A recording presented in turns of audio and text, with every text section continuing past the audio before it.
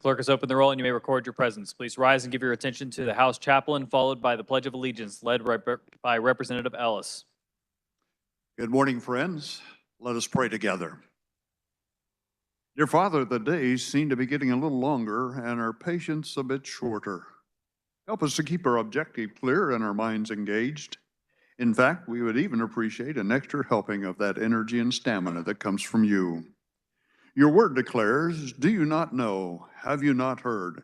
The everlasting God, the Lord, the creator of the ends of the earth, does not become weary or tired. His understanding is inscrutable. He gives strength to the weary, and to him who lacks might, he increases power. Though youths grow weary and tired, and vigorous young men stumble badly, yet those who wait for the Lord will gain new strength. They will mount up with wings like eagles. They will run and not get tired. They shall walk and not become weary. Today we claim those promises you have made. We will trust you for understanding when we grapple with the difficult. And as weariness sets into our bodies and minds, we'll trust you for the power to forge ahead. And as our nerves become somewhat frayed, we will trust you for patience. Oh Lord, you know what is right. Help us to discern what you already know. If there is any doubt about an issue or issues, make it clear to us, I pray. Help us to be stubborn if we must, but compliant when it is best and necessary. Might we choose our words carefully, that important work does not become obscured by pettiness or self-promotion. Bless our families as they have been so patient with our long hours. Thank you for all the support of the personnel that we are blessed with and that we work with. Without their diligence and hard work, what we are attempting to accomplish would be so difficult. So we ask this, that you would do it. And I ask this in Jesus' name, amen. Pledge allegiance to the flag of the United States of America, to the republic which stands, one nation under God, indivisible, with liberty and justice for all.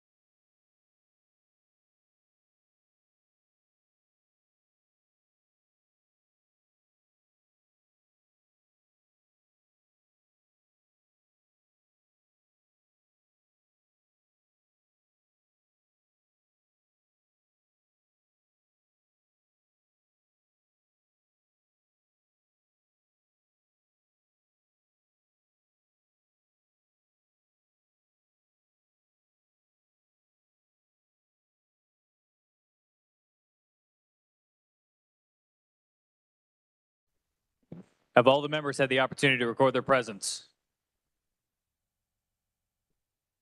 The clerk will close the roll and record the attendance.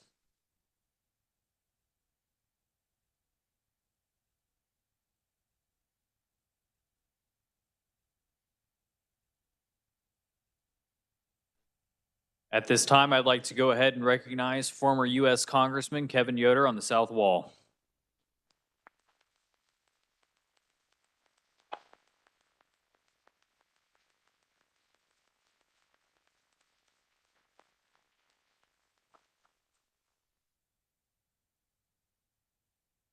The Speaker recognizes Representatives Dodson and Carlin on a point of personal privilege.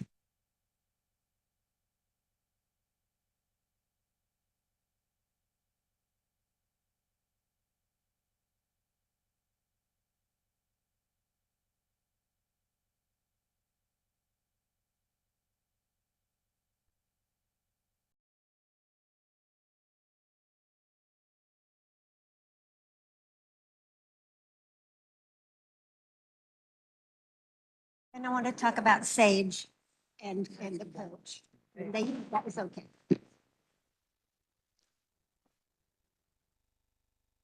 I think I would like. Well, thank you, Mr. Chair. This morning, we're glad to welcome the 6A wrestling champions for the state of Kansas. Now, so with us today is Sean Baums, the great coach that we have down there. And also, I'd like to recognize up in the gallery, we've got Danny Grader and some other of the teammates. So will you guys stand up so we can see where you are? Well, let's recognize all the team members and the folks in the gallery, and then I'll say a few words.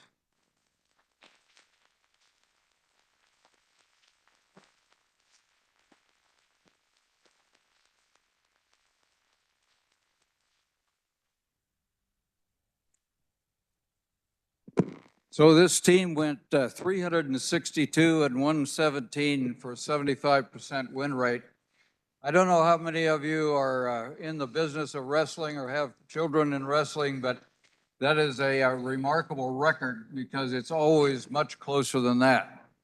They had 326 pins and 973 takedowns. They took 13 to the state meet and produced 2 state champions.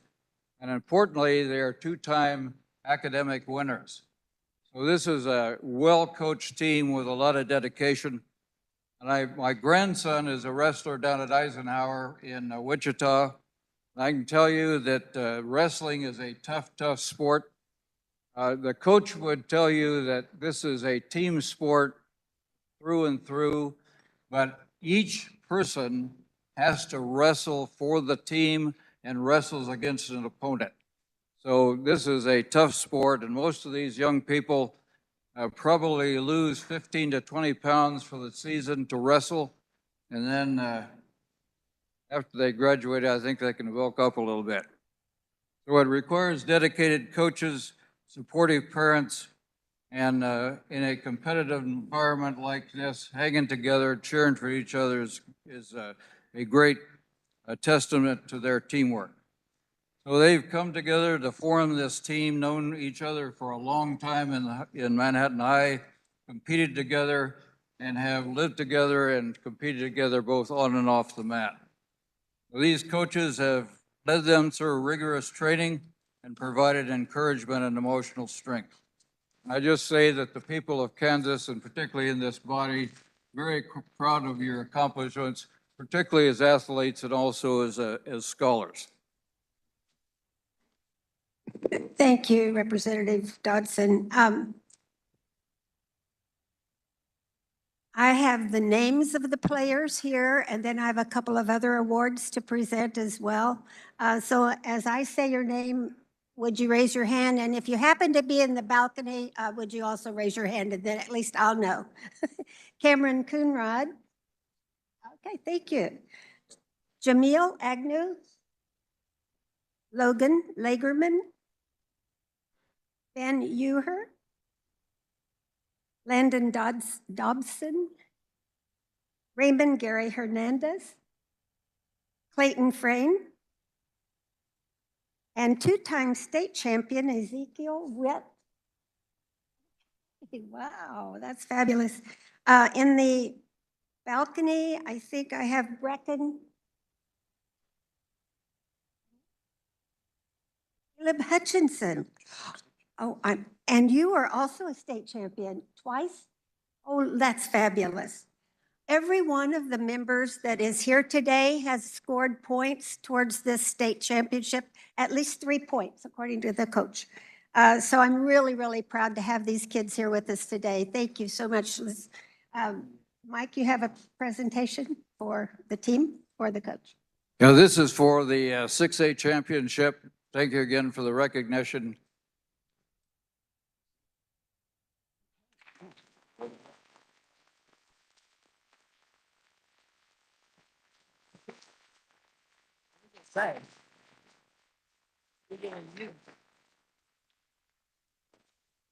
I also have a certificate from the House of Representatives for Coach Sean Baums. Sean was a a friend of my son that played baseball with him in high school, and I've known him for a long time. Sean was recognized as the Coach of the Year in wrestling for 2023, I think, probably. It says 24, we'll fix that. Thank you, and this is Coach Bomas, and he has led this team to be a distinctive group of kids. I'm so proud of you.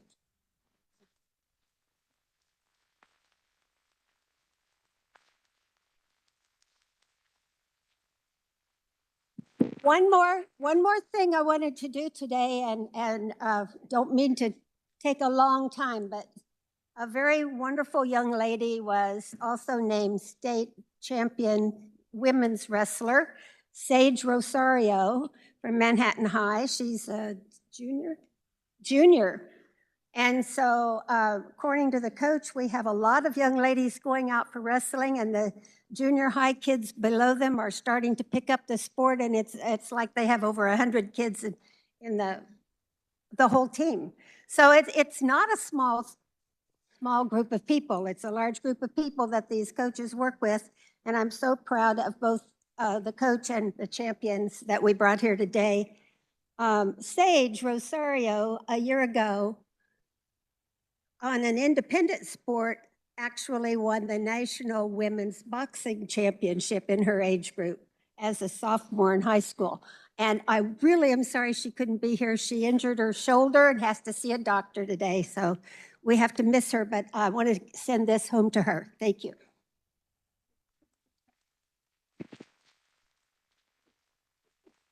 And Mr. Speaker, I ask that our words be spread across the journal.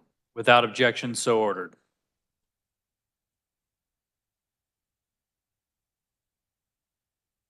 At this time, I'd like to remind the body that points of personal privilege are 5 minutes long. The Speaker recognizes Representative Eric Smith on a point of personal privilege.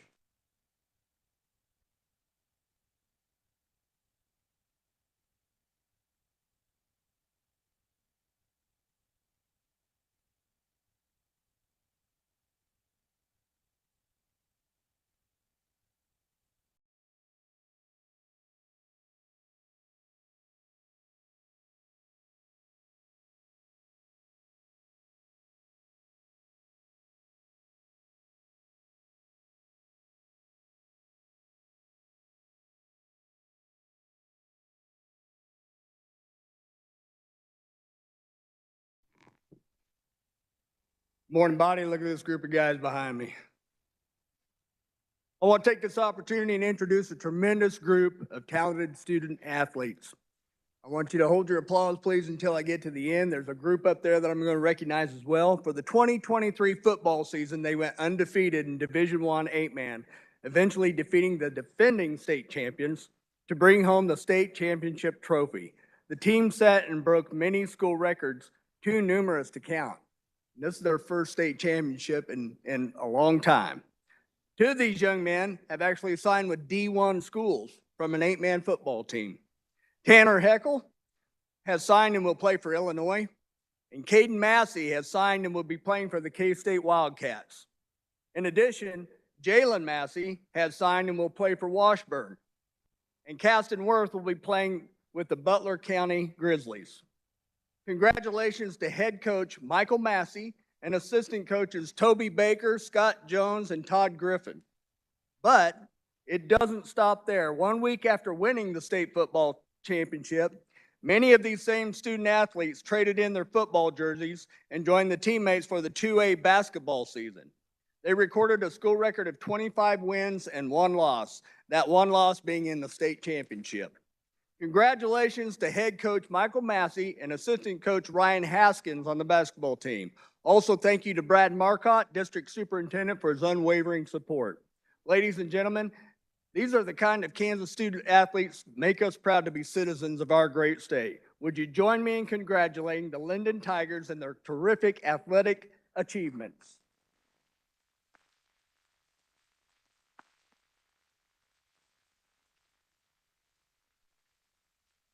Mr. Speaker, I ask that my words be spread across the journal. Without objection, so ordered.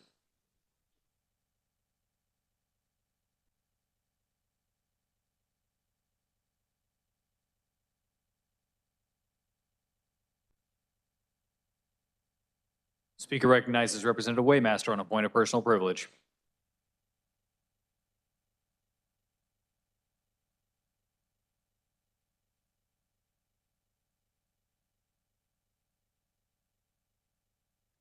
Thank you, Mr. Speaker.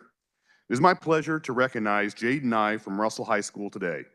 She's had an amazing 3 years of wrestling that came with many firsts. In Jaden's freshman year, she became the first girl to medal at the Wrestling State Championship from Russell and returned to the state championship as a sophomore. This season became even more historic when Jaden became the first female state champion from Russell, becoming just the 4th Bronco to win a state championship and the first since 1965. This season was even more remarkable as Jaden finished the season undefeated, going 38-0, which makes her just one of the 5 girls who finished their season undefeated. In the championship match, she was never trailed, and her senior year, she will look to capstone her wrestling career as a Bronco by becoming Russell's first repeat champion and the first girl from the Mid-Continent League school to do so. Please join me in congratulating Jaden Nye on her first state championship.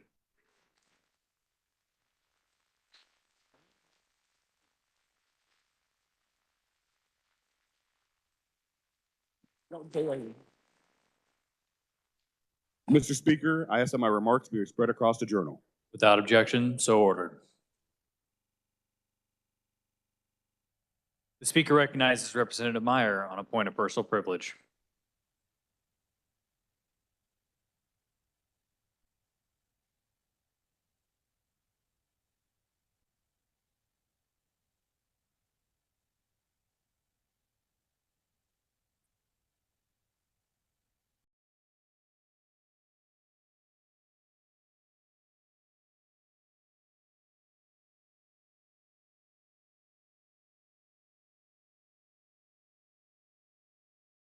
Morning, body.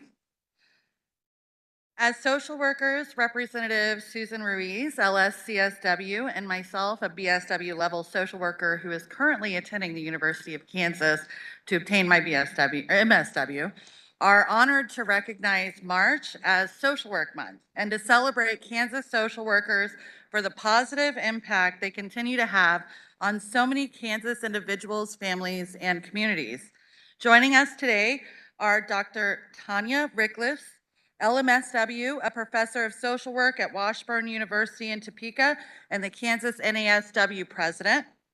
Felicia Glass, LSCW, who has a private practice specializing in grief and loss in Shawnee County. Tara Wallace, LSCW, who has a private practice specializing in trauma and child welfare in Shawnee County. Javanka Marks, who couldn't be with us here today, who's an LBSW, a foster care supervisor in Topeka. Amber Jewell, an LMSW, a school social worker in Leroy. Lisa Potter, LSCSW, a therapist with Burt Nash Community Mental Health in Lawrence. Kylie Childs, LMSW, who works in aging services and government relations with Leading Age Kansas in Manhattan. Serena Kent, LMSW, the MSW Field Education Director at Washburn University here in Topeka. Heather Lastman, LBSW, and the BSW Field Education Director at Washburn University here in Topeka. And Becky Fast, LCSW from Roland Park, who's also the Executive Director of the Kansas NASW. And joining us in the gallery today, we have Megan Simmons, a BSW student at the Bethel College School of Social Work in Newton. This year, Kansas social workers celebrate a historic landmark with the 50th anniversary of the State's Social Work Practice Act. In 1974, social workers joined together under the auspices of the Kansas Council of the National Association of Social Workers and persuaded the Kansas Legislature to require that social workers be licensed to provide mental health services. What you may not know is that social workers are the largest provider of mental health services in Kansas and across the nation. There are currently over 8,000 licensed social workers in Kansas, and even more have served our community since the 1974 law was enacted. Thanks to the votes of many in this chamber, we are now sending another piece of landmark legislation supporting both the social work profession and all Kansans across the state to the governor's desk. This new legislation authorizes the creation of a multi-state social work compact, which will help provide more access to mental health services across the state and will increase the number of social workers serving our communities. So we encourage you, thank you, during Social Work Month and beyond, to learn more about the profession, to advocate for an increase in social workers across the state, and to take the time to thank a social worker in your community who has likely impacted countless individuals across Kansas in a number of positive ways. Please join us in recognizing Social Work Month, celebrating the 50th anniversary of the Social Work Practice Act, and applauding the social workers we have in attendance, as well as those across the state, for their compassion, service, and advocacy for Kansas's most vulnerable individuals. Mr. Speaker, I ask that my words be spread across the journal.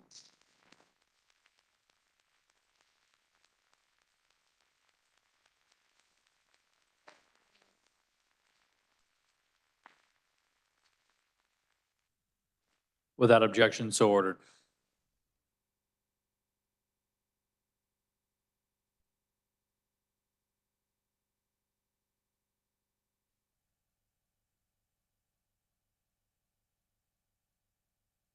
Messages from the Senate, the clerk will read.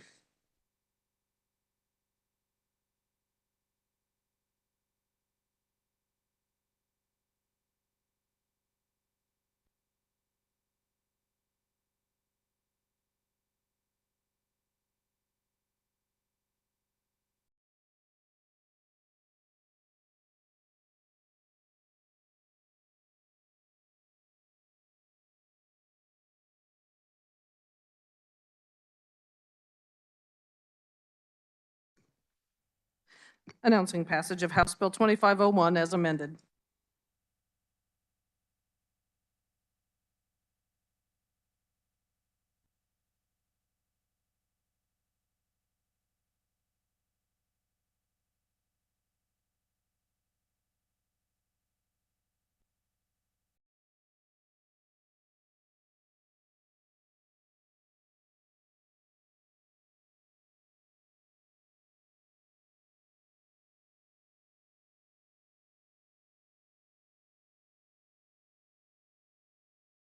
The Speaker recognizes Representative Laura Williams and Representative Goddard on a point of personal privilege.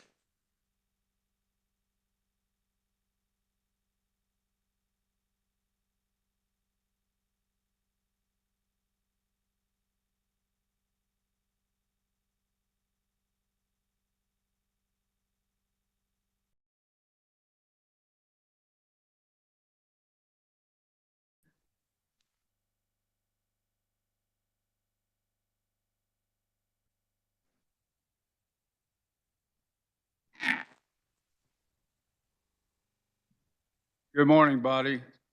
Thank you, Mr. Speaker, for the opportunity to honor and recognize the remarkable contributions of Nellie Don and Terrence O'Malley to the state of Kansas, and it's especially appropriate that this month of March is Women's Month. First of all, I'll share some brief highlights of the contributions of Nellie Quinlan Donnelly Reed, also remembered as Nellie Don. She was born in my hometown of Parsons, Kansas on March 6, 1889, where she began her passion for clothing design at a very young age. From her Parsons beginnings, she moved to greater Kansas City area and became a global fashion trailblazer, selling 75 million dresses worldwide from 1915 to 1978. The Nellie Don label grew into a multi-million-dollar company, and during World War II, Nellie Don was one of the largest manufacturers of women's military and working clothing. Then in the late 1940s, she built one of the largest dress manufacturing plants in Kansas City. By the time of her departure from her clothing empire.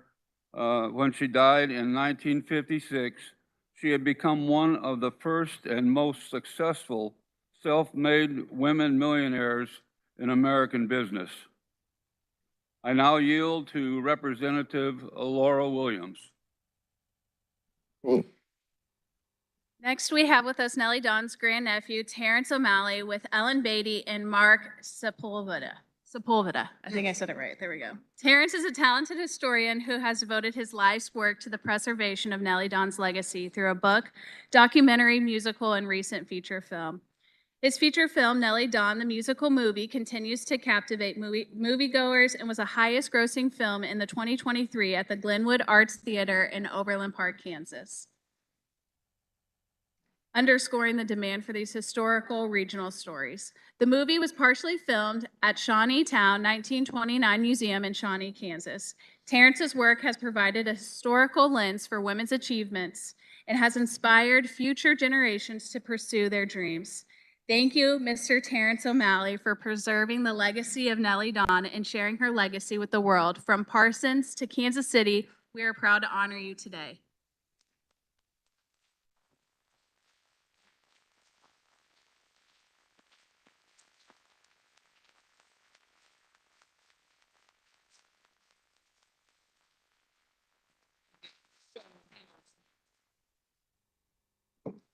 Mr. Speaker, I request that our words be spread across the journal.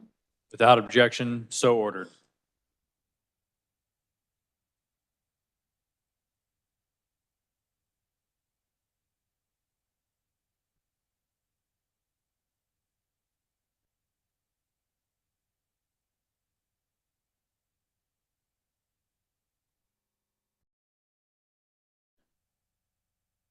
House Bill 2828 appears on the consent calendar for the second day. Is there objection? Seeing none, it'll remain on the consent calendar for the third day. Final action on bills and concurrent resolutions. The clerk will read.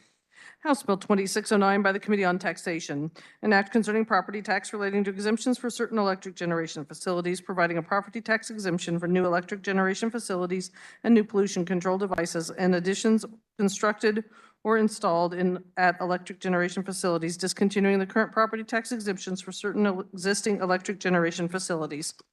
This constitutes final action on House Bill 2609. The clerk will open the roll and you may record your vote.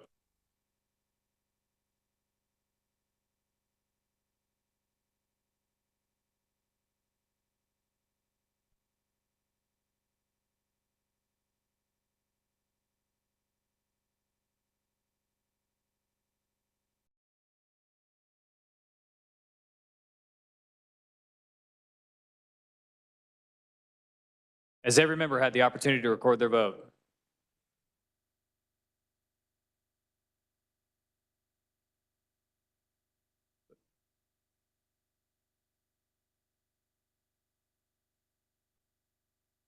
The clerk will close the roll. Does any member desire to explain his or her vote? Does any member desire to change his or her vote?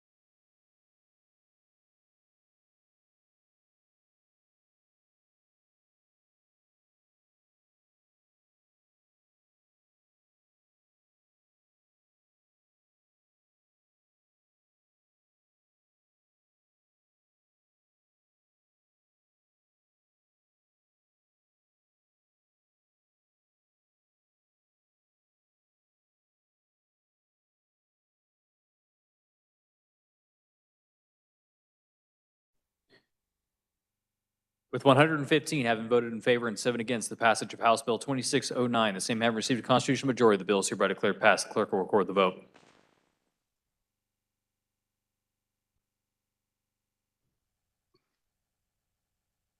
The clerk will read. House Bill 2653 by the Committee on Federal and State Affairs, an act concerning children and families relating to orders of child support, providing for child support for unborn children from the date of conception. This constitutes final action on House Bill 2653. The clerk will open the roll and you may record your vote.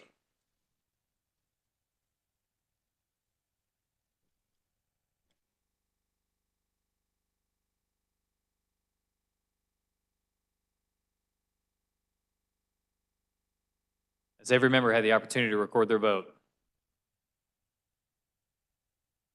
The clerk will close the roll. Does any member desire to explain his or her vote? For an explanation, the speaker recognizes Representative Hoy.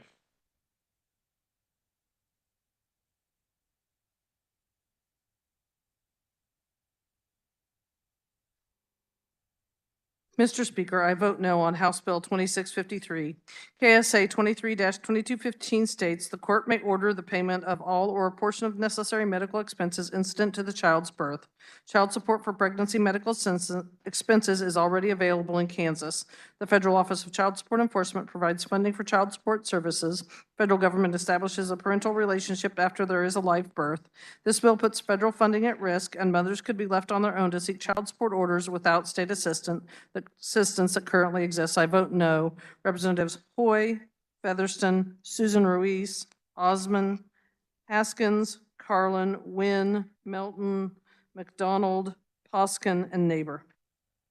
Further explanation of votes, the speaker recognizes Representative Haswood.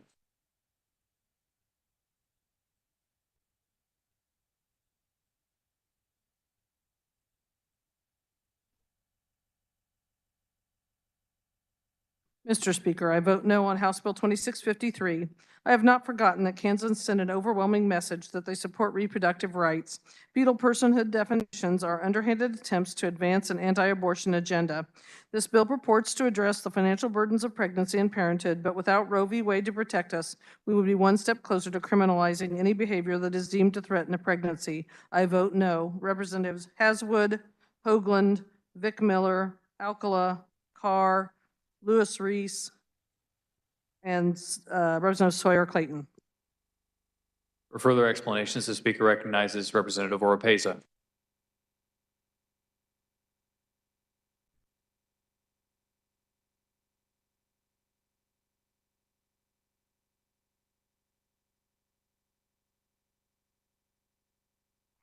Thank you, Mr. Speaker. I vote no on House Bill 2653. Let's be clear. During those 40 weeks is when the money is needed, as stated yesterday. Passing this bill gives false hope to pregnant women who need help with medical expenses while waiting on blood test results and court proceedings. Meanwhile, bills pile up without guarantee of money. This bill will weigh down the already overloaded court systems in the counties of Kansas. Nowhere in this bill is it stated that pregnant women will be fast-tracked through the court systems or that men will be required to provide blood samples to prove paternity. The additional person who signed on with me was Representative Woodard. Are there any further explanations? Speaker recognizes Representative Carmichael.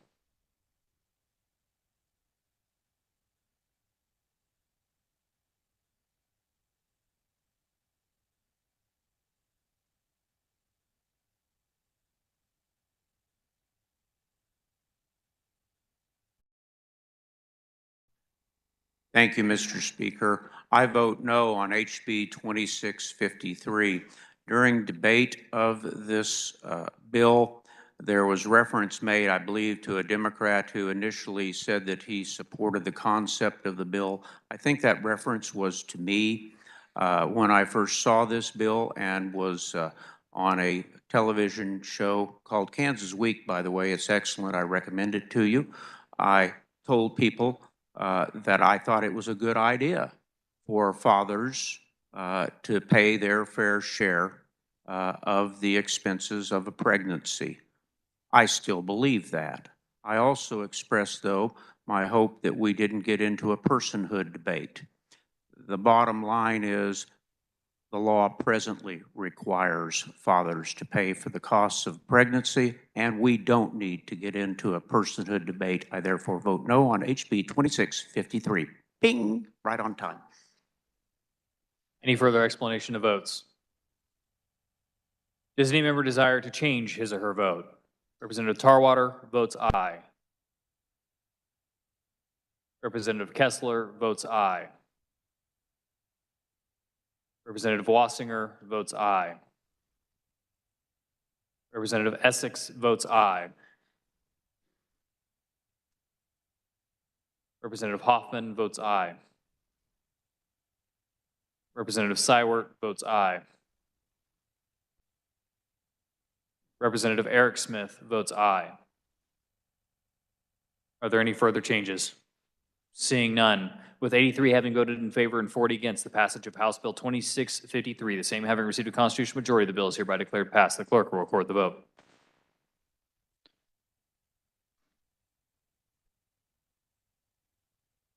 The clerk will read.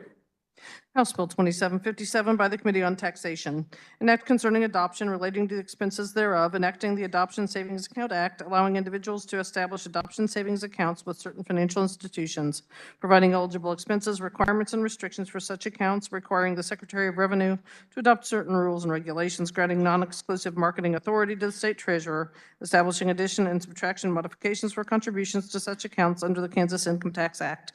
This constitutes final action on House Bill 2757. The clerk will open the roll and you may record your vote.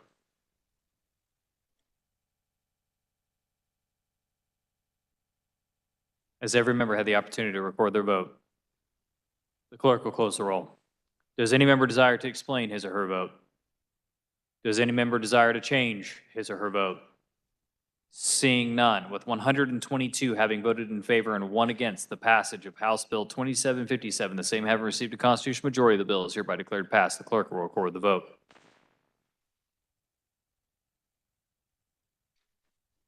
The clerk will read.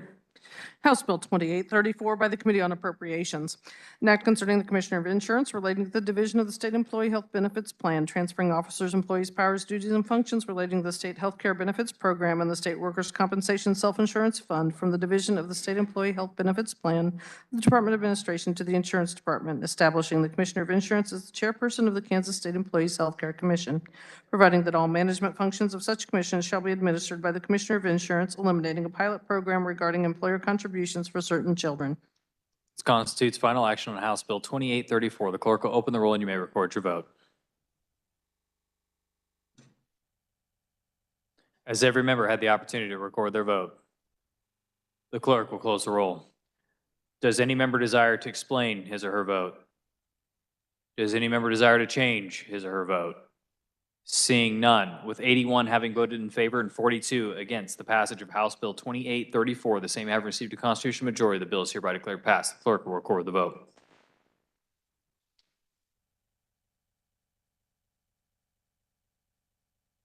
The clerk will read. HCR 5026 by Representatives Rogers, Amix, and others, a concurrent resolution supporting federal AM radio for every vehicle act and urging for the inclusion of AM radio in vehicles. This constitutes final action on HCR 5026. The clerk will open the roll and you may record your vote.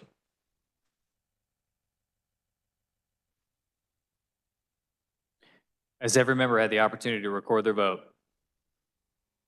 The clerk will close the roll. Does any member desire to explain his or her vote? For an explanation, the speaker recognizes Representative Riley.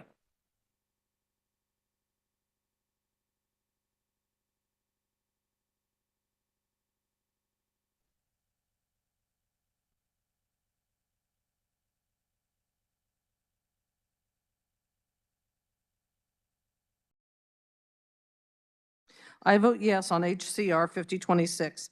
Even though this is a resolution that will not affect on the decisions of the Congress, it is important to voice a rural opinion. Over 80 million people in the U.S. listen to AM radio each month. There are more than 6,000 AM radio stations. The radio frequency of AM travels hundreds of miles, making it a strong media for stations to get information out to less populated areas.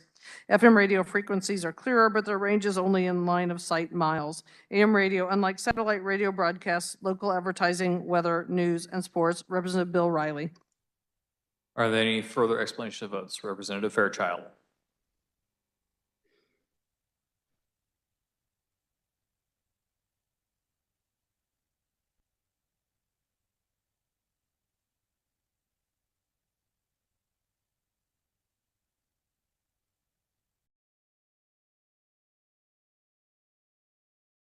Mr. Speaker, I vote no on HCR 5026. I certainly support AM radio, and I've always been a big fan of conservative talk radio on AM radio. However, this resolution encourages Congress to pass a bill which would require all vehicle manufacturers to include AM radio in every vehicle they manufacture. I believe this violates free market principles and limited government principles. I don't like that some vehicle manufacturers are choosing not to include AM radio in their vehicles, but I'm just not a fan of government mandates. Representative Fairchild. Representative Featherston for an explanation.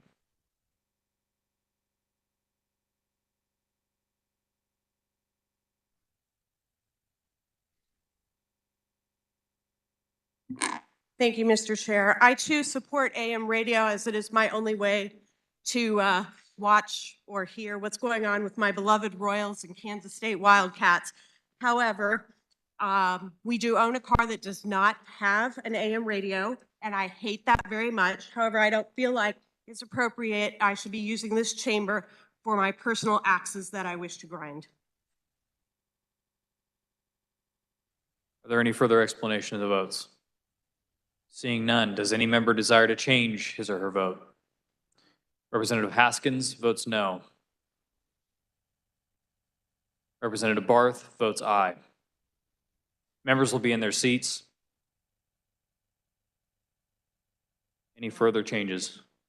Representative Carr votes no.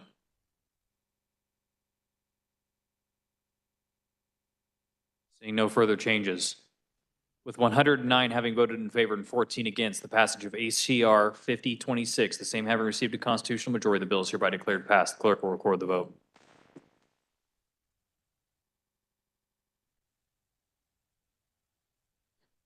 The clerk will read. House substitute for Senate Bill 37 by the Committee on Financial Institutions and Pensions. An act concerning state monies related to state managed funds and state contracts. An act in countries of concern, Divestment and Procurement Protection Act, requiring divestment from investments with countries of concern and providing exceptions therefore, prohibiting investments and deposits with any bank or company domiciled in a country of concern, state agencies from procuring final or finished goods or services from a foreign principal, indemnifying state managed funds with respect to actions taken in compliance with such act, providing an expiration date for such act. This constitutes final action on Senate Bill 37. The clerk will open the roll and you may record your vote.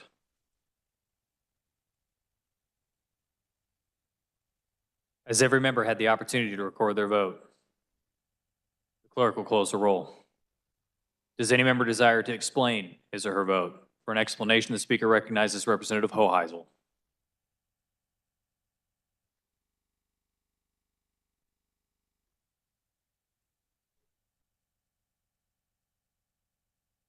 Mr. Speaker, I vote yes on House substitute for SB 37. I firmly believe it is inappropriate for our state to allocate resources to countries that present substantial obstacles to human rights, international instability, and our national security. I am also opposed to our state engaging in business with nations such as Iran, where women are subjected to stoning merely for being seen in public with a male who's not a relative, and Russia, where political opponents are imprisoned or assassinated, and in China, where ethnic minorities like the Uyghur population are currently being enslaved. We're better than this. Thank you, Mr. Speaker. Are there any further explanation of votes? Does any member desire to change his or her vote? Seeing none. With 85 having voted in favor and 38 against the passage of Senate Bill 37, the same having received a constitutional majority, the bill is hereby declared passed. The clerk will record the vote.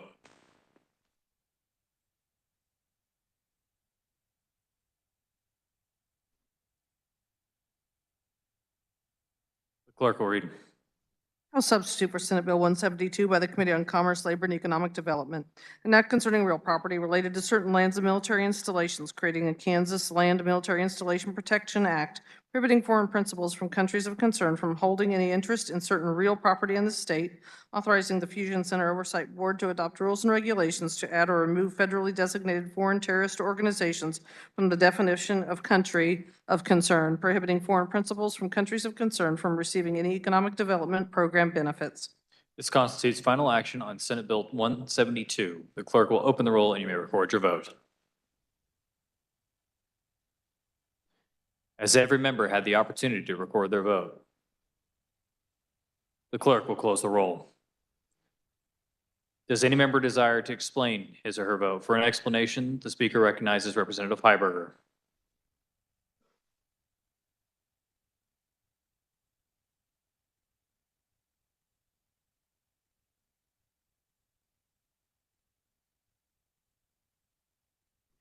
Mr. Speaker, information presented to the Interim Committee on Foreign Adversary Local Land Acquisition showed that there was no present threat to Kansas from land acquisition by foreign citizens, with Chinese nationals owning only 1 acre of Kansas farmland. To the extent that there is a problem, much of it could be addressed by our existing prohibition on corporate ownership of farmland, which the Attorney General is not enforcing. I vote no on House Substitute for Senate Bill 172, Representative Heiberger. Are there any further explanation of votes? The speaker recognizes Representative Oropesa.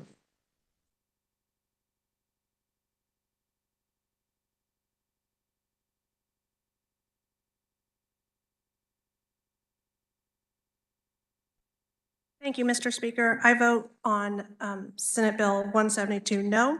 This bill likely does nothing to actually help protect our state from foreign interest. To the extent that this bill affects anyone, it affects everyday people, those who are trying to live the American dream. There were way too many unanswered questions in this bill's effects. This bill is unnecessary. I am joined by Representative Melton and Reese. Are there any further explanations of votes? Representative Penn.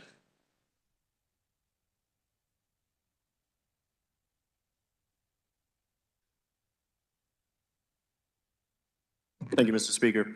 Mr. Speaker, Ed Murrow once said that it is necessary to investigate a thing before legislating in order to find out the truth of the matter, and I wholeheartedly agree.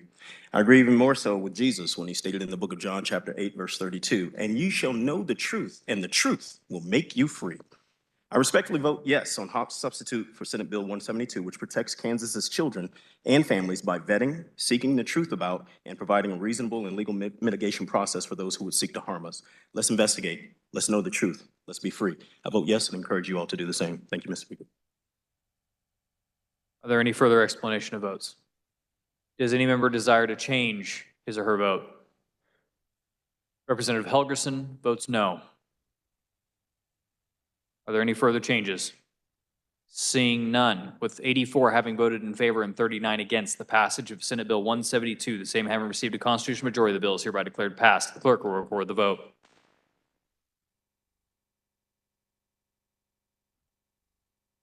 The clerk will read.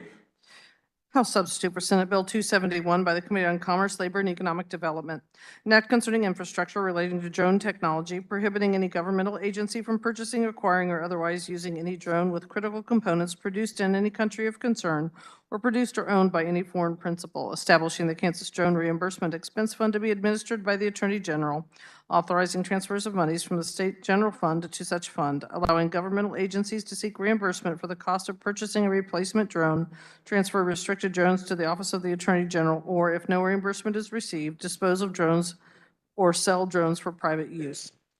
This constitutes final action on Senate Bill 271. The clerk will open the roll and you may record your vote.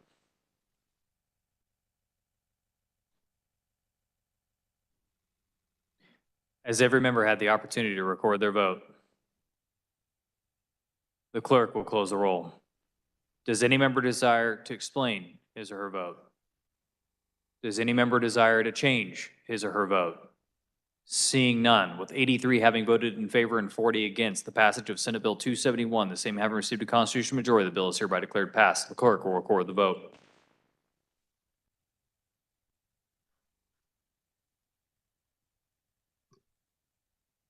The clerk will read. House substitute for Senate Bill 300 by the Committee on Taxation. An act concerning taxation relating to income tax, modifying tax rates for individuals, increasing the income limit to qualify for a subtraction modification for Social Security income, increasing the Kansas standard deduction and Kansas personal exemption, and further increasing the same by a cost of living adjustment relating to privilege tax, decreasing the normal tax rate relating to property tax, increasing the extent of exemptions for residential property from the statewide school levy, decreasing the rate of ad valorem tax imposed by a school district, abolishing the local ad valorem tax reduction fund and the county and city revenue sharing fund, and providing for certain transfers to the special city and county highway fund. This constitutes final action on Senate Bill 300. The clerk will open the roll and you may record your vote.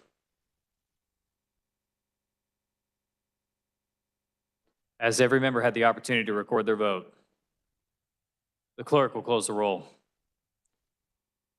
Does any member desire to explain his or her vote?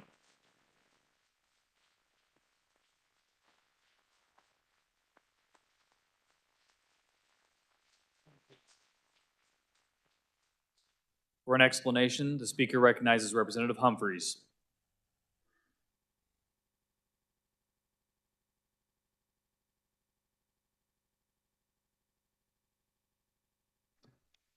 Mr. Speaker, I vote yes on House substitute for Senate Bill 300.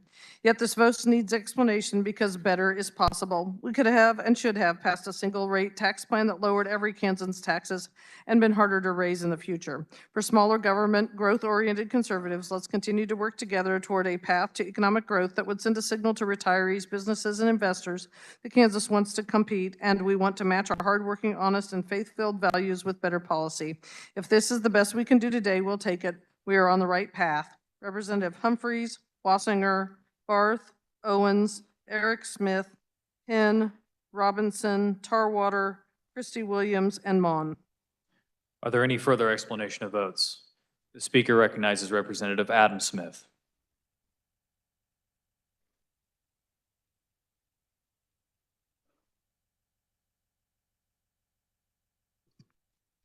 Mr. Speaker, I vote yes on House substitute for Senate Bill 300. This comprehensive tax relief proposal provides responsible, sustainable tax relief to Kansas taxpayer. With the current substantial state surplus, this bill front-loads the fiscal impact while retaining long-term sustainability.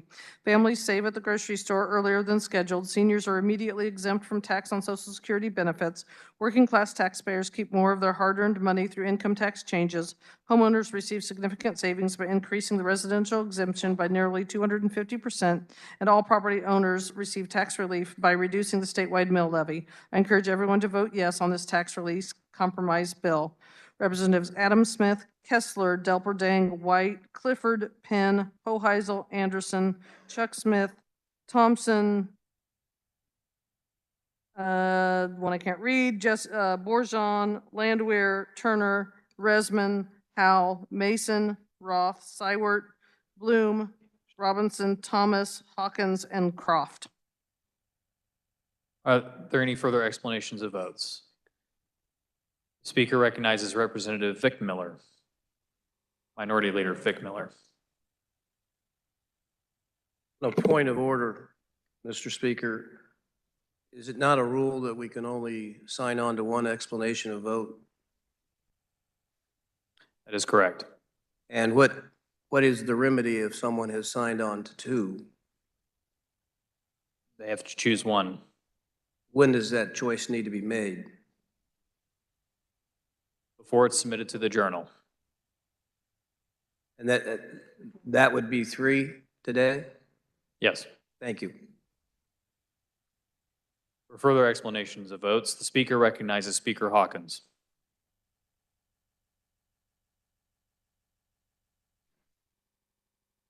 I don't know if you all are having the same feeling I am, but I got to tell you, I am really proud of the House of Representatives and what we did yesterday.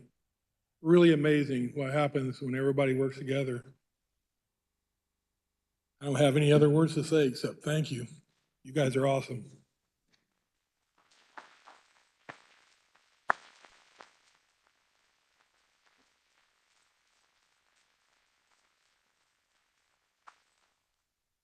Does any member desire to change his or her vote?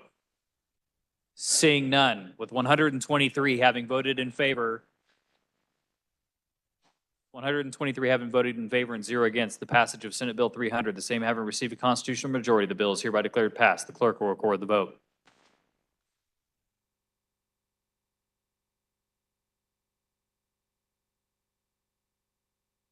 The clerk will read. Senate Bill 360 by the Committee on Education, an act concerning tax advantage saving programs, allowing the taxpayer to elect the taxable year in which a subtraction modification for contributions to 529 qualified tuition accounts, able accounts, or first-time homebuyer savings accounts would be applied, authorizing the state treasurer to appoint a 529 program advisory committee. This constitutes final action on Senate Bill 360. The clerk will open the roll and you may record your vote.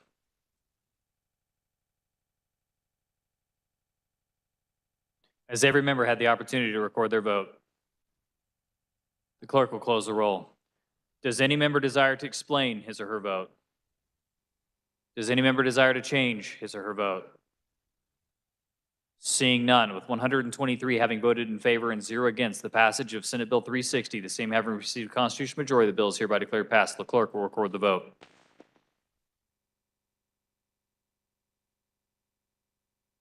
The clerk will read. House substitute for Senate Bill 387 by K-12 Education Budget. An act concerning education, making and concerning appropriations for the fiscal years ending June 30, 2024, June 30, 2025, and June 30, 2026 for the State Department of Education and other educational matters. This constitutes final action on Senate Bill 387. The clerk will open the roll and you may record your vote.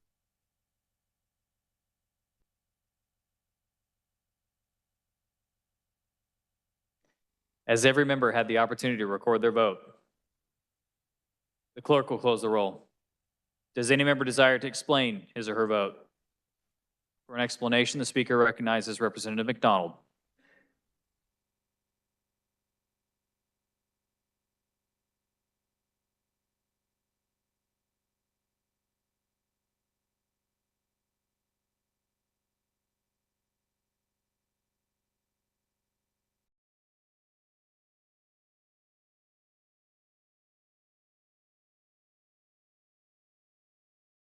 Never mind. Are there any other explanations of votes? Representative Haskins.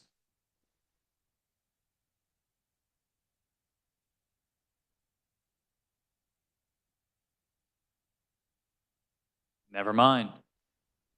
Are there any other explanations of votes? Seeing none, does any member desire to change his or her vote?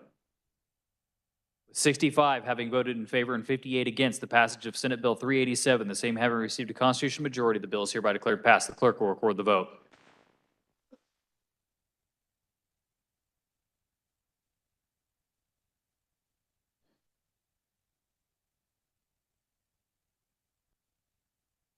The speaker recognizes Majority Leader Croft for a motion to resolve into the Committee of the Whole.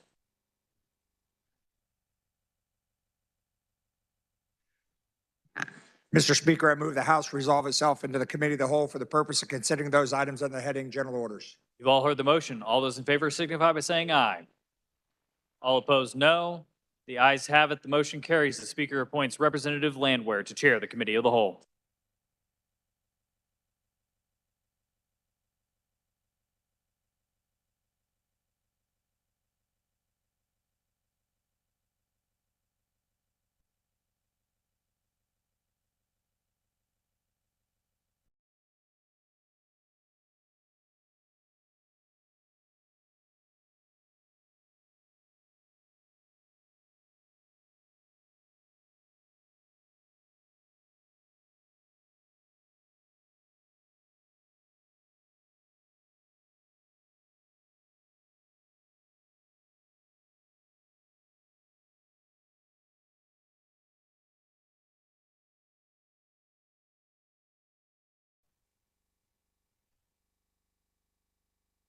All right, we're going to go ahead and get business started. It's a sunny day, and we'll see how fast we can get out of here today.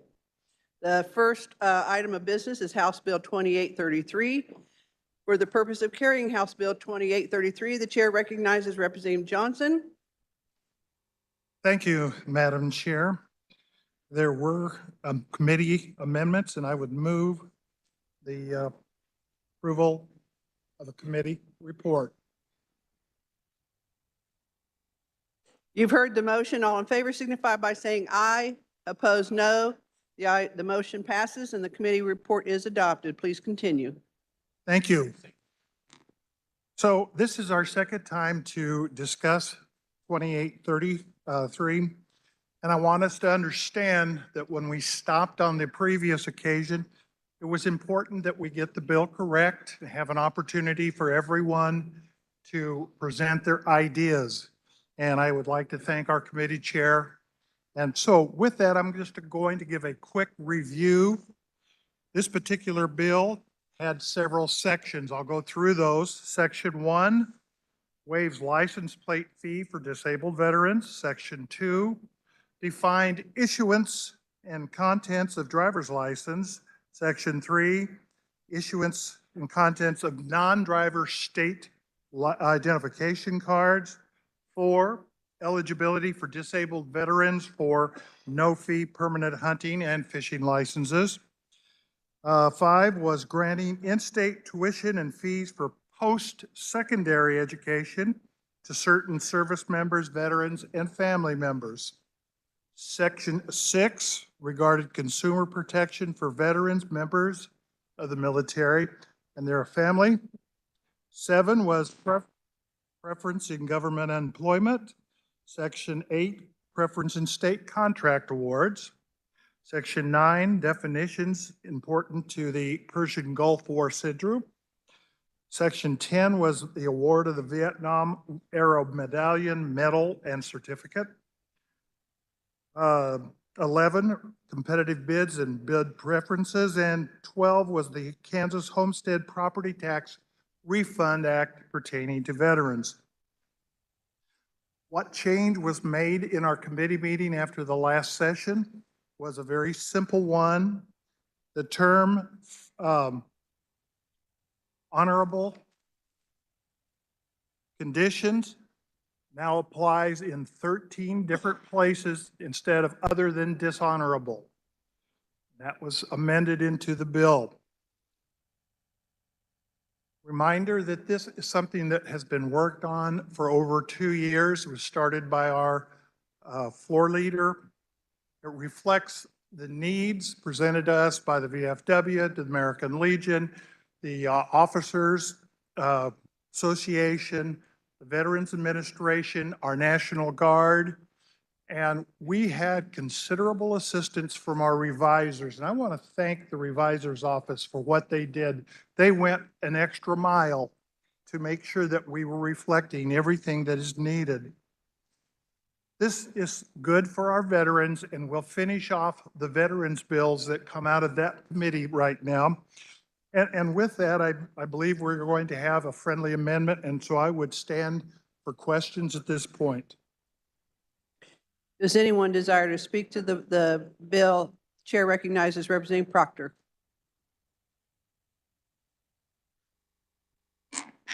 Thank you, Madam Chair. First of all, I'd like to say I appreciate the flexibility of the chair of the Veterans and Military Committee and the entire committee when we found the issues of the bill, convening at the rail and hammering out a solution. However, after we hammered out our solution, the lawyers in the Kansas Guard were concerned that that the language was still not explicit enough to state what we were actually trying to do, to kind of clear up the legislative intent. So, Madam Chair, I have an amendment.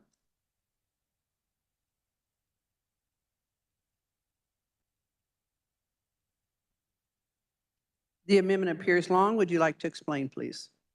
I would, Madam Chair. So the amendment that was made at the rail to the bill changed the language from, as the carrier of the bill said, from other than dishonorable to under honorable conditions. The lawyers at the Kansas Guard were concerned that that could be interpreted to only mean an honorable discharge. So what this amendment does is in every one of those sections, it changes the language to an honorable discharge or a general discharge under honorable conditions, which are the two types of discharge that in my mind, constitute under honorable conditions, but they wanted us to be explicit. So that's what this amendment does, Madam Chair. And I'll stand for questions.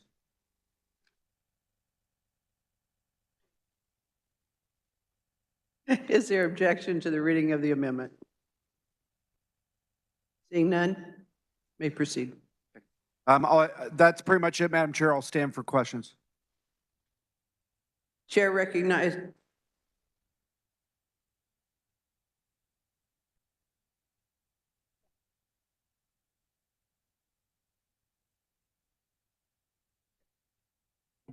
And I knew Representative Johnson. I just make sure I was staying in order. Representative Johnson.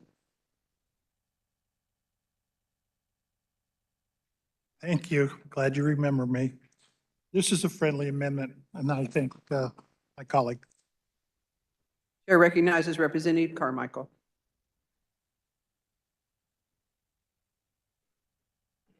Thank you, Madam Chair. Would my friend to my left join me for questions? I would be delighted, Representative. It is sort of a different perspective to see you on my left. Glad to see you. Okay, I think we're doing the right thing here. Just kind of help me work through this, and I'm not a military lawyer, so bear with me. This bill has always applied to those who were discharged under honorable conditions, correct? So when this bill was brought the first time, the language was other than dishonorable, which would have also included bad conduct discharges and other than honorable. And myself and Representative from Wichita were concerned that that broadened these benefits. And so that's why we've gone through these multiple amendments to get to where we meant to be. And I'm not sure about broadening, but at any rate, what types of discharges would be eligible for benefits under this amendment, and what types of discharges would be ineligible? If you can help me with that. I can. Thank you for the question. So with this amendment, an honorable discharge or a general discharge under honorable conditions would be eligible for all of these programs. The types of discharge that would be excluded are an other than honorable discharge, a bad conduct discharge, or a dishonorable discharge, which are the other three types.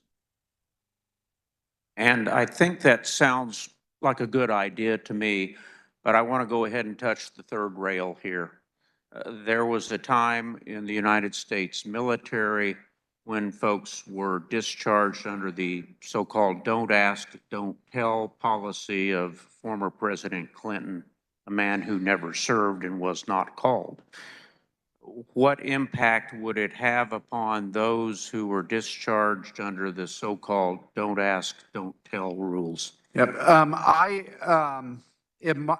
came in the Army under that policy, when that policy was in effect, and I can never remember a service member being separated with anything, for that reason, with anything less than a general under honorable conditions. So such service member would be eligible for all these benefits. And I want to make sure I clear up 2 points on that. You are not discharged under that rule. No, I hung out a little bit longer than that. Yeah, you were discharged under honorable conditions, well earned, correct? Yes, Representative. Now, I've heard people refer to something generically described as an administrative discharge. I don't know if that rings a bell with you.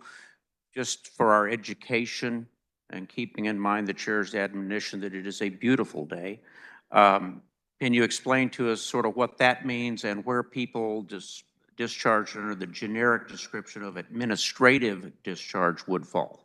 Right, so I'm reaching way back here. I've been out of the Army for a few years, but there are two types of discharges. There's the administrative discharge characterizations and then the punitive discharge characterizations. The administrative discharges are an honorable discharge, a general discharge under honorable conditions, or an other than honorable discharge. That's and then the punitive discharges, where you'd have to go through due process via court-martial, or an Article 15 proceeding would be a bad conduct discharge or a dishonorable discharge. So folks who are generically referred to as being separated from service under an administrative discharge, does it mean you got to look deeper to see what type of administrative discharge, or does everybody who is discharged under administrative discharge qualify? So when you separate from the military, you get a DD Form 214. Or its equivalent. Or its equivalent, thank you. And on that form, it will describe the characterization of service. So where you would look to find out whether this person applied under this bill would be on that form. Thank you, Colonel. I appreciate your explanations. From my limited knowledge of military law, I think that this is a good clarification. I intend to support the amendment. Thank you, Madam Chair. Is there anyone else that wishes to speak to the amendment? Representative Orpeza.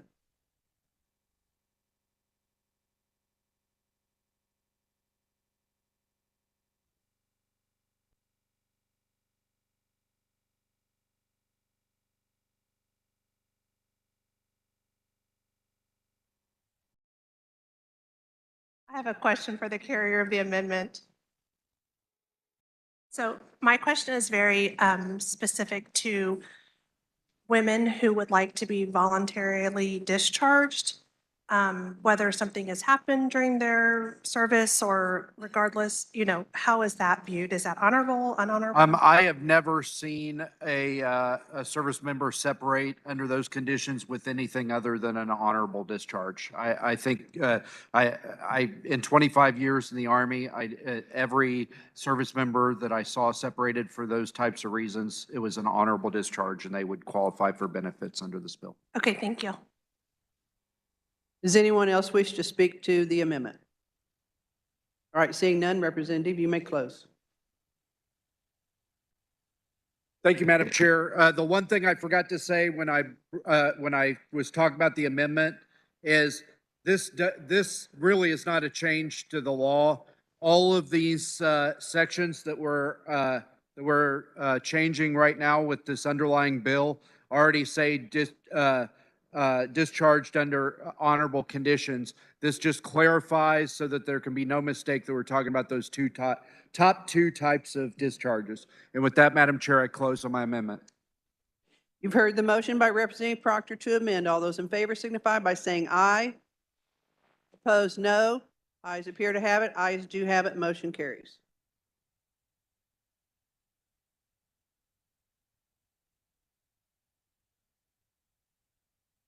For the purpose of carrying Senate Bill 318, the chair recognizes Representative Titus. Oh. I'm sorry, we're back on the bill. I apologize. Representative Weigel.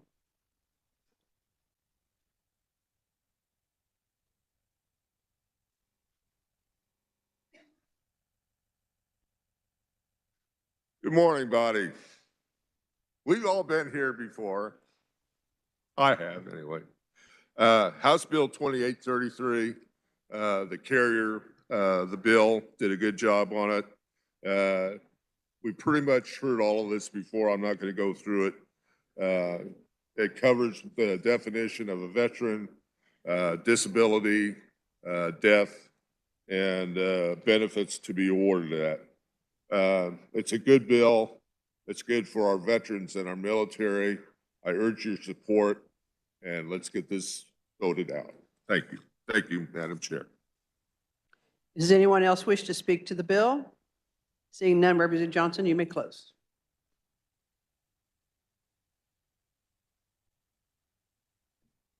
Thank you, Madam Chair.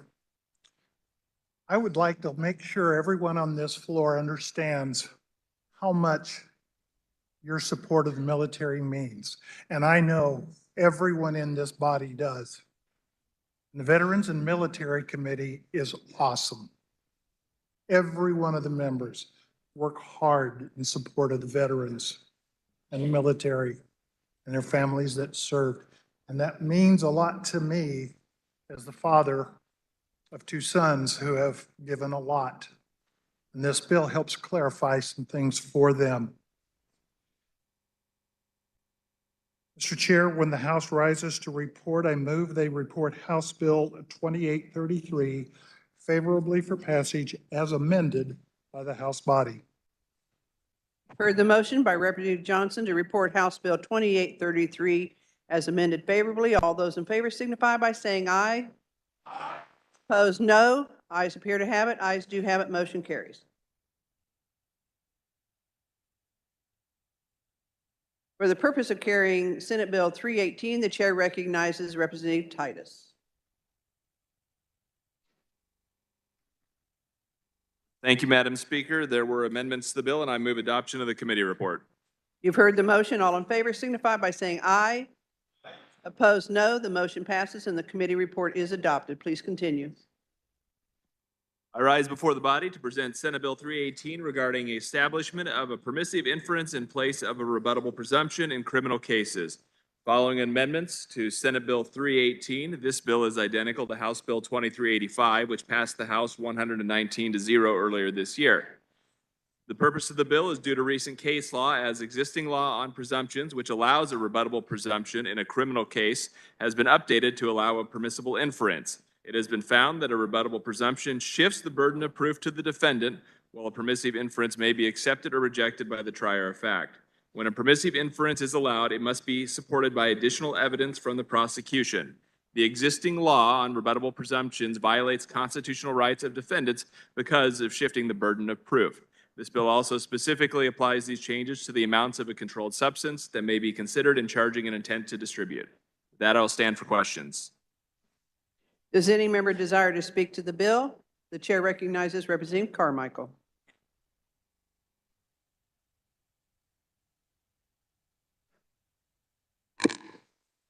Thank you, Madam Chair. I feel much more comfortable on the left side of this podium. I appreciate the excellent explanation of the distinguished lawyer and barrister from Pot County, and I urge your support of this legislation. Thank you, Madam Chair. Does anyone else wish to speak to the bill? Seeing none, Representative Titus, you may close. Madam Speaker, I move that when the body rises to report, they report Senate Bill 318 favorably for passage. You've heard the motion by Representative Titus to report Senate Bill 318 favorably. All those in favor signify by saying aye. Opposed, no. Ayes appear to have it. Ayes do have it. Motion carries. For the purpose of carrying Senate Bill 414, the chair recognizes Representative Owens. Thank you, Madam Chair. There were committee amendments. I move adoption of the committee report. You've heard the motion. All in favor signify by saying aye. Aye. Opposed, no. The motion passes and the committee report is adopted. You may continue, Representative. Thank you, Madam Chair. Senate Bill 414 represents many of the bills that were unable to be heard and worked over in the Senate. However, they have passed this body, so I'll touch on each one of them briefly. Senate Bill 414 increases the criminal penalties of fentanyl-related distribution. This bill also includes House Bill 2676, which passed the House 119-1, that creates the crime of encouraging suicide. In addition, House Bill 2654, which passed the House 120-0, clarifies the time served for a crime in one jurisdiction does not count for time served in another. Senate Bill 420 is included, which passed the Senate 40-0, which removed the words secretly and concealed so that it's not a required element of the crime, that recording of individuals without their consent in a state of undress.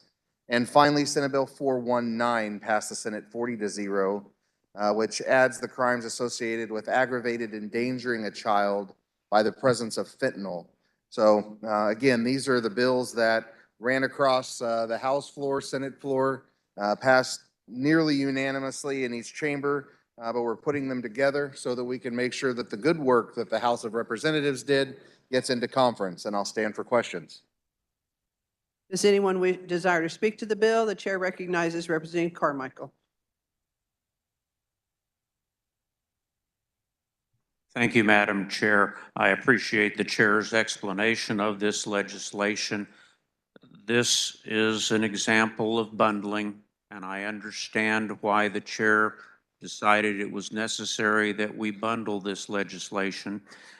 The unfortunate fact of the matter is that much of this legislation we never heard in committee, and we certainly did not have an opportunity to vote on separately.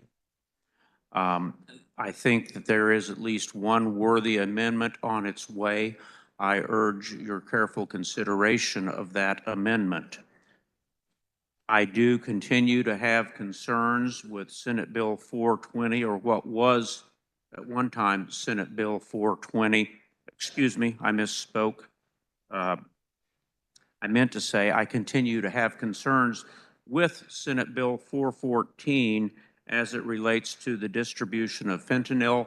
I do appreciate the efforts and the work that was made to remove what I've referred to as the marijuana brownie presumption of an intent to distribute from the bill. However, the bill still provides that there will be a presumption or a permissible inference, to use what I think is now the appropriate term, that possession of certain numbers of pills which have been laced with fentanyl, unbeknownst to the possessor of those pills, will constitute a permissible inference of an intent to distribute. I don't think that that's a good idea.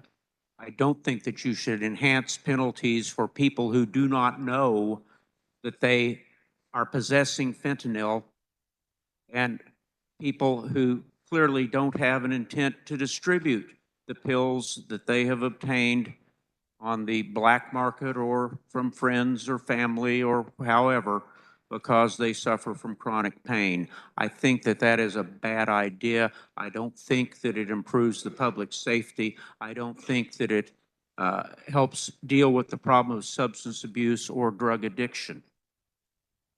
I also know that some members have concerns about the encouraging suicide aspect of this bill. That was HB 2676, which did pass this chamber 119-1. I continue to have my own concerns about that as well. But on balance, I think given the circumstances, I will be voting in favor of Senate Bill 414. And if the amendment that I think may be forthcoming is added to the bill, I will more enthusiastically support SB 414. Thank you, Madam Chair. Does any member desire to speak to the bill? The chair recognizes Representative Hoagland.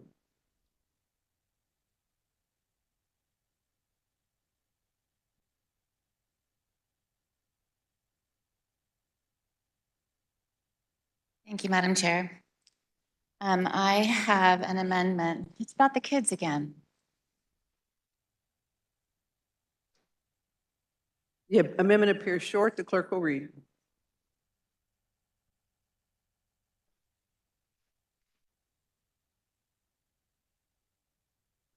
On page 2, in line 35, by striking or, in line 38, after substance by inserting or, paren cap C, an unsecured firearm is located or stored in such environment. On page 1, in the title, in line 6, after substances by inserting or firearms.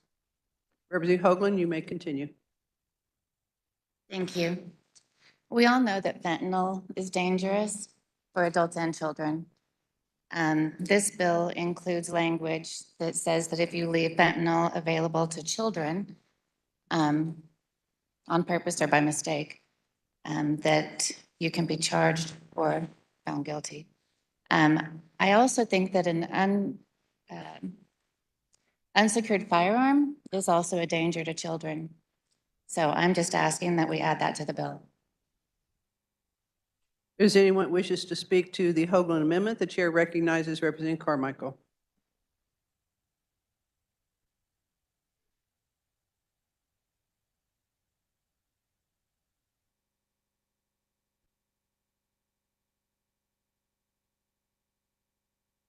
Thank you, Madam Chair. This is indeed the amendment that I had hoped would be forthcoming. It wasn't my idea, but it is a good idea.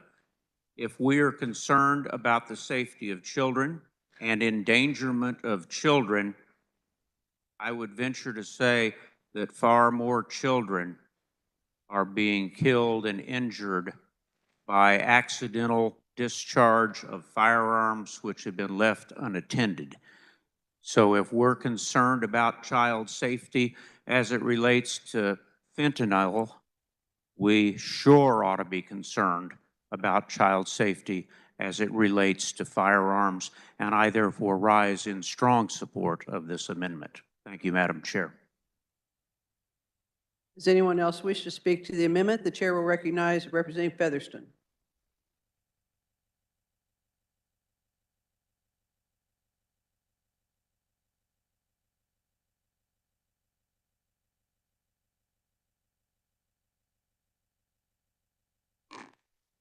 Thank you, Madam Chair. I rise in support of this amendment, which you might also know as a secure storage bill that many of you received emails to, because I was the copy person from our Kansans asking for a hearing or any discussion of secure storage. I know I received over 100 emails and then I stopped counting. So you might all want to go back through your files and see how many of your constituents asked you to keep their children safe. Since we haven't had a discussion elsewhere, I'll start the discussion here. Secure storage laws result in a 34% decrease in unintended shootings by children. 34% decrease. Of those children that will shoot themselves or others unintentionally, the majority are preschoolers. So under 5, they represent the majority that will have an accident with an unsecured weapon. So just as we would not want our preschoolers to stumble upon a fentanyl pill, I am certain that we as a body would not want our preschoolers to stumble upon an unsecured weapon. I thank the representative for bringing this important amendment. Members, it's getting very difficult for folks to hear, so let's please keep the noise down. Chair recognizes Representative McDonald.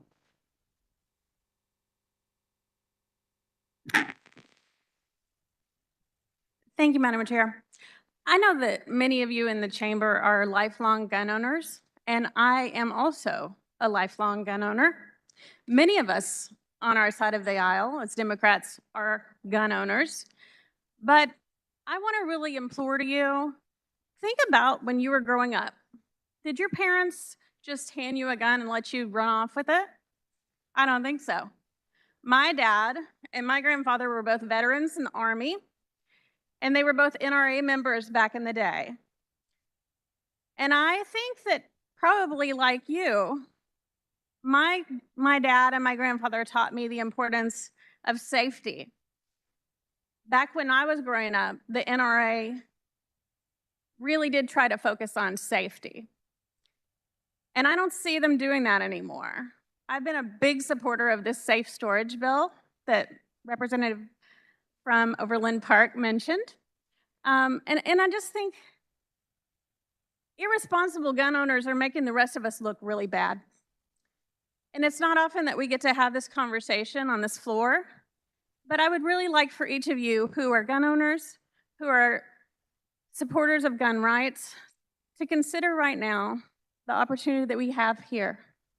We as a body could stand up and say, owning a gun is a huge responsibility.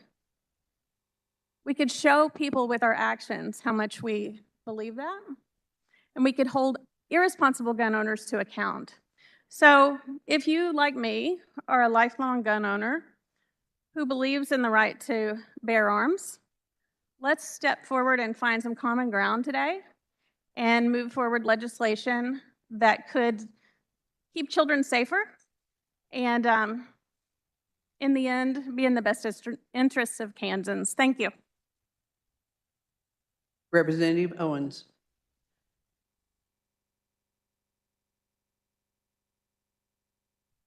The bringer of the amendment stand for a question, please.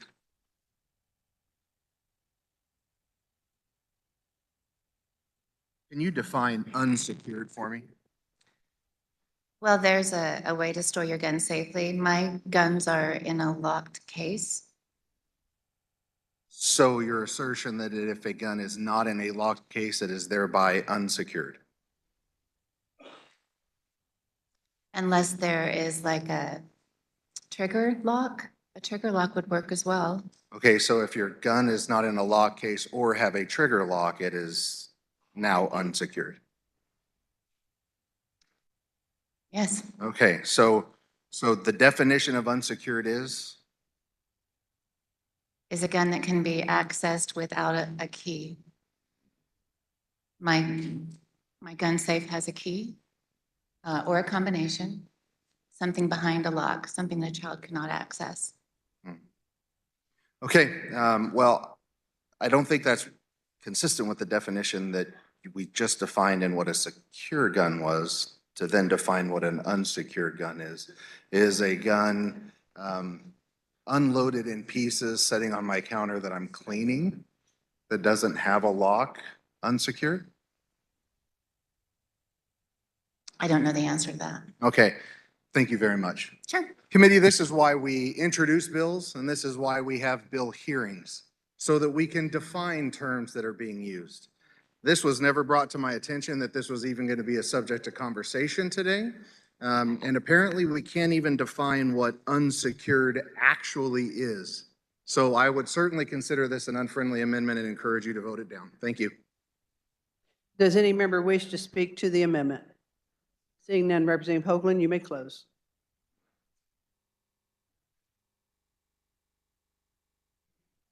Thank you.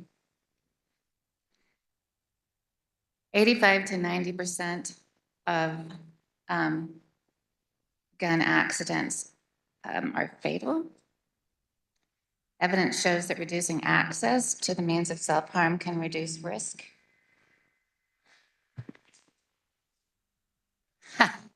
Sorry. Kansas firearm suicide rate consistently higher than the U.S. average, I think just due to access of guns. But on that, I will close on my amendment. You've heard the motion by Representative Hoagland to amend. All those in favor signify by saying aye. Opposed, no. Noes appear to have it. Division has been requested. The clerk will open the roll. A roll call has been ordered. Seeing 15 hands, a roll call is in order.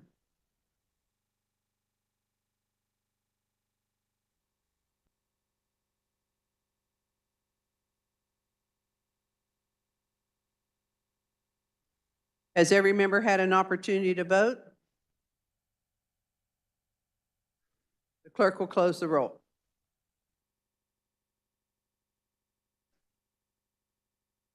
Does any member wish to change his or her vote? Chair recognizes Representative Sawyer as a yes. Chair recognizes Representative Penn as a no. Chair recognizes Representative Getz as a no.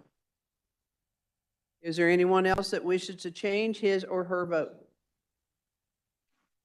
All right, seeing none, the clerk will close the roll and take the tally. 35 have it voting in favor, 79 against. The motion fails. Back on the bill. Is there anyone else that wishes to speak to the bill?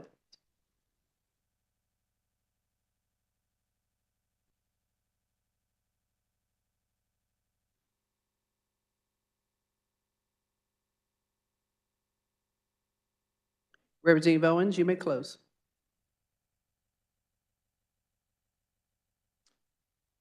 Thank you, Madam Chair. I did want to clarify one thing before the amendment was brought. Each one of the Senate bills in here did receive a hearing in our committee. We heard the opponents, we heard the proponents, we heard any neutral conferees. While we didn't specifically vote on them individually, we voted on them when we voted to put them into this bundle and then kick that bundle out. So I just wanted to be clear, every one of the bills in this bundle were heard. So with that, Madam Chair, I move that when the committee rises and reports, it report SB 414 favorably. You've heard the motion by Representative Owens to report SB 414 favorably. All those in favor signify by saying aye. Opposed, no. Ayes appear to have it. Ayes do have it. Motion carries. For the purpose of carrying Senate Bill 419, the chair recognizes Representative Mon.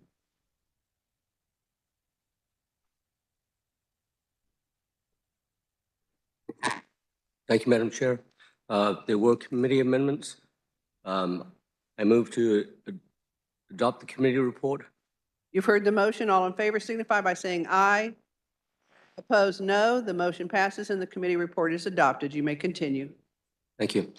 So Senate Bill 419 was another one of those bills where we had a hearing on HB 2522 and passed that in the House 120 to 0, but the Senate did not take it up.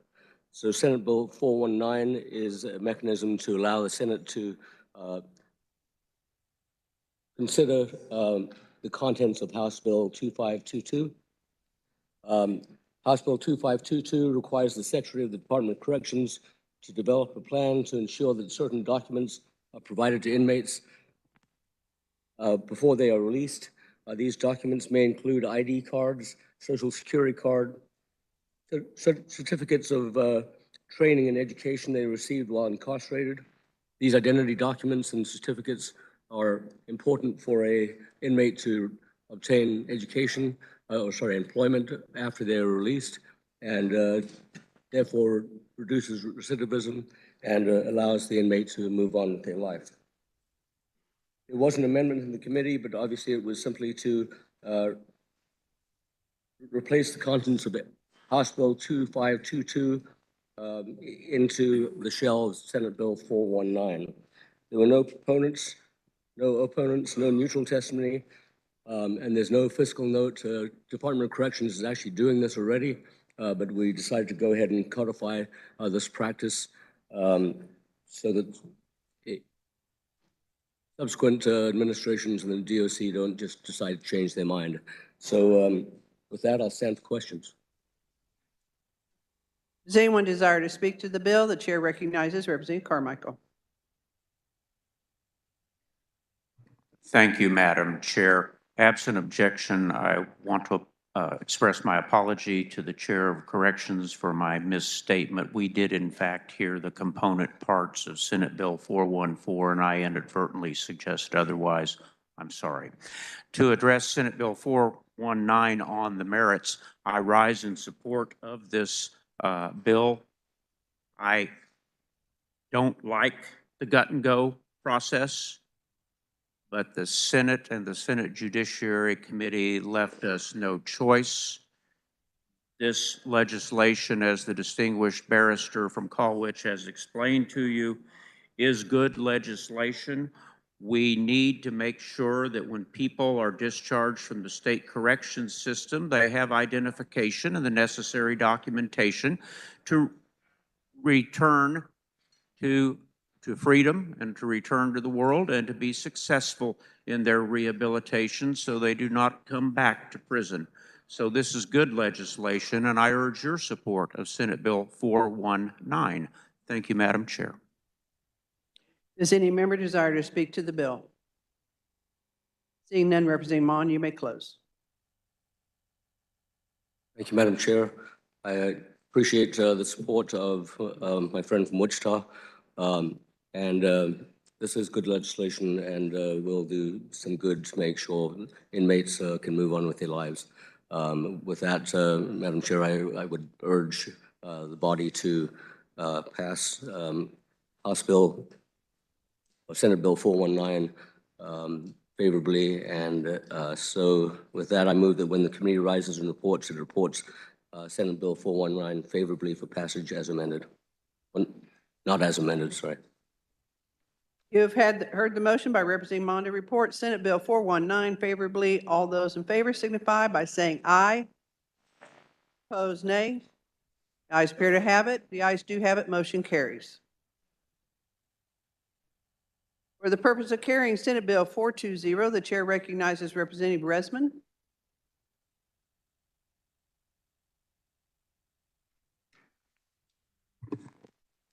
Thank you, Madam Chair. There were committee amendments. I move the adoption of the committee report. You've heard the motion. All in favor signify by saying aye. Opposed, no. The motion passes and the committee report is adopted. Senate Bill 420 comes out of the Corrections and Juvenile Justice Committee. And when it came over from the Senate, it was a breach of privacy bill. During the committee, we removed the contents of 420 and we added HB 2490 and 2698. Both bills were heard and passed in the House unanimously 120-0. House Bill 2490, which passed the House on February 28th, defines the length of an extension a court may impose on an individual juvenile case and may not exceed 90 days. When a juvenile has failed to complete a court-ordered program due to repeated and intentional effort to delay by the juvenile, the 90-day timeline was recommended by the J. Russell Jennings Joint Committee on Corrections and Oversight. House Bill 2698 passed the House on February 22nd and gives the Secretary of Corrections the authority to grant juveniles they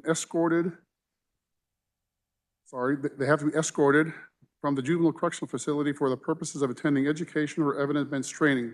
Only those juveniles that the director determines that have met or exceeded the requirements of the program may be granted such release. There is no fiscal note on either bill. There were committee amendments in order to bundle into 420. And with that, I'll stand for questions. Does any member desire to speak to the bill? The chair recognizes Representative Carmichael. Thank you, Madam Chair. I rise in support of Senate Bill 420 and express my appreciation to the distinguished lawman from Johnson County for his excellent explanation of this worthy legislation. I might also add that 420 is one of my favorite days of the year and one of my favorite times of day. And so I'm therefore highly pleased to rise in support of Senate Bill 420. Thank you, Madam Chair. Does anyone desire to speak to the bill? Seeing none, Representative Resman, you may close.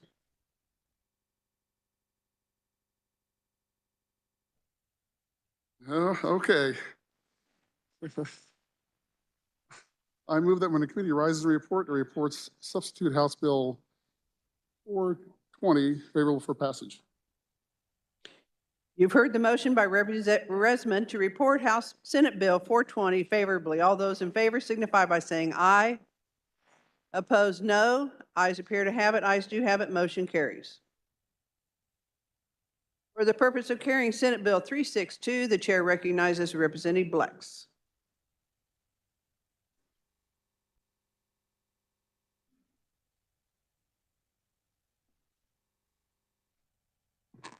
Thank you, Madam Chair. There were no committee amendments.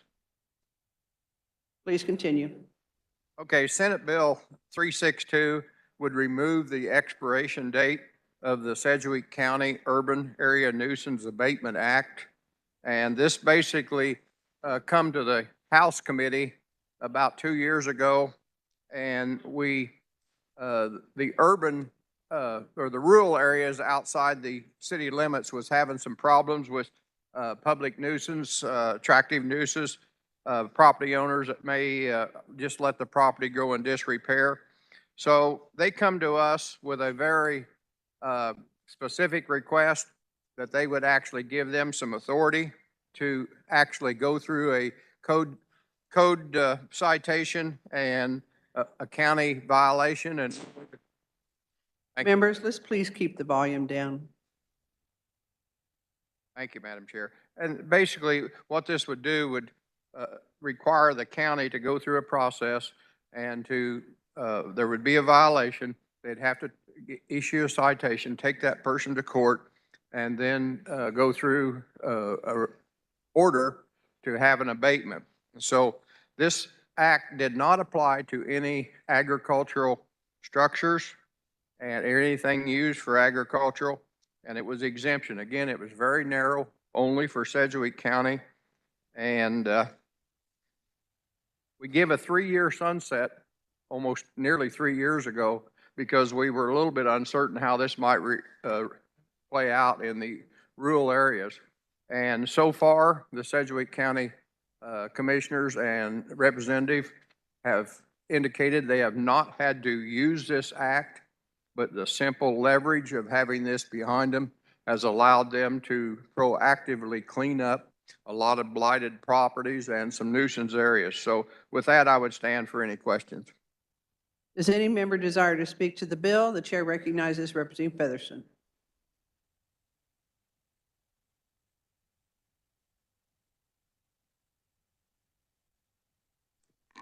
Thank you, Madam Chair. The carrier of the bill did a good job explaining, and I do want to emphasize that the county has not had to use this at all, but it has been a good motivator for people to clean up their areas. If you were here in 2021 and you're wondering how you voted, the original number is Senate Bill 52, and I apologize to my caucus that I didn't have that information this morning, but Senate Bill 52 in 2021, and I think what's important to note from that hearing is previously what the county could do was issue fine after fine after fine after fine. And these nuisance properties really were often mental health issues. And continuing to fine somebody with a mental health issue doesn't help anybody. It just makes things worse. Our resources would be better spent seeking proper mental health care for these people. I urge you to support the bill. Does any member desire to speak to the bill? If there's no further discussion, Representative Blex, you may close. Thank you, Madam Chair. I'd like to move that when the body considers Senate Bill 362, they move it favorably for passage. You've heard the motion by Representative Blex to report Senate Bill 362 favorably. All those in favor signify by saying aye. Opposed, no. Ayes appear to have it. Ayes do have it. Motion carries.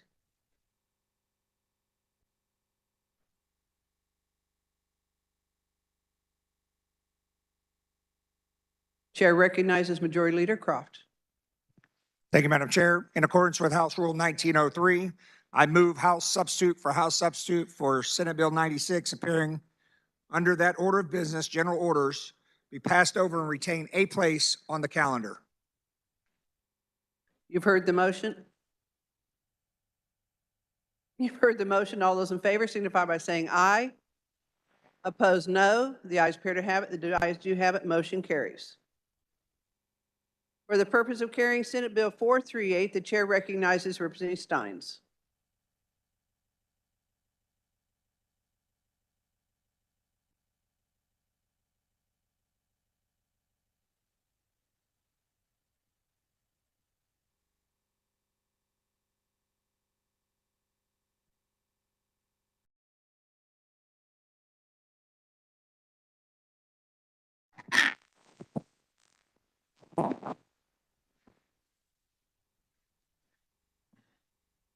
Good morning, Madam Chair.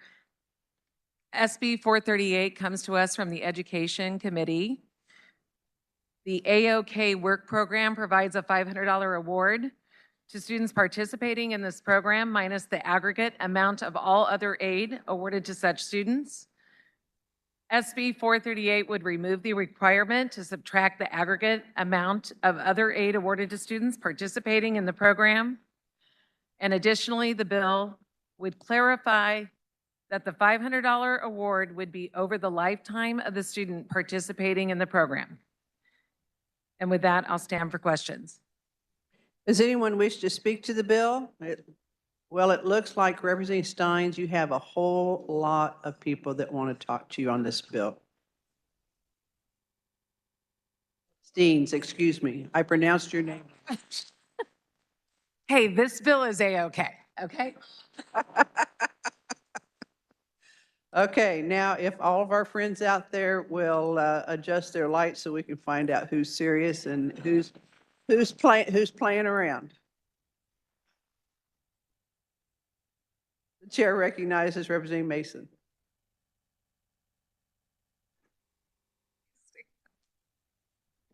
Thank you, Madam Chair. Thank you for the explanation. I would say, I would rate that as A-OK. You did well. But By the way, what does AOK stand for? Well, let me tell you exactly what that stands for. All right. This is from the Kansas Board of Regents. And AOK is actually the Accelerating Opportunity in Kansas. And it transforms the delivery system for adult education in Kansas by delivering career and technical education at the same time as adult basic skills. Students complete short-term certificate programs aligned with labor market needs, leading to industry-recognized credentials and get immediate jobs. Well, that's way more information than I needed, but thank you. You're welcome. Does it occur to you that this building we are in is like the land of a million acronyms? Yes, it does, and I'm waiting for the next one. Like OT, what would OT be? Well, in my work, it's occupational therapy, but here it might be overtime. I was thinking more of overtime, and the Chiefs do really well in overtime, don't they? You know it. All right. We love our Chiefs. Well, very good. You're relatively new to this process, are you not? Just a little bit. I would say my observation is you have two slight disadvantages to this. One is your mentor. The second is your seating on the floor. Now, while it is very prestigious to be a member of the Back Row Club, you're right next to the Sergeant of Arms, and sometimes people mistake you for being a member of that group. So there's a story about one of my predecessors from McPherson County who sat there, and when he finally got up to speak to a bill, everyone's going, why is a member of the Sergeant of Arms group getting up to speak to the bill? So you may have that occur. So anyway, this is your first bill, Carrie, right? Yes, it is. Well, I want to tell you, you did a great job, and I want to welcome you to the Kansas Legislature. Thank you, Les.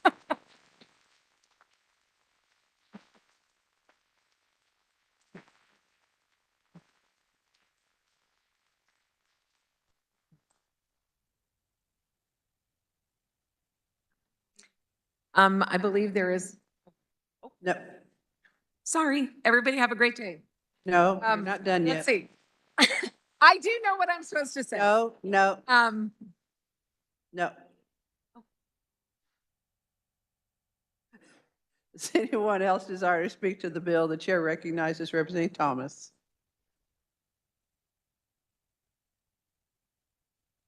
Thank you, Madam Chair. This is a great bill. I would definitely urge you to support it. There are a few things I want to take a little bit of a deeper dive into with this bill. So with that, I have an amendment.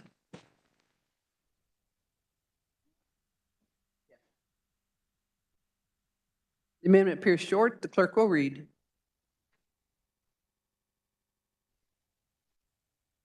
On page 3 in line 21 by striking statute book and inserting Kansas Register. Representative Thomas, you may continue.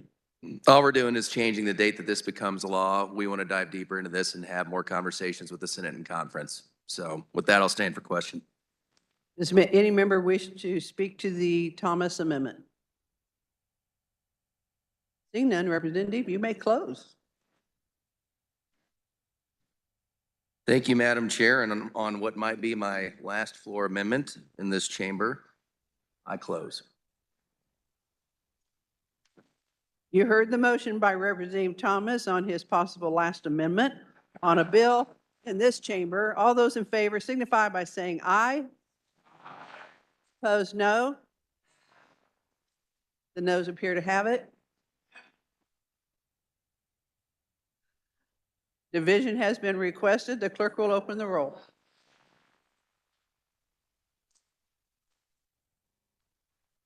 Okay, we're all kidding. The ayes appear to have it. The ayes do have it. Motion carries.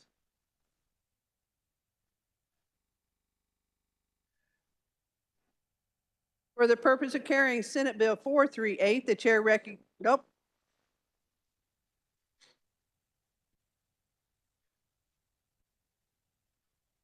Back on the bill. We were having way too much fun up here. I'm hurrying. I'm trying to get through the day here. Does anyone else wish to speak to the bill? Representative Steens, you may close. Madam Chair, I move that when the committee rises and reports, it reports SB 438 favorably for passage as amended. You've heard the motion by Representative Steens to report Senate Bill 483 as amended favorably. All those in favor signify by saying aye. Opposed, no. Ayes appear to have it. Ayes do have it. Motion carries.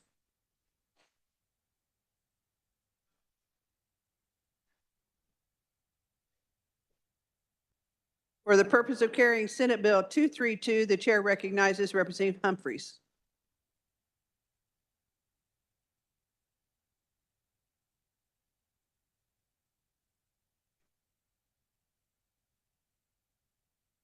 Thank you, Madam Chair. There were no committee amendments. Continue. So, body, I bring to you Senate Bill. It shows that there was a committee report.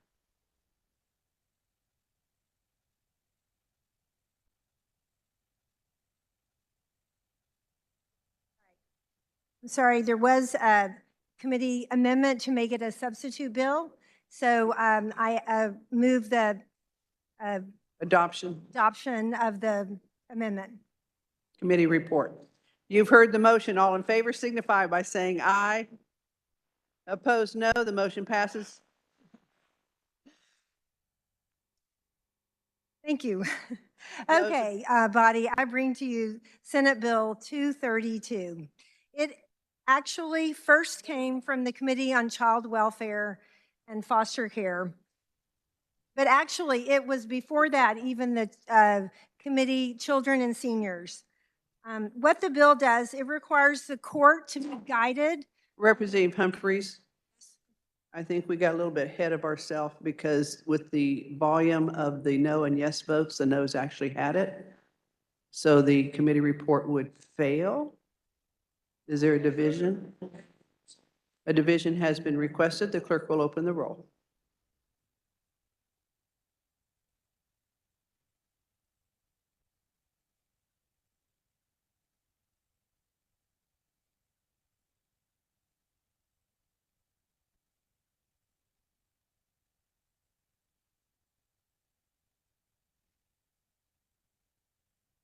A yes vote allows us to adopt the committee report.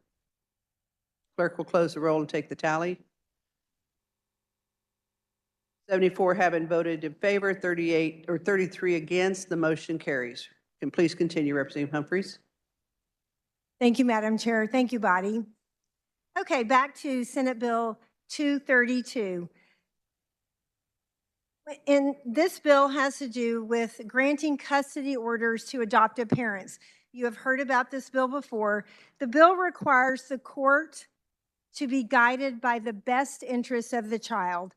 If you have looked at the bill, there are 4 times in the bill that the best interests of the child is mentioned. What this bill does is ask the court to consider attachment when they're deciding an adoption preference. It requires the court and the deciding folks to have preference over kin, blood, if the child has been in custody less than 1 year. If the child has been in custody more than 1 year, then the preference is to someone that the child has an attachment to. And in that case, foster parents may be considered under certain circumstances. If the child has lived with the foster parents more than 2 years or more than half their life, and then again, the underlying decision has to be based on the best interest of the child. In committee, there were no opponents and no neutrals. And with that, I'll stand for questions. Does anyone desire to speak to the bill? The chair recognizes Representative Concanon. Thank you, Madam Chair. So, friends, you've likely gotten some emails on this. This bill has caused a lot of grief among attorneys and judges because it's placing an appeals process that has not existed before in the foster care system. So with that, I have an amendment. Oh, no, I don't need one.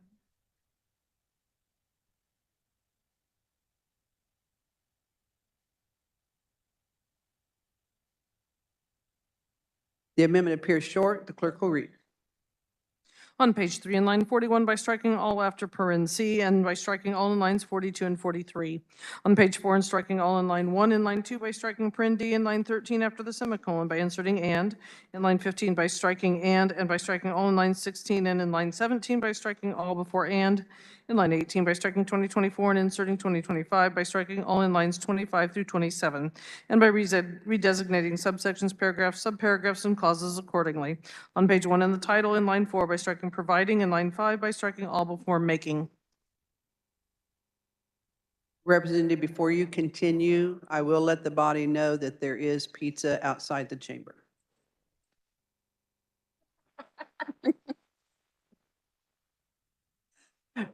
Representative Concanon, you may continue. Nobody's going to be in here to talk to. It's all right. Hurry up and move. So what this amendment does is remove that appeals process entirely.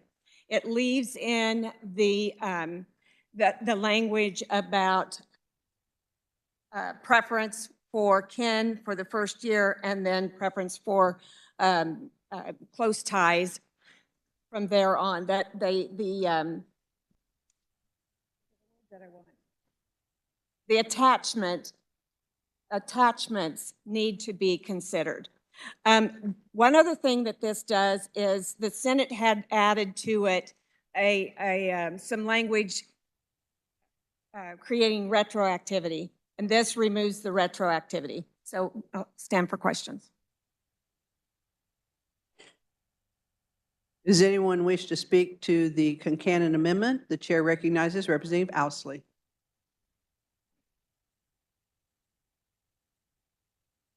Thank you, Madam Chair. And did I hear the carrier of the amendment right, that this strikes retroactivity?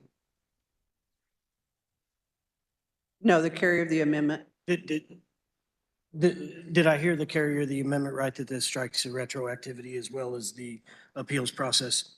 Yes, that's correct. Thank you. And thank you, Chamber. Pizza's not as good as ice cream, but it'll do. I appreciate the amendment. I appreciate the carrier of the bill and the carrier of the amendment bringing this. This does alleviate a portion of the opposition to the bill. I would urge you to support the amendment. However, I believe we still have work to do. So I will retain my light upon, and maybe we can continue to improve this bill and move forward today. Thank you, Madam Chair. Does anyone else wish to speak to the Concanon amendment? The chair recognizes Representative Humphries. Thank you, Madam Chair, and thank you to the previous representative. You all have probably gotten some emails about this bill, and I would just like to say this amendment takes care of 99% of those issues that you heard about. It takes the appeal process out completely, and it also takes out the retroactivity. It changed a date from 2024 to 2025, and so that's what it does. I ask that you support the amendment. Thank you. Does anyone else wish to speak to the Concanon amendment? All right, seeing none, Representative Concanon, you may close. Thank you, Madam Chair. I close on my amendment. You've heard the motion by Representative Concanon to amend. All those in favor signify by saying aye. Opposed, no. Ayes appear to have it. Ayes do have it. Motion carries. Back on the bill. Chair recognizes Representative Ousley.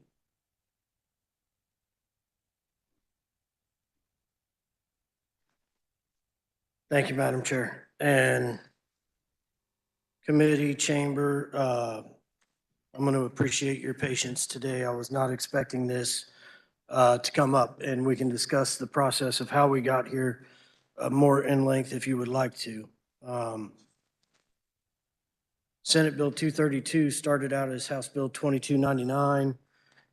We did hear it in child welfare this year. This quasi came out of the Judicial Council report, asking the Judicial Council to look at the importance of attachment and adoption, basically. We've heard about this issue in the interim committee as well. I don't think anybody in this chamber is going to disagree with the concept that we need to take this into consideration. I want to run over just a couple of things where I'm in agreement with the bill. We heard from Dr. Richard Gaskell. In his opening thoughts, he said attachment issues as they apply to the selection of adoption parents, weighing the benefits of one adopted family over another, considerations of attachment to a foster family versus keeping siblings together. Considerations is an important word.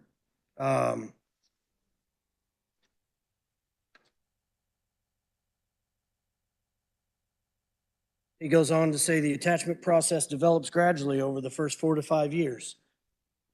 The timeline is also important to keep in mind here. The attachment process becomes progressively stable and more resistant to change by the age of 5. Research indicates young children are capable of reorganizing and adapting to new caregivers after early disruptions. I bring this to your attention because there's still a few improvements I would like to see made to this bill. I go now to testimony on 2299.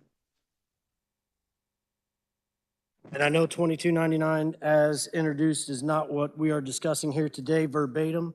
However, there's a lot in there, and I think the testimony is still really relevant.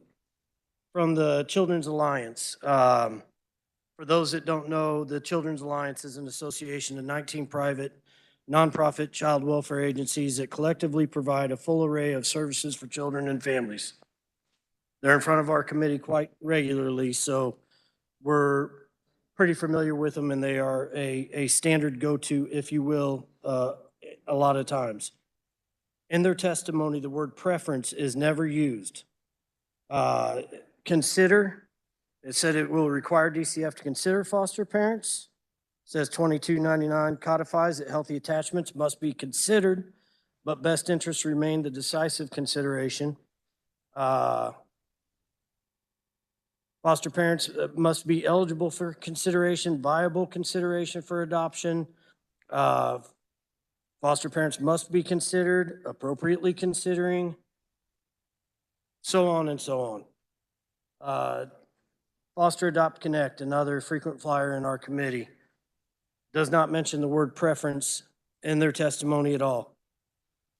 It says 2299 is a step in the right direction in terms of ensuring we continue to focus upon best interest of a child in regards to biological and sibling connections, as well as considering the value of safety and connection in existing caregiver relationships, to truly consider what's in the best interest of the child.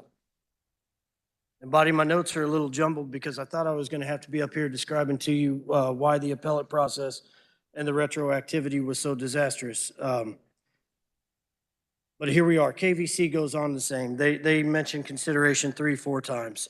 The Kansas Division of the Child Advocate says, directing the Secretary for Children and Families to consider the parents as prospective adoptive parents under certain circumstances. Proponent testimony. Later in that testimony, it says KDCA supports the underlying premise that close and healthy attachments should be given significant consideration in the overarching best interest analysis. I'm going to remind the body again, nowhere in here has it said preference. We go to opposition of the bill. This is submitted by the Judicial Council. And in the first paragraph, it reads, creating inflexible preferences in a statute does not serve the best interest of the individual child. It goes on to talk about federal funding. And that Families First Prevention Services Act requires placement of children with relatives to be prioritized. Failure to comply with Families First jeopardizes federal funds to provide care for foster children in Kansas. A non-relative foster placement preference does not comport with federal law.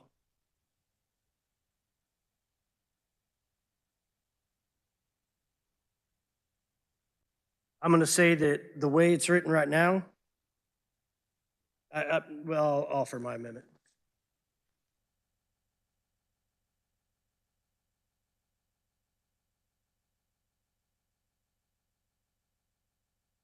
The amendment appears short. The clerk will read.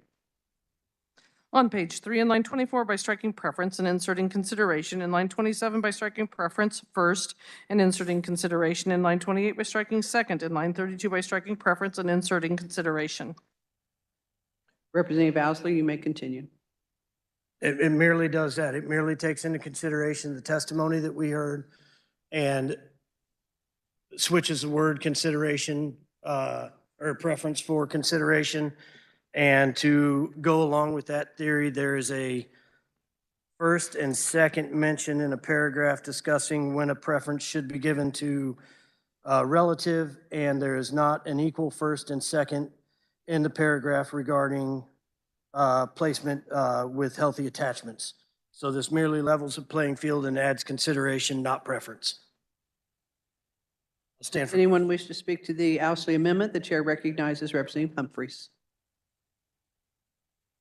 Thank you, Madam Chair. I'm going to get a little technical here. And so I just, first of all, would like to say, this is an unfriendly amendment, and let me explain why. It's because the word preference that is used in this bill is not used specifically a preference. You must prefer foster parents. That is not what the bill says. So I'm going to get just a little bit technical.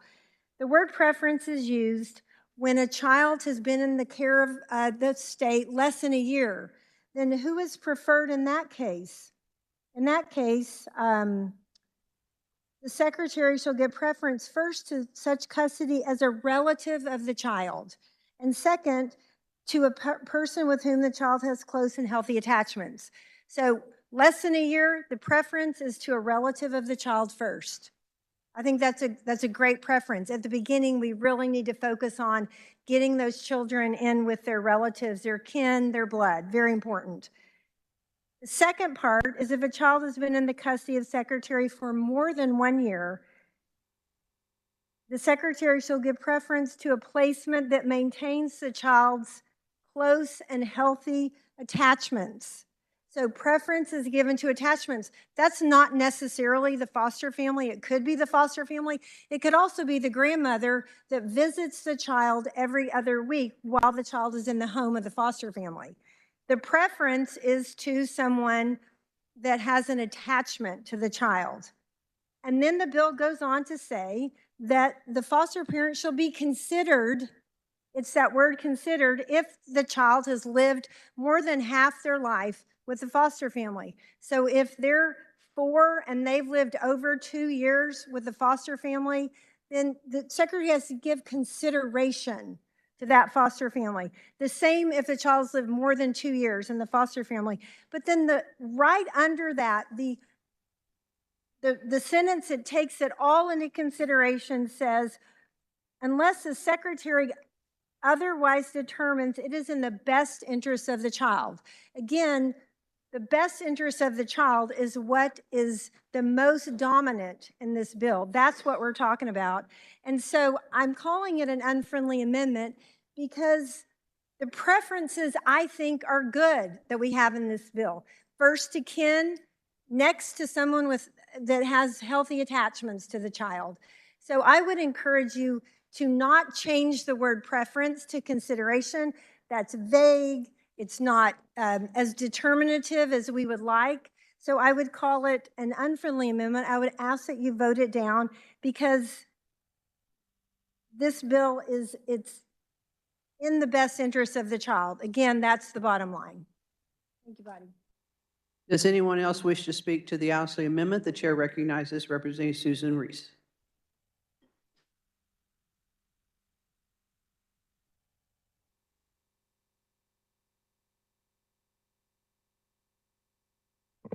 Will the carrier of the amendment stand for questions? Representative, do you know what's is there an average time that a child is in foster care, foster family?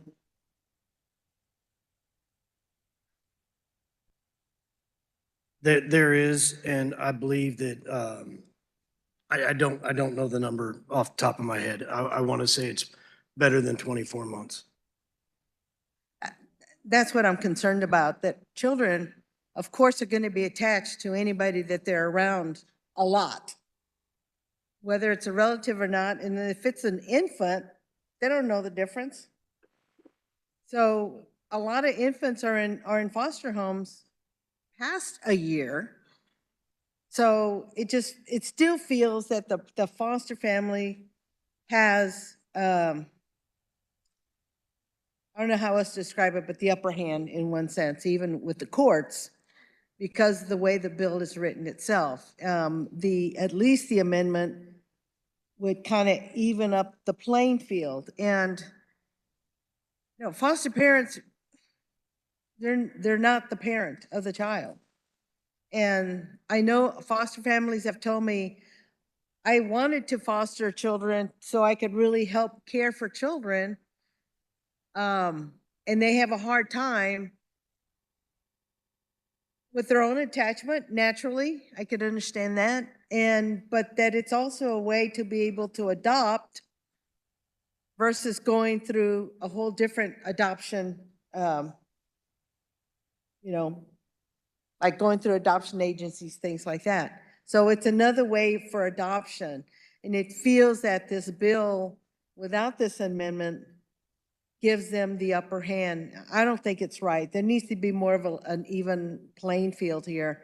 But children is, I think infants are usually in foster homes a lot longer than 1 year. Thank you, Madam Chair. Does anyone else wish to speak to the Ousley Amendment? The chair recognizes Representative Carr.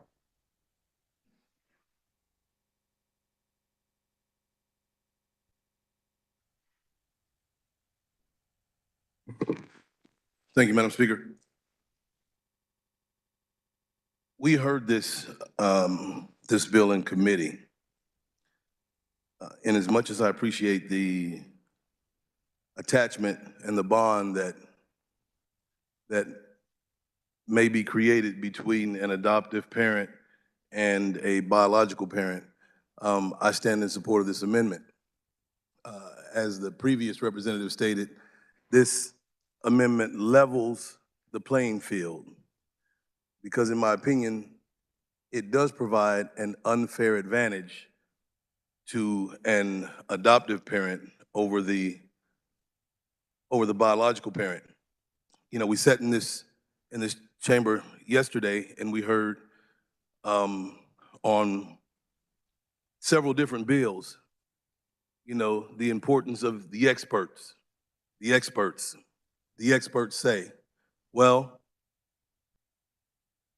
the experts have spoken, and the amendment reflects what the experts have had to say in this. So I would ask the body to stay in line with where we were yesterday with respect to the experts and support this amendment. Thank you.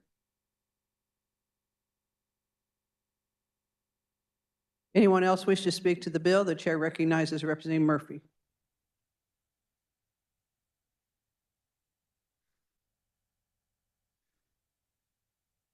Thank you, Chair. In a previous life, so to speak, in another state, we were foster parents. We had 4 children of our own, and we had 2 foster children. At the time, we were sort of ending that phase of our life, so to speak. Had a 16-year-old girl and a 4-year-old boy. When we were discussing what to do going forward, we discussed adopting both of them.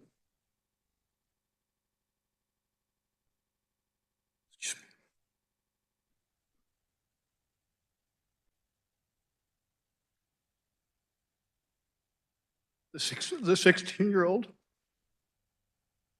had been sexually abused since he was 3. The little boy had been abused since his entire life. Neglect, primarily. He had two brothers, and they were placed in other areas. As we were working on this decision, somebody came forward and they were going to adopt all three of them. And it was a family member. It was a cousin of the parents, I believe. And so we said, you know, it's good for them to be together. In the end, it didn't work out. And they ended up in a group home. One of them has disappeared. Nobody knows what happened to it.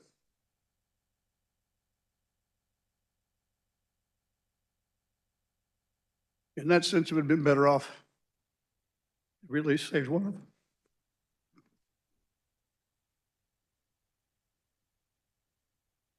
Representative Landwehr to speak to the amendment.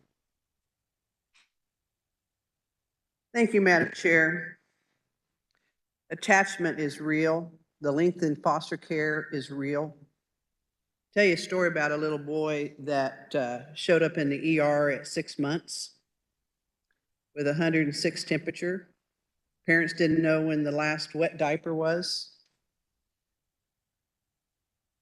The child only got there because a neighbor finally said, you have to go to the ER.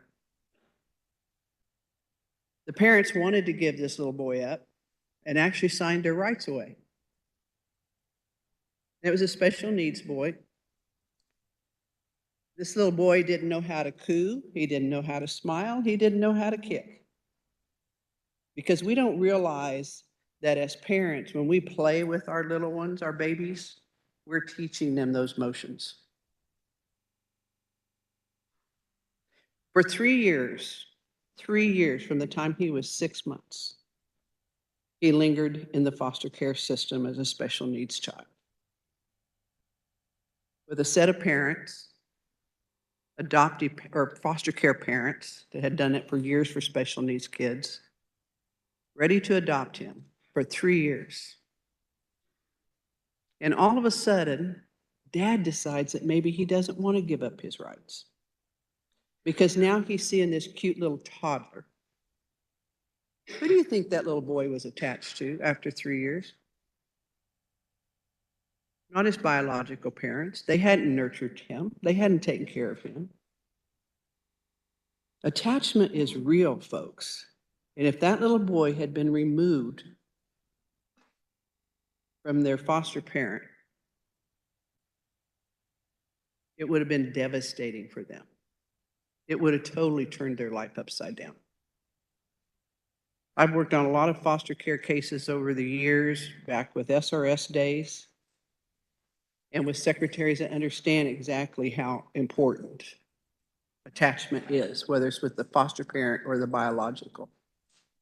And I don't want to see kids separated from their biological parents, but unfortunately, where we're at today, that happens, and it needs to happen. So I would ask at this time that you oppose the amendment. If there is no further discussion, Representative Owsley, you may close.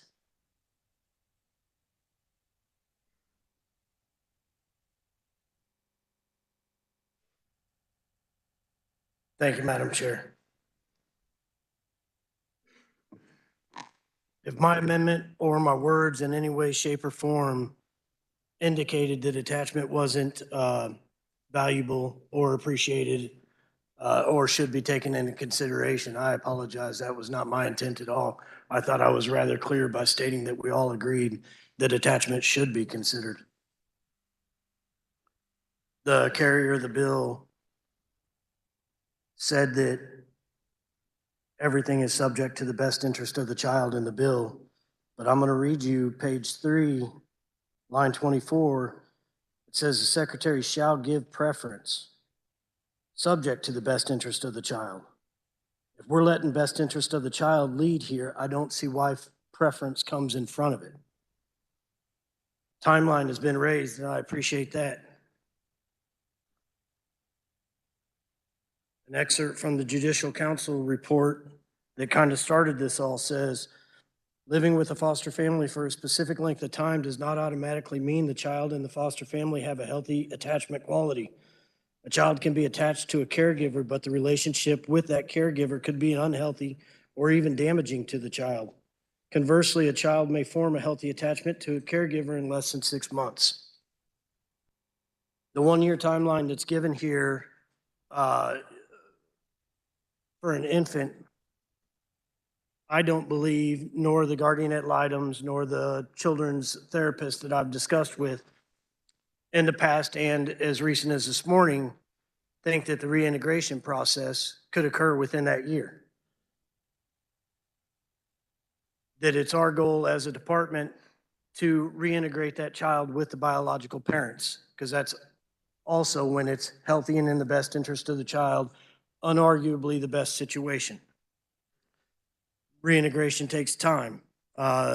Sometimes folks can't make the meeting. Sometimes it takes longer than a year. So at that point, if reintegration's taken longer than a year, and grandma, that would be an adoptive resource that lives out of state or even across state that's not there to develop that attachment with that child, would now have a disadvantage over a foster family that's not even necessarily kin. In my opinion, I think this pits a custody battle on a timeline versus the best interest of the child.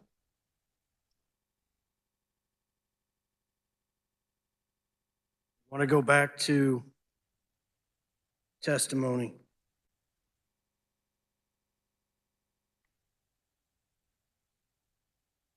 I also hope that you heard me when I said I appreciate your patience today.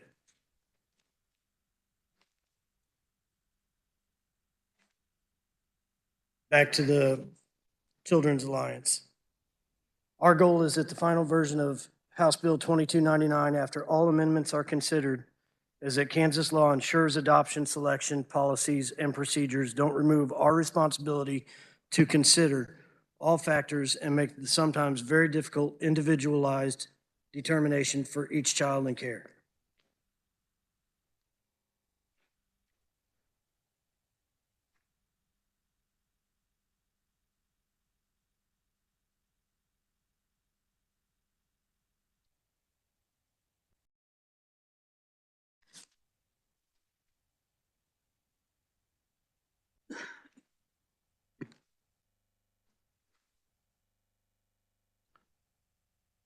There are no one perfect answer. This is back to Dr. Gaskell's. There are no one perfect answer, no single rubric that resolves all problems. Each case is unique. Personally, I think neither the secretary nor the court should have preference. I think we need to have consideration for all aspects. I close on my amendment. I hope you support it. You've heard the motion by Representative Ousley to amend. All those in favor signify by saying aye. Opposed, no. The noes appear to have it. Division has been requested. Clerk will open the roll.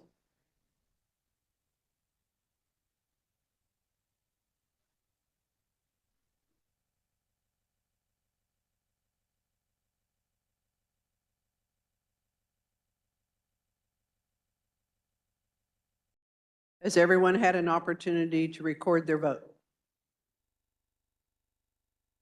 Clerk will close the roll and take the tally.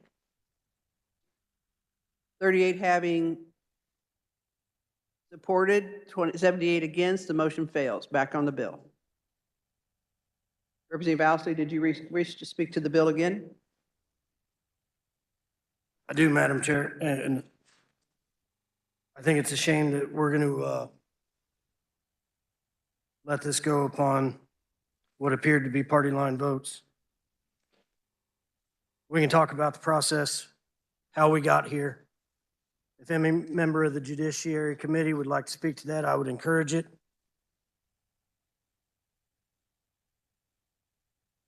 I don't think I'll offer it today, but there is an amendment that would follow the report of the Judicial Council requested recommendation. In May 2022, Representative Susan Humphreys and Representative Susan Concanon asked the Judicial Council to study the issue of attachment and child placement decisions and adoption proceedings made in child in need of care cases. The Judicial Council referred the study to the JO Sync Advisory Committee, and this is a report with recommended changes to our statute, which Senate Bill 232 does not follow. I'll not be supporting Senate Bill 232 today. I'll let the body make their own decision. Thank you, Madam Chair. I'll remind the representative, we do not use individual representatives' names at the microphone, so please do not do that again. Does anyone else wish to speak on the bill? The chair recognizes Representative Osmond.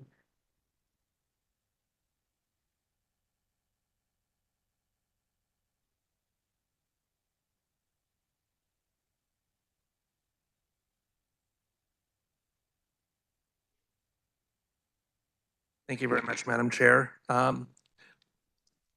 I'm the interim chair of the interim minority ranking member of the judiciary, and I was not planning on speaking on a bill on judiciary today.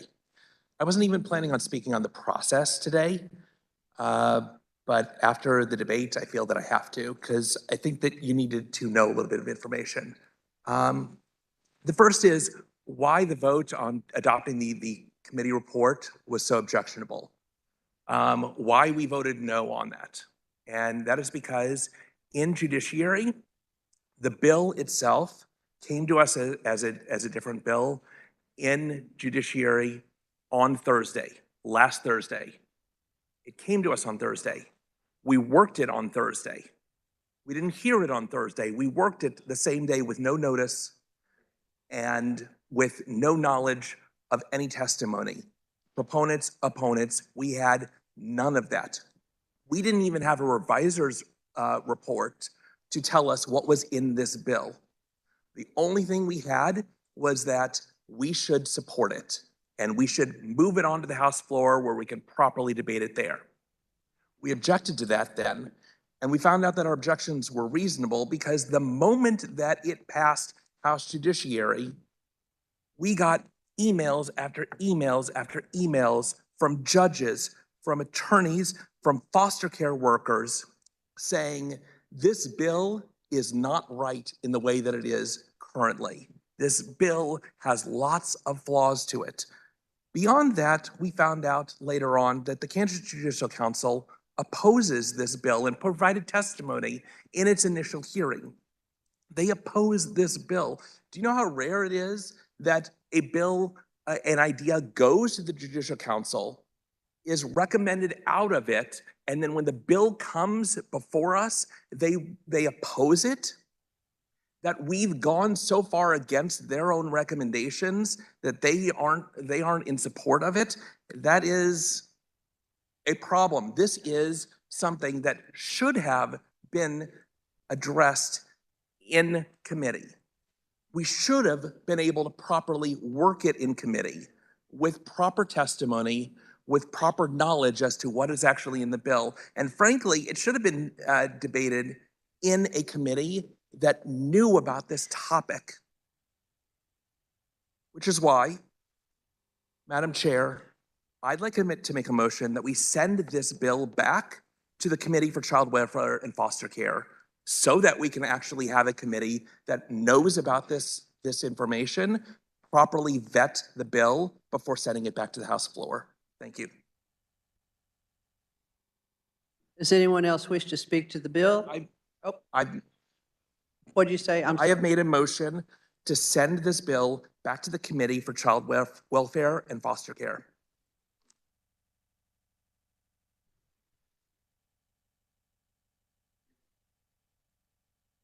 To re-refer, I'm sorry, Madam Chair.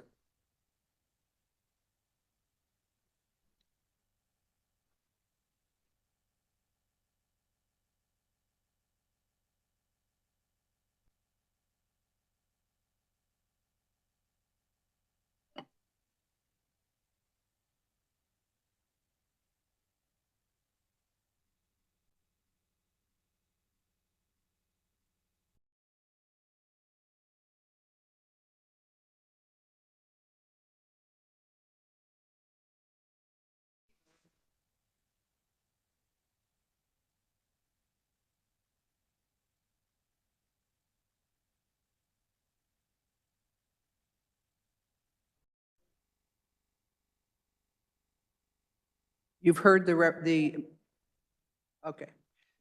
Chair recognizes.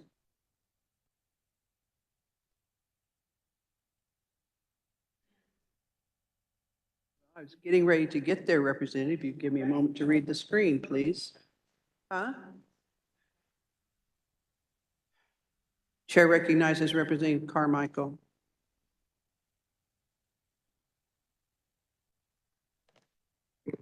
Thank you, Madam Chair. I appreciate your courtesy and the opportunity to address the motion. This is very serious work. We're talking about the future of children. Future of children who've already been through living hell. Future of children who, if we can give them parental, whether it's by blood or otherwise, encouragement, training, help, compassion, and love, can become productive citizens. Or we can place those children into bad environments. And then someday the Corrections Committee will be passing legislation to deal with those children, even in either in the juvenile justice system or in the criminal justice system. As you've heard our ranking member explain, the bill arrived in judiciary, by my recollection, a referral to the committee sometime before noon, arrived in the committee without a hearing, instead arrived in the committee by complete surprise that we were going to be working the bill. It came from some other committee. We asked our reviser, one of the finest lawyers I know, to brief us in the Judiciary Committee on the contents of the bill, of what was being placed into this bill by surprise by the chair of our committee. A bill which the chair of the committee had great familiarity with, who in committee, I think, told us that she had been working on it for 2 years, or working on the problem. For members of the Judiciary Committee like me, I knew virtually nothing about it. We asked the reviser to brief and explain to us what this gut-and-go bill that was proposed to come out of a Judiciary Committee without even a hearing, without even so much as a hearing, was about. For the first time in my 11 years in this legislature, a reviser told the committee, "I'm sorry, I can't brief you. I'm not prepared to brief this bill." I was in the same circumstance. Members of the committee in judiciary expressed what I believe were grave reservations, but repeatedly, eventually said, "I'll trust my chair.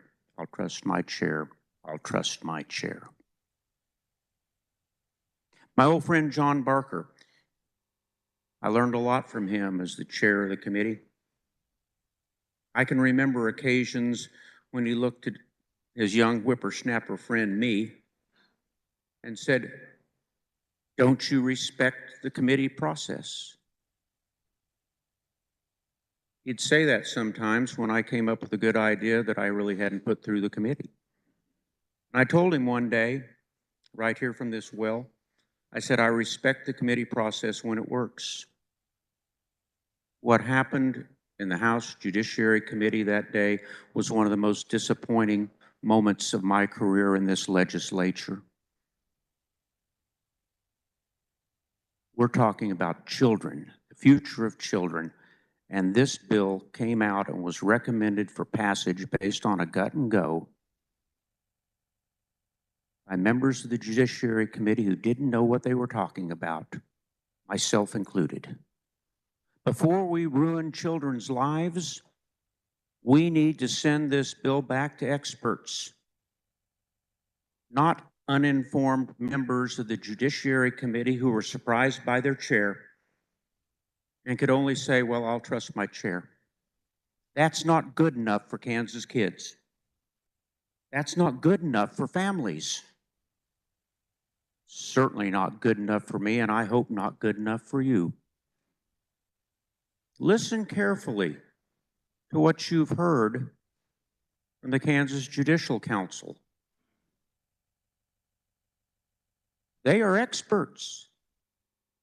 They are lawyers, social workers, judges who work in this field every day.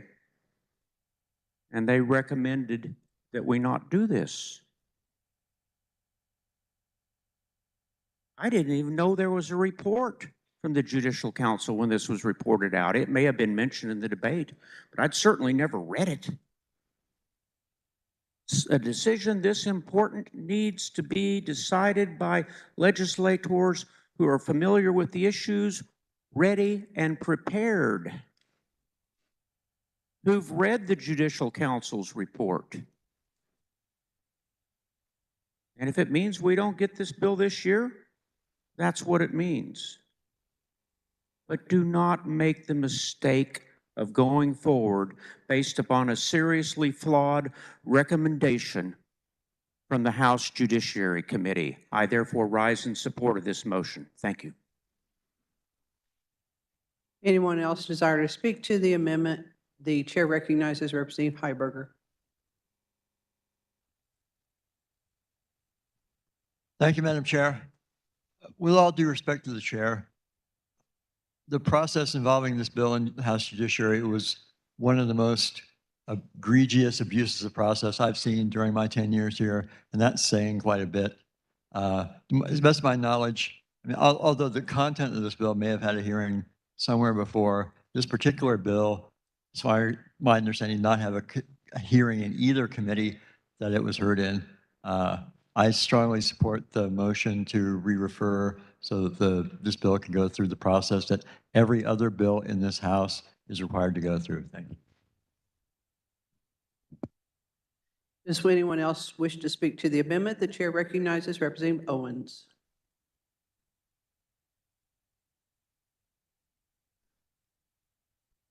Thank you, Madam Chair. A lot of discussion over the Judicial Council.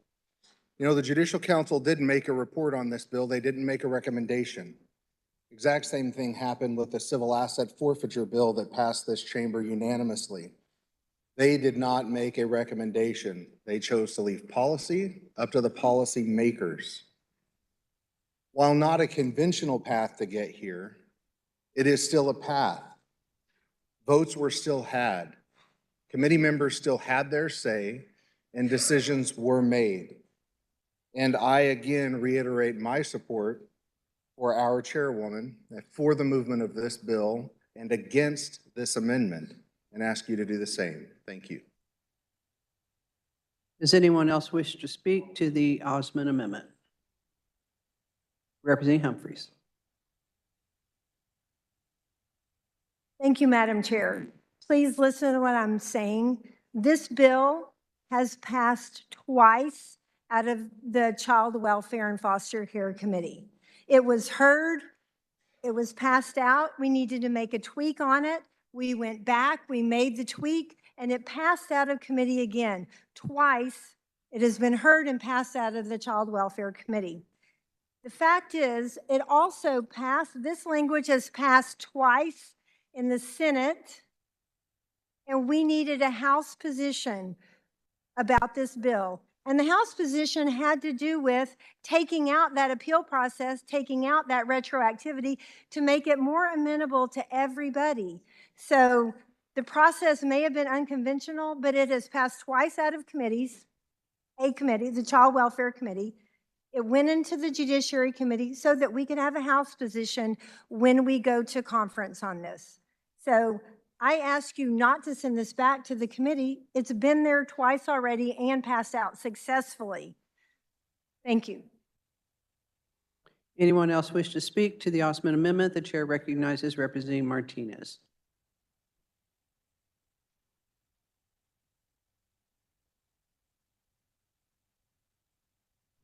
The motion, I'm sorry. Thank you. I work directly with youth who are waiting for either to be aged out, reintegrated, foster care, or adoption. Kids in these situations have suffered a great deal of trauma and unstable situations. They don't need further trauma. We talk about crime and mental health. These kids are primed to fall into those categories. If we don't give them the best chance to succeed, to have a better life, then what are we doing?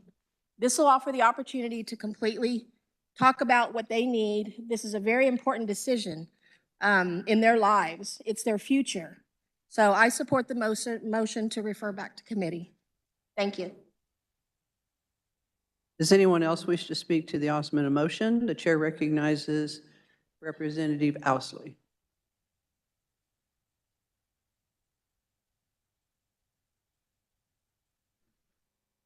Thank you, Madam Chair. And I don't enjoy being up here any more than you enjoy me being up here. And first, I would like to offer my sincere apologies to the representatives whom I read the name earlier.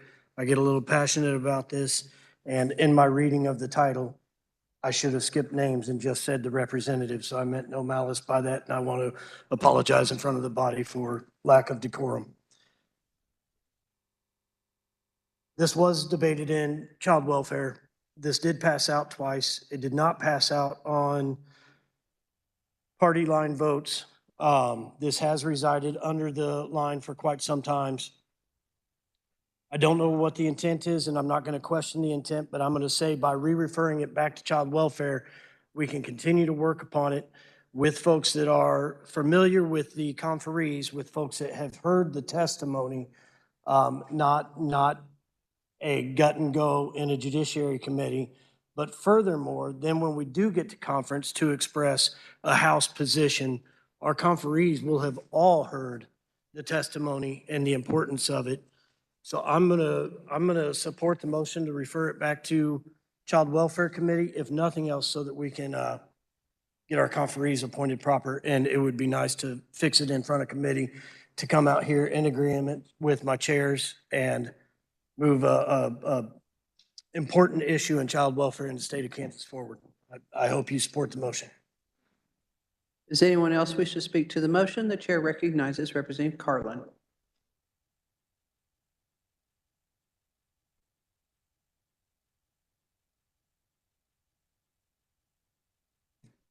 Thank you, Madam Chair. I appreciate the debate on this. I've been watching this bill for 2 years as well.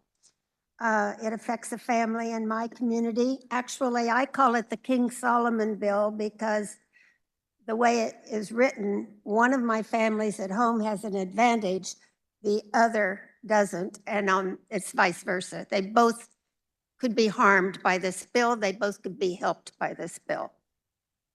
And it's a King Solomon split the baby down the middle bill for me, and I want it to be right. My sister was an LSCSW. She did adoptions and took children from families and what all you have to do, and gave family counseling as she progressed through her career. And that's where I learned the most about these grievous processes and how hard they are on families. A year ago, this bill was in conference committee, and the conference committee broke without deciding it. They left it on the table. I was watching it, I was there. So that's the reason it came back this year, because it's still alive, but they did not take any action on it. Today, after studying this, when I found out Friday morning that it had passed Thursday out of committee, I finally got, this Monday, I finally started reading the bill and taking my concerns to it, and I have asked for 9 different amendments to be made to this bill. They're on my desk. I could bring them. The first amendment was taken care of by the chair of the committee, and I do appreciate that because they were the key elements that I was mostly concerned about. But I am very concerned about the word consideration and preference, because it said shall give preference, not may, but shall. And there were 2 places where that kind of terminology concerned me. I really think the best way is to have the experts in judiciary or child welfare actually debate this bill, but I will support the amendment that goes back to child welfare because they're so familiar with this issue. When it comes down to custody decisions, the secretary and the agency make their recommendations, and then it goes to a court for finalization. Those people know the case, they know the child, they know the families, and the judges hear all of that before they make a decision. The question is whether we should put this into law, or if judges should be allowed to make family decisions based on a career of family law. And that's where I'm mostly concerned that we get it right. I do appreciate the amendments that are on the bill. They do take care of a lot of the problems, but I have 7 other issues. So I would really appreciate not having to bring them. Thank you, Madam Chair. Is there anyone else that wishes to speak to the Osmond motion? We'll get it out. Seeing none, Representative Osmond, you may close.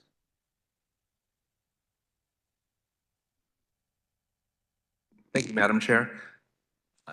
You've heard from multiple people now about the concerns, the grave concerns on the process that this bill took to get to us today. We did not properly vet this bill in committee. That is not an opinion, that is a fact. Since that time, I've had at least a dozen, possibly 24 emails from people saying that there are significant problems with this bill. And I am not convinced that anything that we've done here today would solve all the problems that we have, or that there aren't new problems. That is the reason that I'm asking for us to re-refer this, so that we can work through the problems in a proper process. Thank you, I close. You've heard the motion by Representative Osmond to refer Senate Bill 232 to the Child Welfare and Foster Care Committee. All those in favor signify by saying aye. Opposed, no. The noes appear to have it. The noes do have it. Motion fails. Representative Osmond, you still have the floor. Thank you very much. I can't support this bill as it currently stands. Thank you. Does anyone else wish to speak to the bill? The chair recognizes Representative Carr.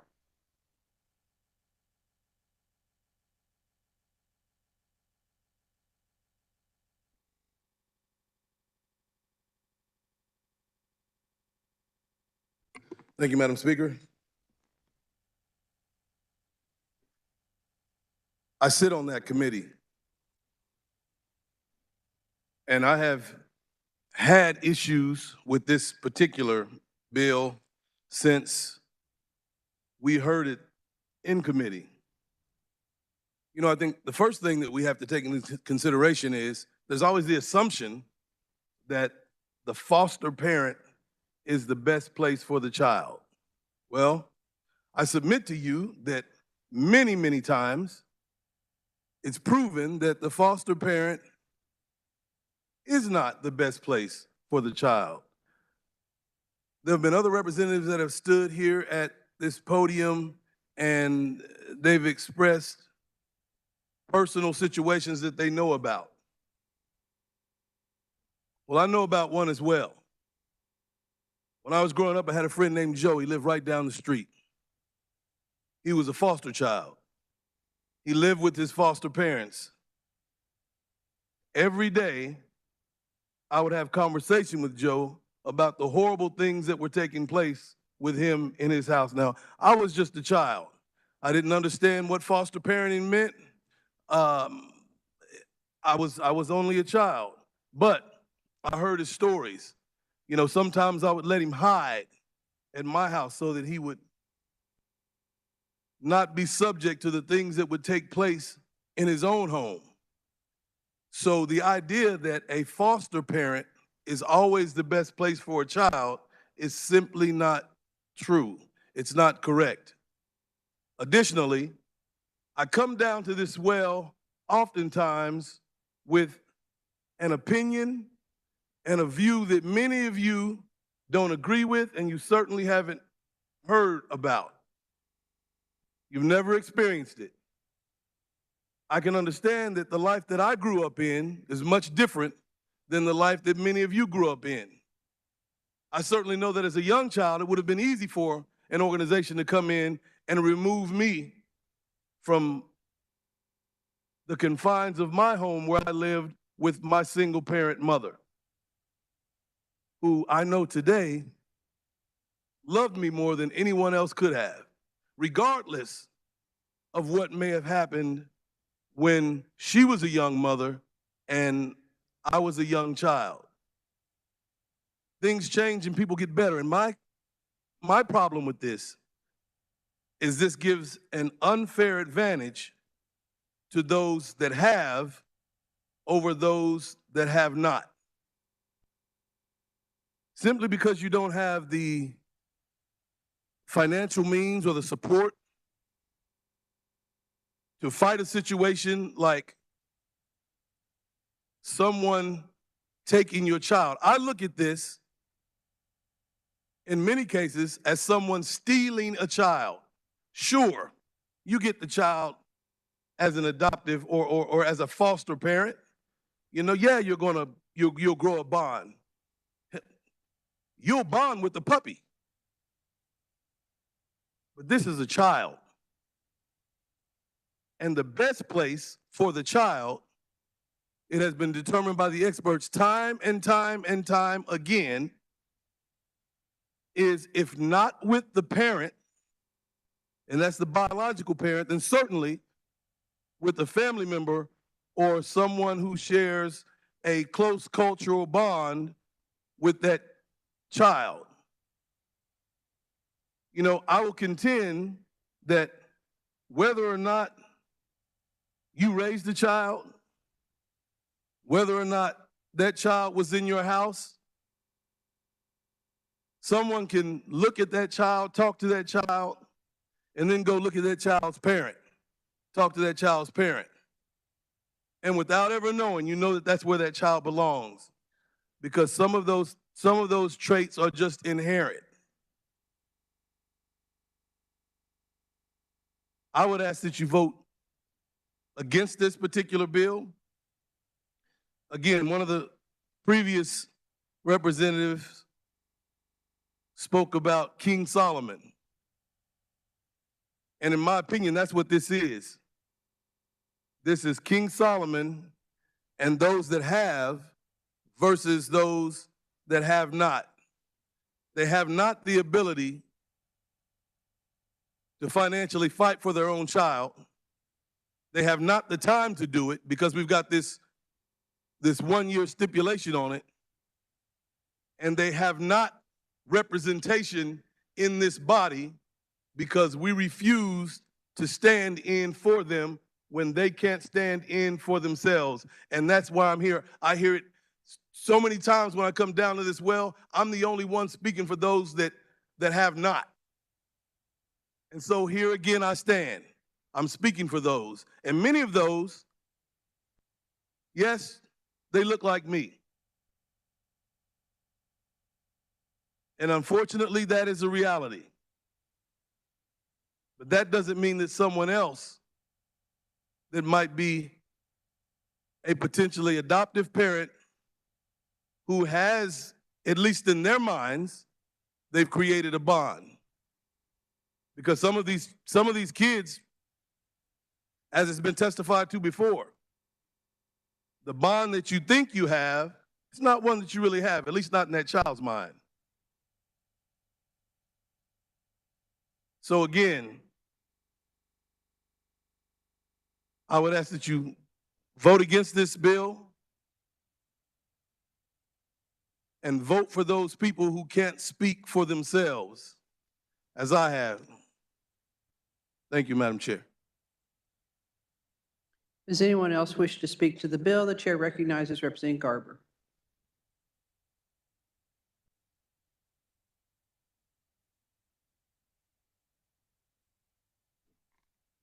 Thank you, Madam Chair. Would the carry the bill stand for some question? Yes, How are you today? doing just fine. What is your occupation? I'm an attorney. Yes. In my other life, besides being a legislator.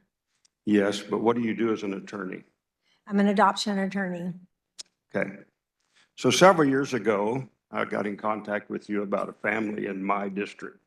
Remember that? I do remember that, yes. Actually, in my hometown. I do I remember. believe they'd had that child since it was a baby, Yes. Mm-hmm. or 3, 4 years. I Yep. can't remember for sure. They had 2 Yep. twin girls. They had twin girls that they Mhm. had. And then they wanted to adopt this infant child. And I believe both parents had signed off.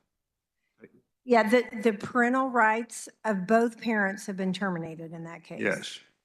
So they had been how long in the judicial system? I think the child was about 4, and they had had him since he was 3, for 3 years, since before his first birthday. Yes. And they were pretty confident they were going to get this child. They had been told they were the adoption resource.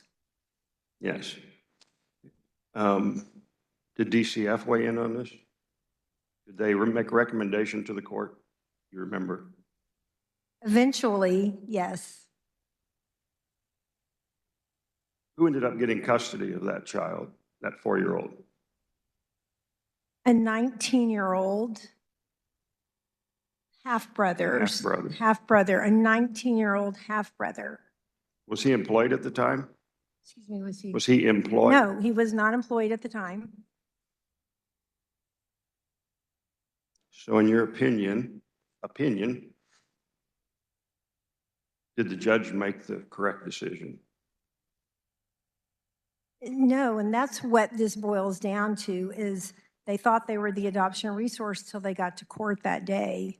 And they had had this child for 3 years, and that day, he was carried off down a hallway to live with a 19-year-old unemployed young man. They had no recourse. They've never seen him again. So then, And if I may, the other reason I think it was a bad choice is because, again, you said there were siblings in the home. They were that child's siblings. They were the foster siblings, but those were the siblings that that little boy knew and the parents that he knew. that's correct. So I have one more question. I had one more question. I do that all the time. Give me a second. Yeah.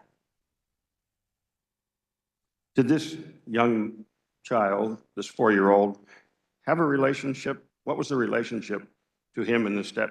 I don't believe that there was a relationship. No. Never was a relationship. He just showed up in the 11th hour and said he wanted custody, and the judge awarded him custody. Yes. Thank you. Here's the problem, folks, things like that.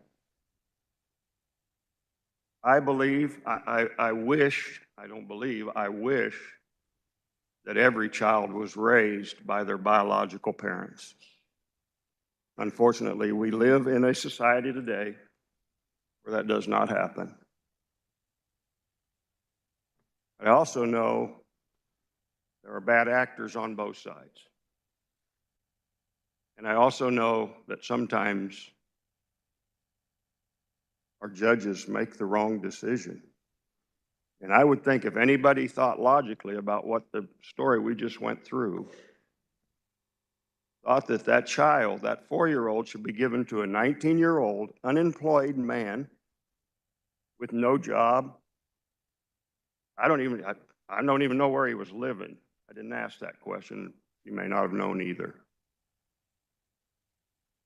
That's why we need this bill. I urge you to support this bill. Thank you. Thank you, Madam Chair. Does anyone else wish to speak to the bill? The chair recognizes Susan Maurice.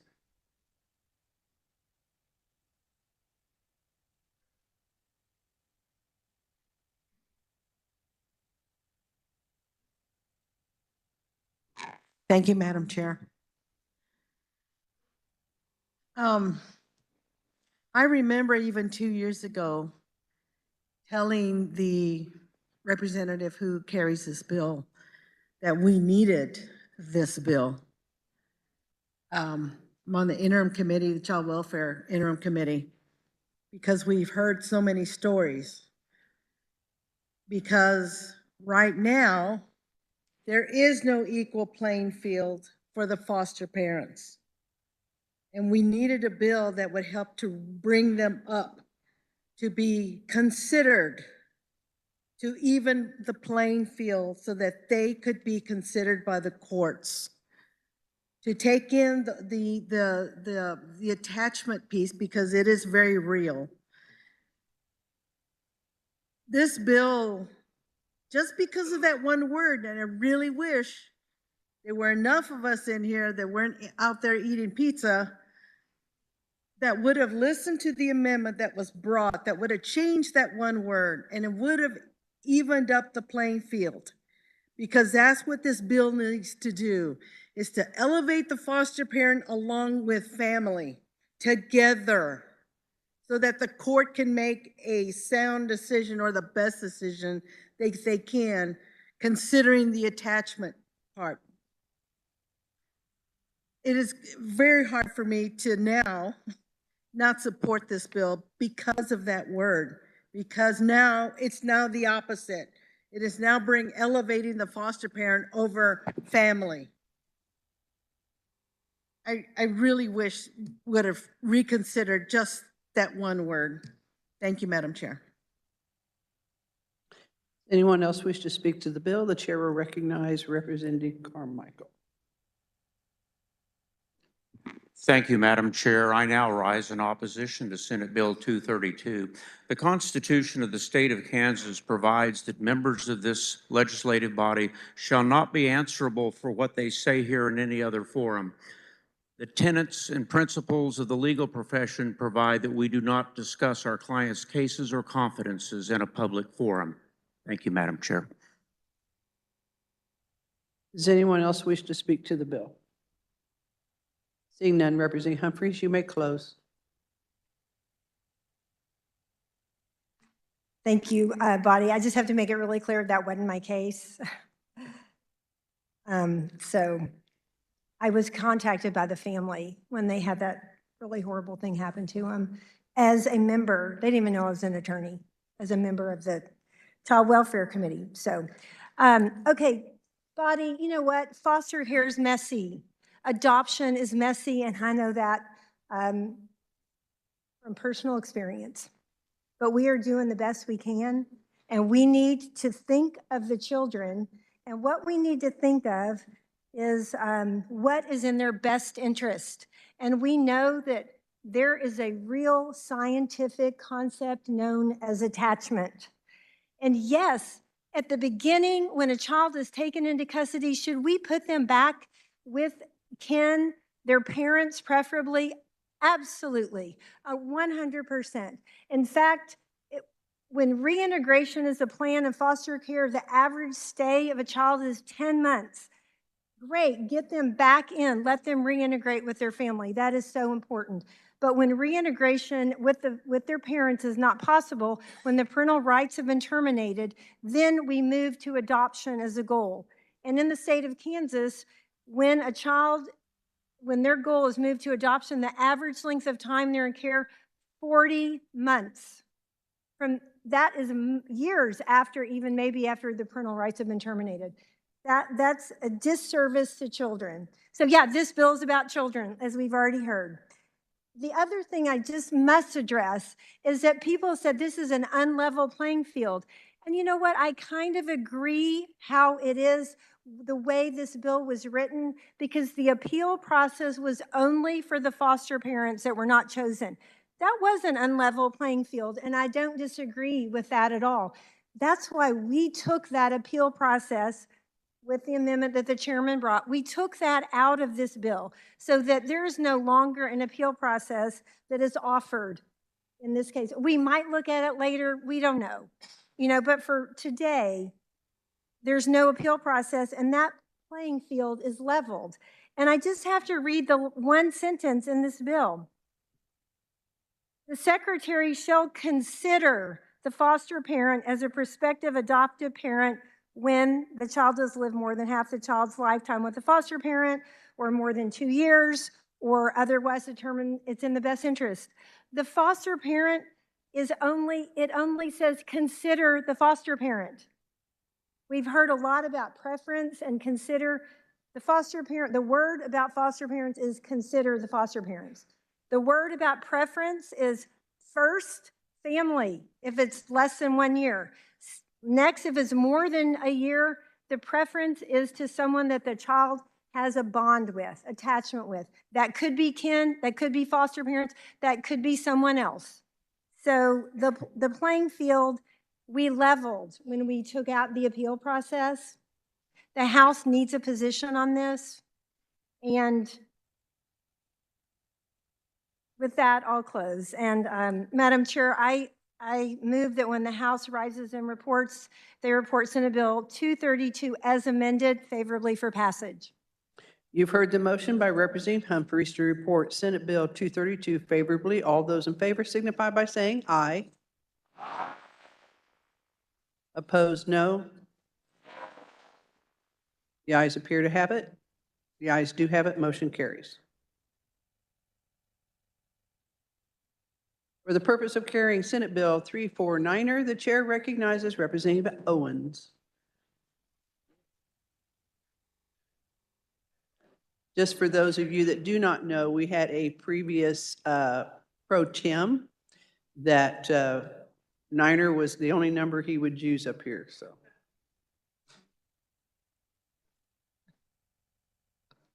Representative Owens. Thank you, Madam Chair. Today we're hearing Tree 49er, House Sub for Senate Bill 349er. This is continuing existence certain exceptions to disclosure of public records under the Open Records Act. And I do believe, Madam Chair, there were committee amendments, and so I'll move adoption of the committee report.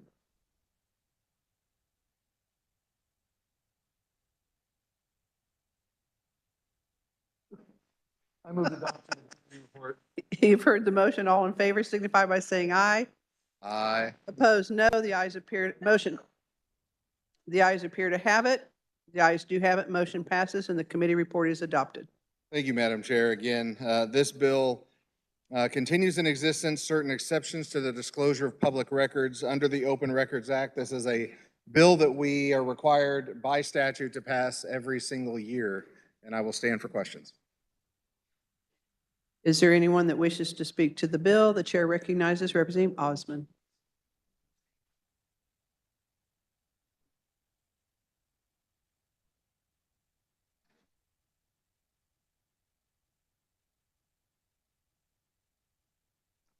Thank you, Madam Chair. The bill in its current form is fine. I recommend your support. Thank you. Is there any further discussion on the bill? Seeing none, the chair recognizes Representative Owens. Thank you, Madam Chair. I move that when the House rises and report SB 349er affirmatively. You've heard the motion by Representative Owens to report Senate Bill 349 favorably. All those in favor signify by saying aye. Opposed, no. Ayes appear to have it. Ayes do have it. Motion passes. For the purpose of carrying Senate Bill 379, the chair recognizes Representative Lewis. Thank you, Madam Chair. There were no committee amendments. This is a bill, Senate Bill 379, came to us from the Senate, unanimous support there. It's a bill that's been recommended by the Judicial Council, the Probate Law Advisory Committee on that council. We had one conferee proponent representing the council, and that was our former chair of the Judiciary Committee, Fred Patton. The bill is rather technical, but I think important changes to the probate code. The first change concerns the small estate affidavit process. Under our probate code, if the estate value is $75,000 or less, it's considered to be a small estate. And the important point there is that it doesn't have to go through probate. You don't have to go to the court and get approvals for the will and so forth and so on. Instead, you proceed by what's called a personal affidavit of the person or persons who are entitled to take either under the will or through intestate succession.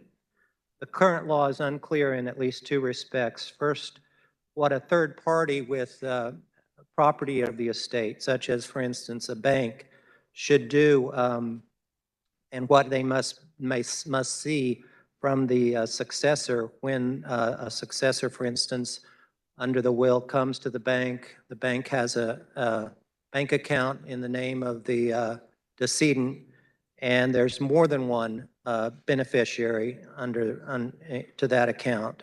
What it is that the law is unclear on what the bank needs to see to transfer that property, that account, to the successor. And the second issue that they addressed is what is the duty of the receiving successor, once again, when there's more than one successor named in the will or pursuant to intestate succession.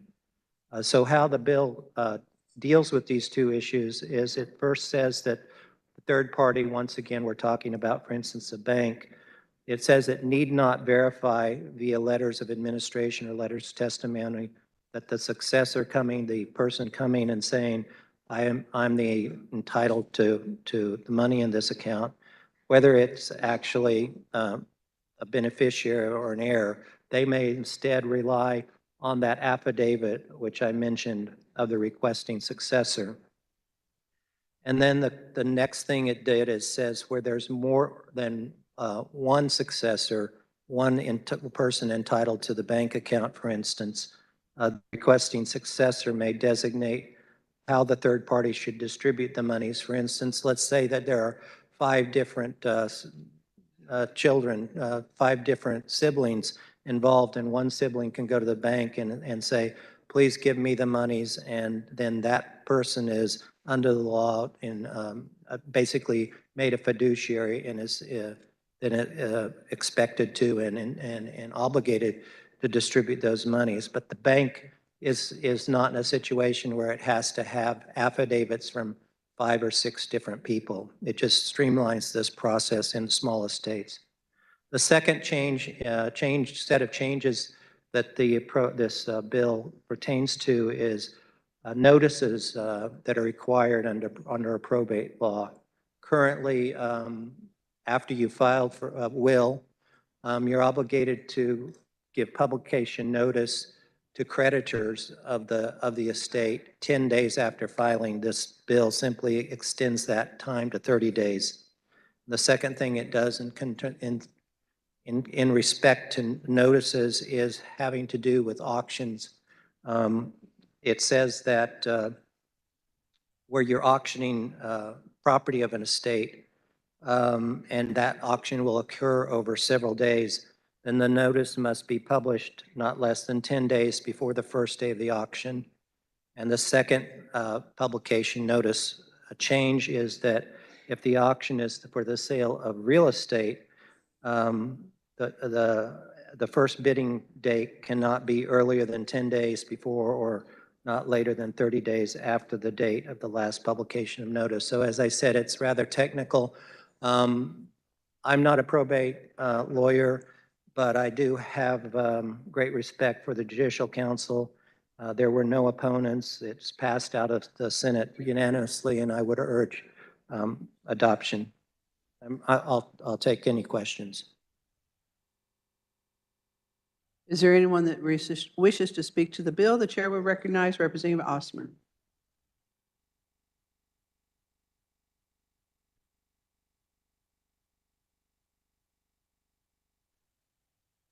Thank you, Madam Chair. The carrier of the bill did an excellent job summarizing it. I agree that when the Judicial Council makes a recommendation, we absolutely need to take that into consideration. So I would be supporting this bill. Thank you.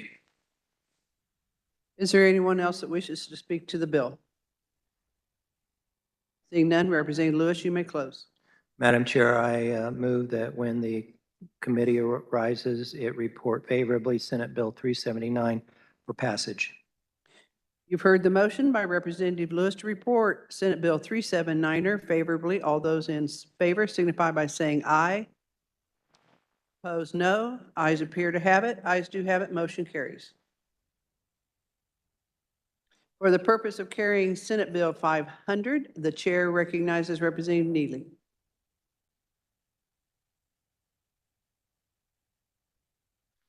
Thank you, Madam Chairman. There were committee amendments. I move for approval of the committee report.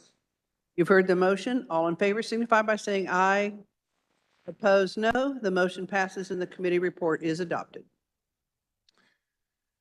Thank you, Madam Chairman. I rise before the body to present SB 500.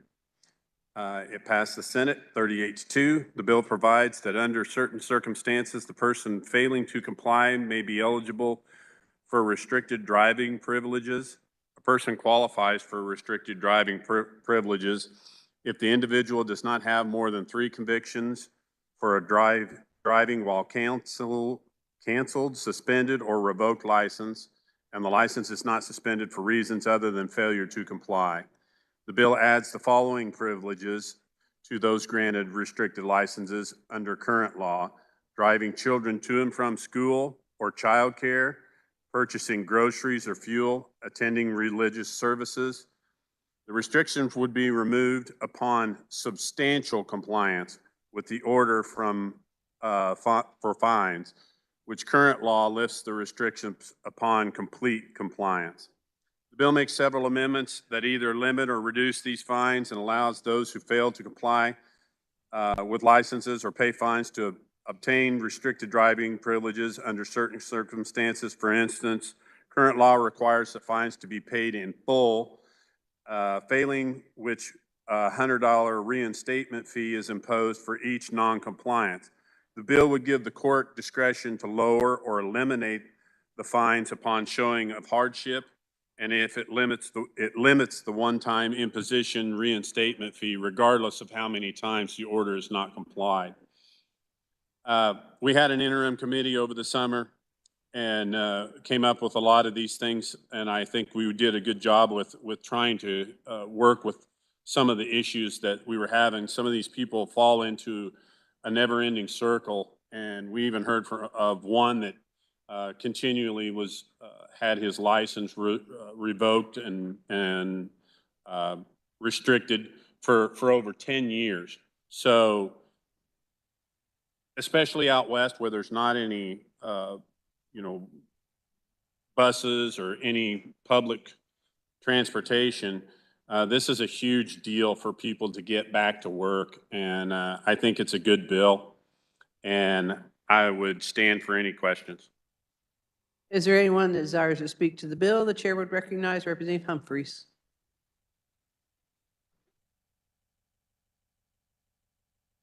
Thank you, Madam Chair. I have an amendment that, here it is.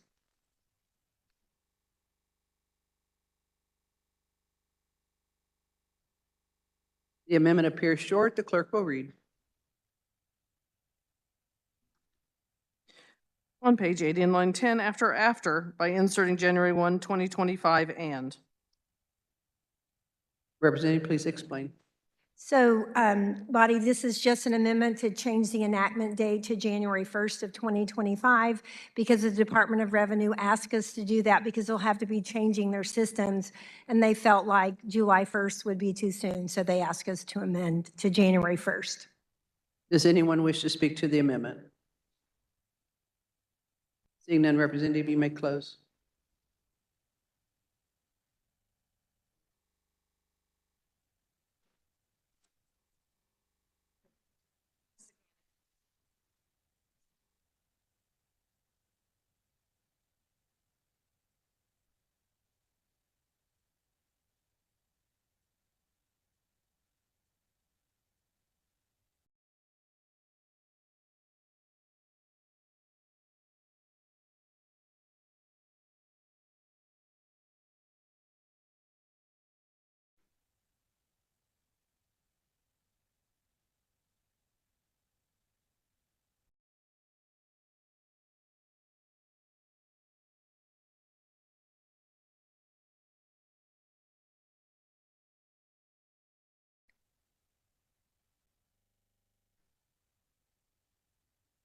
Close.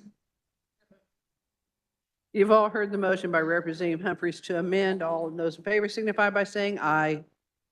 Opposed, no. Ayes appear to have it. Ayes do have it. Motion carries. Back on the bill. The chair will recognize Representative Osmond. Closed. He's done. All right. Thank you very much, Madam Chair. The carrier of the bill did an excellent job summarizing this. I will just point out one thing. So a question was raised in agenda this morning, and I emailed to our caucus, but I just wanted to clarify as well for anybody. There was a question about the economic hardship, and so I just wanted to read the language as it's been amended in the bill. So it says, a person who is assessed a fine or court cost for a traffic citation may petition the court that assessed the fines or costs at any time to waive payment of the fine or costs or any portion thereof. If it appears to the satisfaction of the court that a payment of the amount due will impose manifest hardship on the person or the person's immediate family, the court may waive payment of all or part of the amount due to modify the method of payment. The second thing that it says is that the clerk of the district court and the clerk of the municipal court shall make forms available to any person seeking a motion in the court to waive or reduce traffic fines, court costs, or reinstatement fees. So that's the generalized process as it's outlined in the bill, as it's currently amended to help either reduce costs or waive fees. So with that, I would encourage support of SB 500. Thank you very much. Is there further discussion on the bill? Seeing none, Representative Neely, you may close. Thank you, Madam Chairman. I move that when the body rises to report, they report House or SB 500 favorable for passage as amended. You've heard the motion by Representative Neely to report Senate Bill 500 as amended favorably. All those in favor signify by saying aye. Opposed, no. Ayes appear to have it. Ayes do have it. Motion carries. For the purpose of carrying Senate Bill 430, the chair recognizes Representative Tarwater.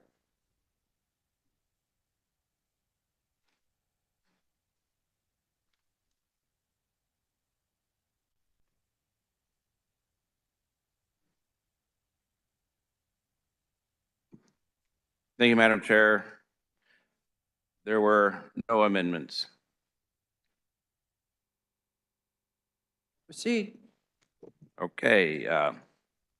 You have my permission. That's what I was looking for, Madam Chair. Thank you very much.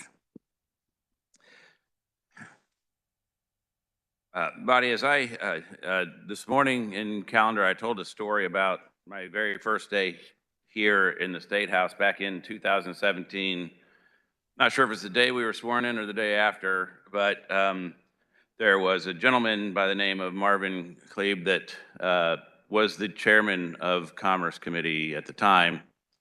And it was, my first day was his last day. He retired that day and he made a speech at the well. We ended up in the bathroom later, shortly thereafter. And you know, you try to say something, right, to break the silence there. So I'm like, hey, do you have any advice for a new guy? And I don't think he washed his hands, by the way, but I'm just kidding. So I asked him if he had any advice, and he said, whatever you do, don't mess up work comp. Not quite in those words, but, and then he walked out of the room. At the time, I didn't realize that he'd spent his legislative career on redoing the workers' compensation statutes in what became known as the Great Compromise in Workers' Compensation at the Kansas State House. And I think that was a little over 10 years ago that happened.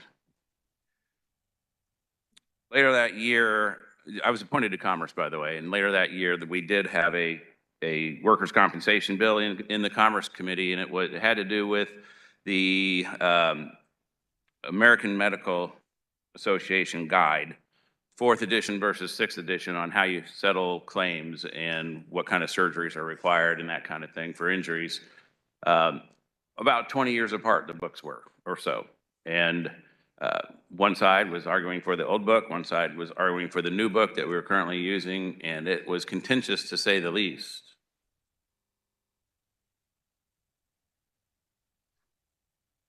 The following session, I was appointed the chairman of the Commerce Committee, and I have been ever since. I have never heard a workers' compensation bill, and I will never hear a workers' compensation bill unless we have an agreement like we do today. There have been many bills submitted over the last 6 years, and many people have come to my office asking me to hear them, and my answer is always the same: sorry, I can't help you. I can't support that. Why don't you guys figure it out?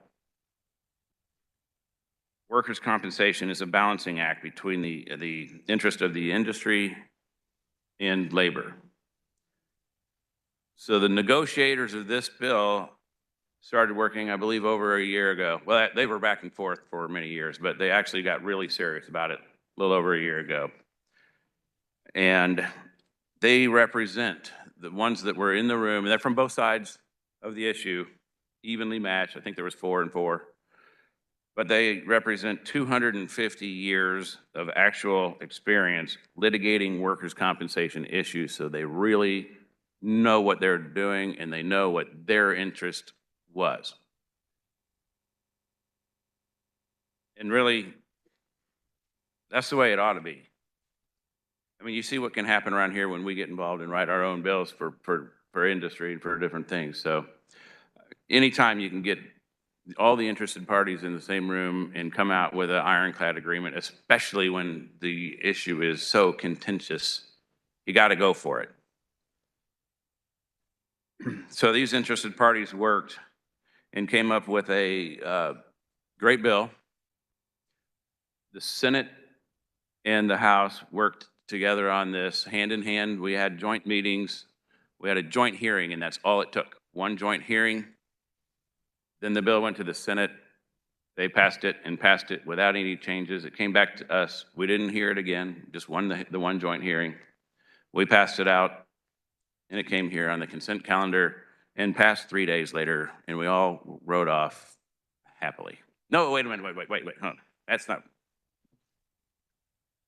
Somebody pulled it off of consent calendar, and now we're here on the very last day.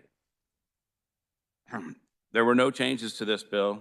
The bill increases lifetime benefit maximums, extends the claim reporting period, helps close claims earlier, which frees up reserves for premiums, preserves the 6th edition of the AMA guidelines among several other preservations. It adds a tremendous amount of predictability to the process, provides coverage now for the Kansas National Guard workers' compensation coverage, and monitorizes elements of the administrative process. I'll stand for questions. Does anyone wish to speak to the bill? The chair will recognize Representative Prost.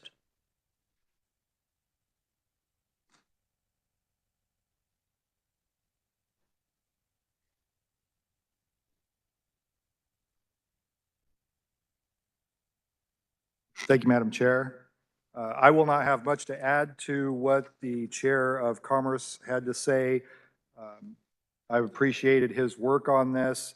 It is rare when you have two opposing sides of an issue come together and really work on it and come to common ground and find that on something this significant.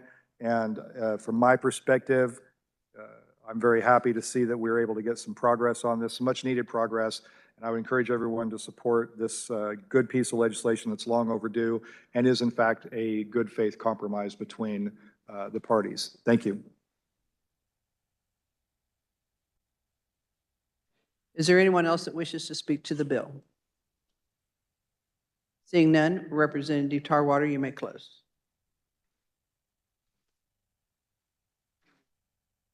Thank you, Madam Chair.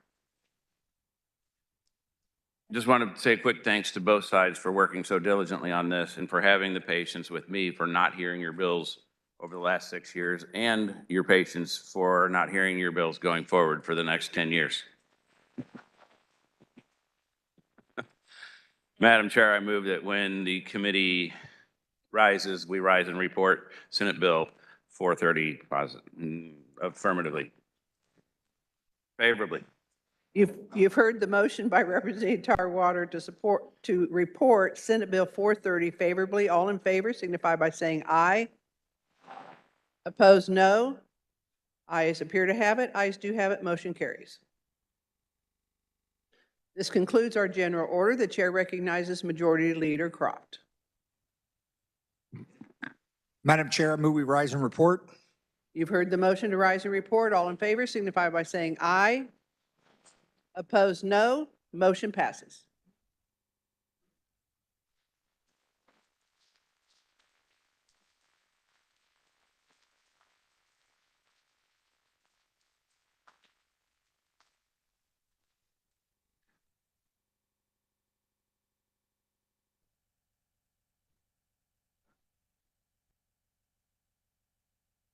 The clerk will read the committee report. Mr. Speaker, your committee of the whole recommends that Senate Bill 362, 379, and 430 be passed. House Bill 2833, House Substitute for Senate Bill 318, Substitute for Senate Bill 414, House Sub for Senate Bill 419, House Sub for Senate Bill 420, Senate Bills 438, House Sub for SB 232, H Sub for SB 349, and SB 500 be passed as amended. H Sub for SB 96 be passed over and retained a place on the calendar. The Speaker recognizes Representative Landwehr to adopt the committee of the whole report.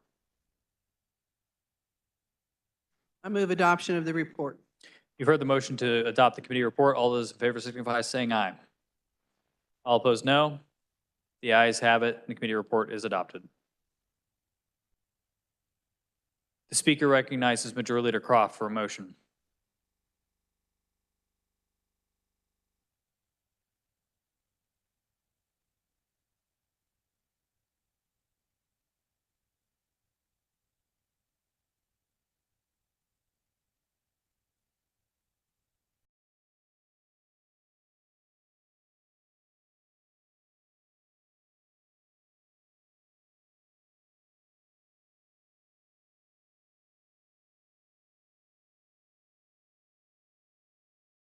Messages from the Senate. The clerk will read.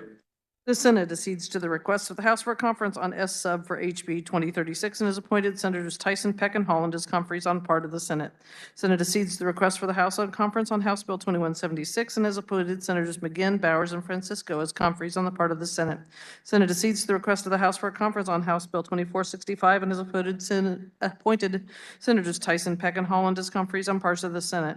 The Senate accedes to the request of the House for a conference on House Bill 2481 and has appointed Senators Peterson, Cluse, and Corson as conferees on part of the Senate. The Senate accedes to the request of the House for a conference on House Bill 2498 and has appointed Senators Peterson, Cluse, and Corson as conferees on part of the Senate. Senate accedes to the request of the House for a conference on House Bill 2530 and has appointed Senators Longbine, Fagg, and Holscher as conferees on part of the Senate.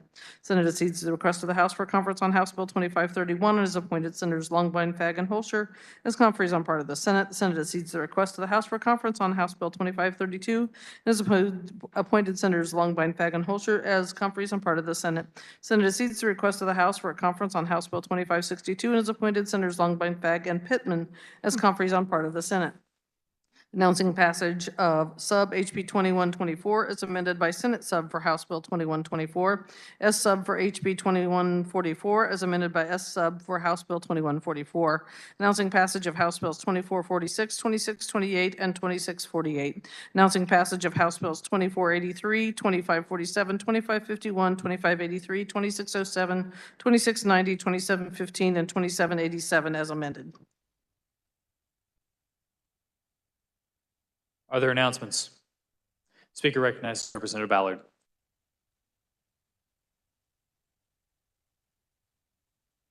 Thank you, Mr. Speaker Pro Tem. Democrats, we will caucus in our regular room immediately upon adjournment. Thank you, Mr. Representative Mosier.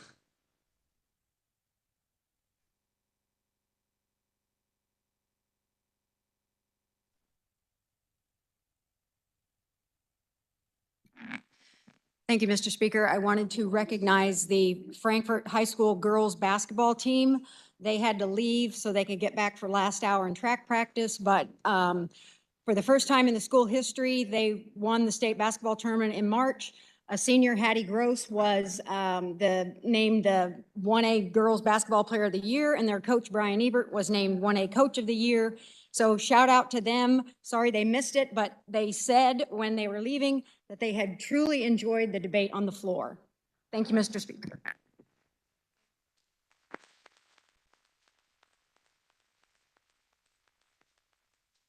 Representative Proctor. Thank you, Mr. Speaker. I'd like to ask unanimous consent to change my vote on House Bill 2757 from nay to yay. I did not intend to vote nay and did not catch the mistake in time to change my vote. Is there unanimous consent? Seeing no objection, so ordered. Thank you, Mr. Speaker.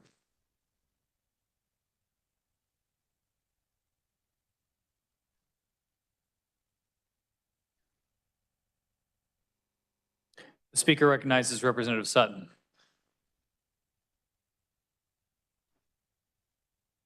Thank you, Mr. Speaker. I was down here so much yesterday, I just missed it. I wanted to come back. Insurance Committee, we're going to meet at the rail for a grand total of about 2 minutes. You should have the minutes from the last 2 meetings in your inbox. If you could review those on your way to the rail, that would be fantastic. Thank you, Mr. Speaker. Representative Thomas.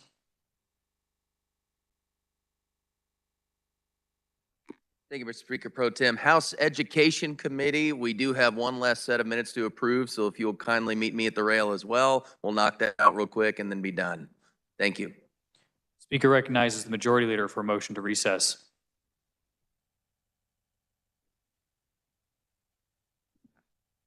Thank you, Mr. Speaker. Republicans, we will calendar 2 minutes after immediately recessing to give these guys 2 minutes at the rail in the old Supreme Court. Mr. Speaker, I move the House stand in recess until 2 p.m. or 1400.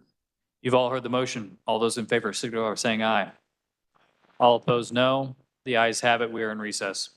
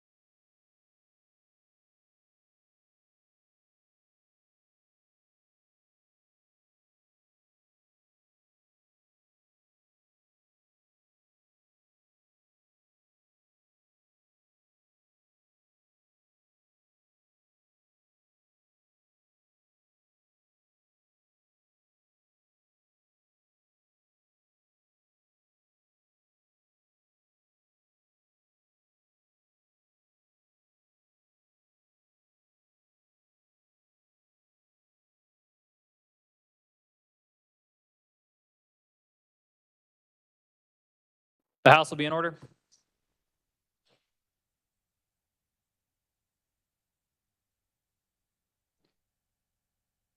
The Speaker recognizes Representative Landwehr for a motion to adopt the Conference Committee report on Senate Bill 233.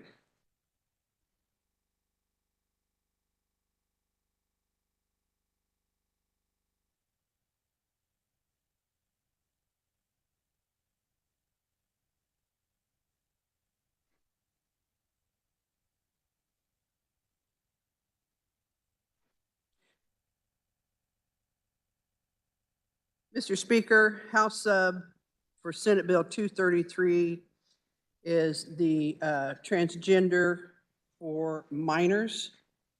We made a change in conference to allow the opportunity for a child that's has already started the treatment to be able to wind that down.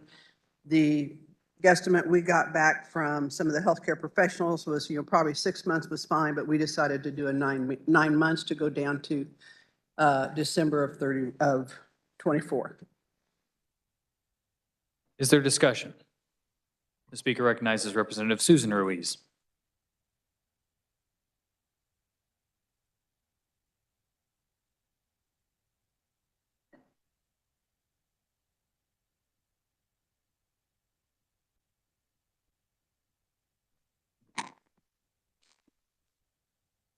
Thank you, Mr. Chair.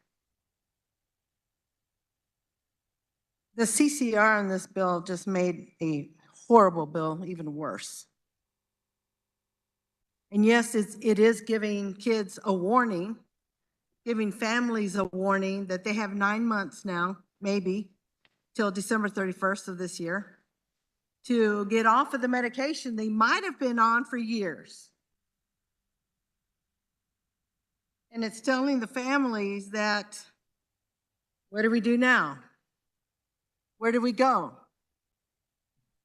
Obvious that Kansas doesn't care for our family, our kids, and we'll have to leave. And maybe that's the point. Maybe many in this room don't really care, and maybe that's what you want.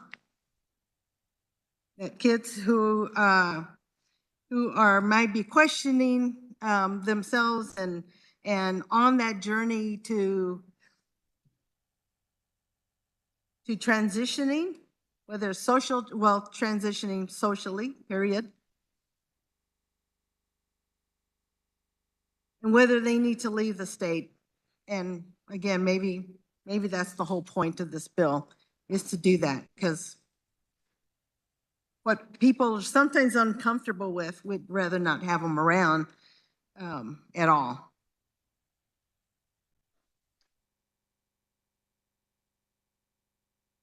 Unless you have been in the shoes of some of the families, you don't know what it's like.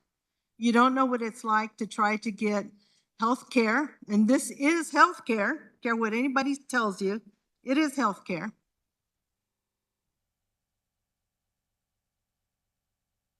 And they get rejected from health professionals because now the health professionals who are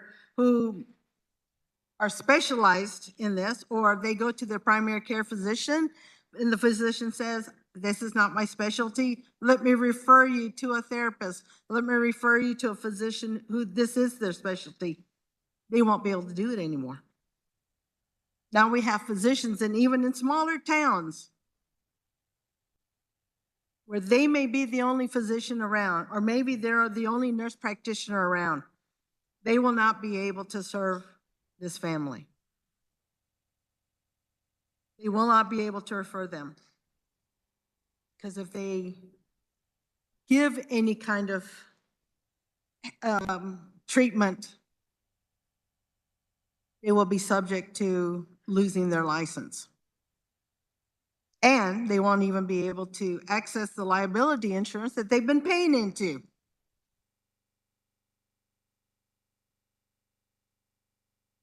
There are a lot of people that are going to be affected by this bill. The worst are the families that are being targeted, the children that are being targeted. It was already confirmed here when we first heard the bill that this bill is aimed directly at children who are transgender. A small population, but we're going to target them, and that's what this bill does. This is what this law will do.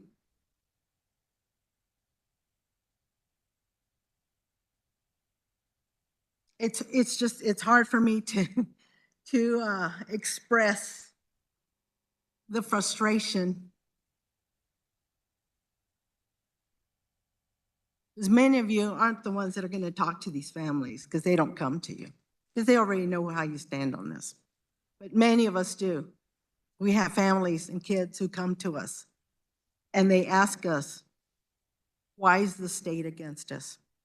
Why does the state hate us? And now we're going to have parents who are saying,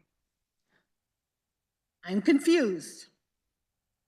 We look at laws, we talk all the time about parental rights for this, parental rights for this, except if your child is transgender. That is what this bill is saying, and that was what got confirmed when we first heard this bill. We are taking parental rights away. And the legislature, and I know that there's some medical professionals in the room, they do not specialize in this type of treatment.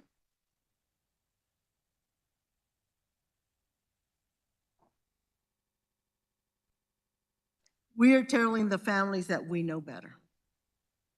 Not me. I'm not voting for this. But the people who have already voted yes on this bill that's exactly what you're saying, that you know better than the parents. We're going to protect do not impugn the motives of members. It's just fact, Mr. Chair.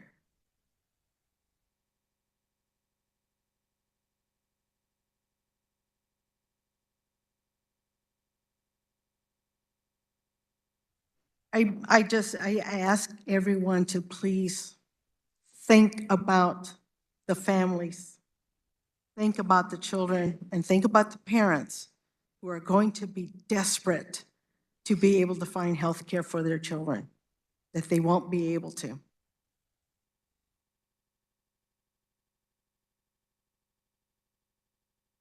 I urge you to vote no on SB 233.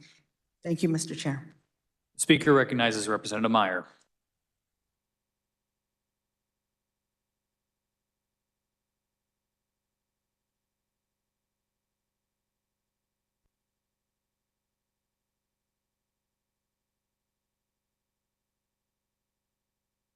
I don't really know what to say to everyone here in this body. I'm up here not with any real smart facts to bring up. I'm here because I'm angry. I'm here because I'm disappointed. When we were up here last time, we kept our composure. We tried really hard to debate the facts of the bill, to bring some real, honest facts to the conversation about what this could do and ask serious questions that we are being asked by our constituents and by families across the state who are reaching out to us because they feel safe talking to us, because some of them do not feel safe talking to their other representatives. And I can understand that. I'm coming at this from both personal and professional experience, and I am tired of having to have this debate. Families in my community are exhausted and terrified for their children, not because they think maybe they're going to harm themselves, although that is one part, but because with bills like this, you're taking away their personal autonomy, their freedom to act as a parent. The state is becoming their nanny. And I've heard so many times that no one here likes that. We don't want more involvement. But for some reason, there's quite a bit of hypocrisy when it comes to legislation involving transgender children or even adults. This legislation has been shopped all over the United States in state after state after state. And in legislatures where the body is made up a little bit differently, it passes. We have testimony from years from hundreds of providers, families, social workers, psychologists, from groups who are experts in the subject matter saying, do not do this. But we continue to pretend, not me, as the former representative liked to note, but we as a body continue to pretend that we know better than the parents and their physicians and their psychologists and their mental health providers. Again, this bill leaves in the lack of a definition for state employee. We don't have it defined. It wasn't defined in the conference committee. My questions were not answered on the floor. Why? I don't know. But I imagine it's because a picture wants to be painted. I imagine that it's because there are waves of fear going across this country about how their children are going to turn out if we continue to allow a small, minute percentage of children to be affirmed. This is not new. We have been doing this for decades, only it flew under the radar because it wasn't making media attention. Nobody was getting all angry about it before. They're giving you red meat propaganda issues with this to fight about when the real thing is that these are real children in our state. Very few of them, but they're being singled out. We hear so much about how we need to make sure that parents are the ones in control of what happens to their children in the school setting, in the medical setting, everywhere. But yet this is different. It's different because you don't understand these children. It's different because you're not taking the time to sit down and listen to people like myself and other families who have been touched by this, who have been affected by it, who understand it at a personal and professional level. The hypocrisy is beyond me.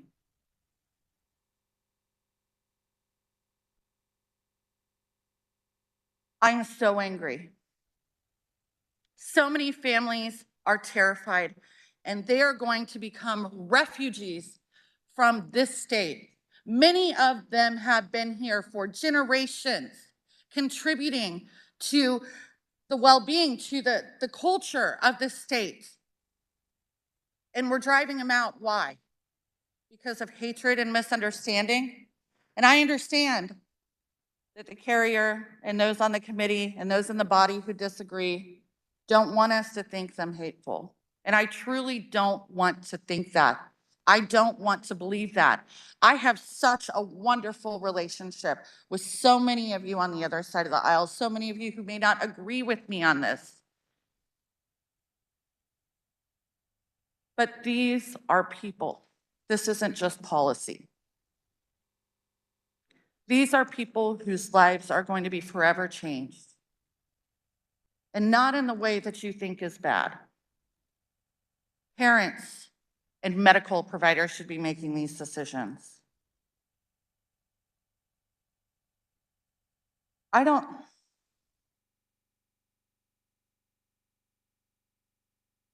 trying to keep it together. I don't need to get gavelled down. But I just need you guys to understand how incredibly and absolutely horrifying this is to watch it happen in our state. When I have so many people reaching out to me, telling me that they don't know what they're gonna do. And the thing that it gets me the most is during the debate in the committee, during the debate on the floor, people were saying, these hormones change you forever and ever.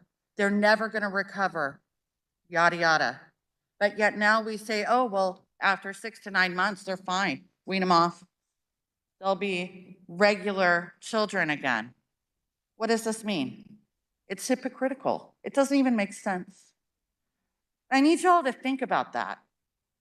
You know, when we get up here and we talk about, oh, you know, let's congratulate ourselves on working together on so many of these bills that we're trying to get through, I think that's great. We should. We need more of that. Absolutely.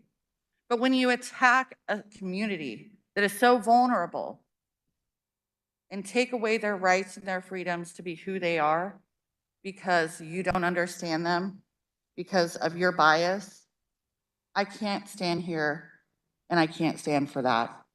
And I realize that this speech today is very unlikely to change anyone's minds. But it's not really for you. It's for the people across the state who are watching this, who have children who are afraid of what's going to happen, whose parents don't know what's going to happen. I am here for you.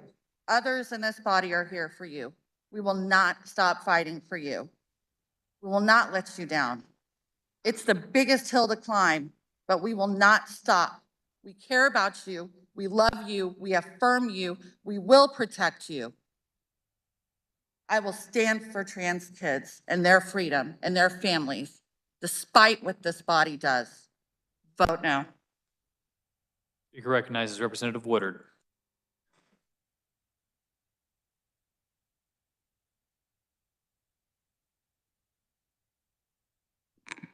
Thank you, Mr. Speaker. Body, I oftentimes get so nervous up here that I have to write everything down. I have to come up with facts and figures and be ready to talk to you, but I feel like nothing we do works. This is not a community you're just voting against anymore. Time after time in this body, we sit and listen to you all and the needs of your districts. I am from Johnson County, a very proud urban legislator, and yet I'm still continuing to vote time after time for the needs of rural Kansas, listening to you all, listening to how you're standing up for your constituents. Yet when you have 3 members of the community saying this is something that is bad for people that are in our community, and you don't listen, you don't care, it sounds like, it feels like.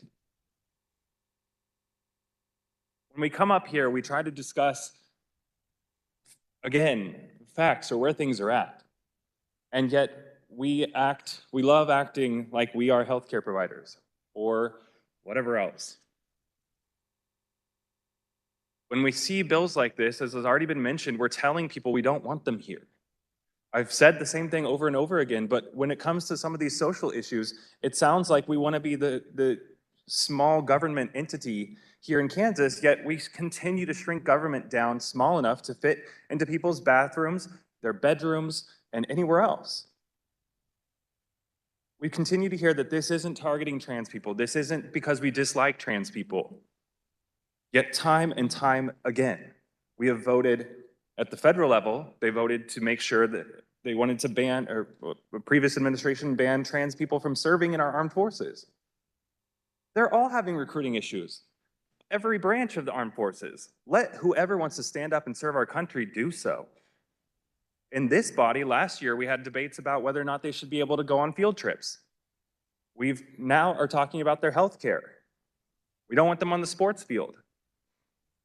It's hard for me to hear that this is not targeting a part of the community that's already vulnerable, that's already going through enough.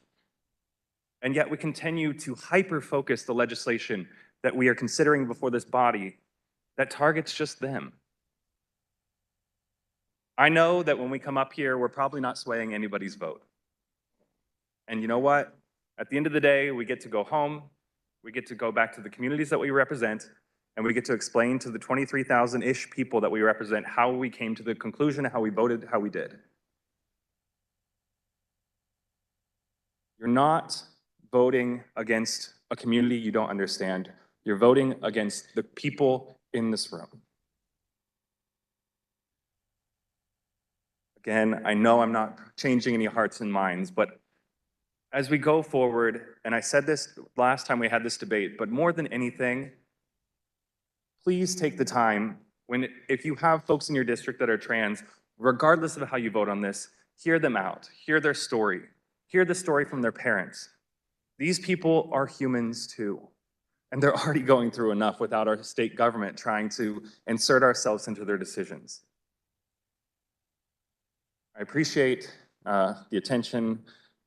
It's also the quietest I think the room's been when I've been up here. So thank you all for indulging me. I would urge you to vote no on Senate Bill, the CCR for Senate Bill 233. Thank you, Mr. Speaker. Representative Carr.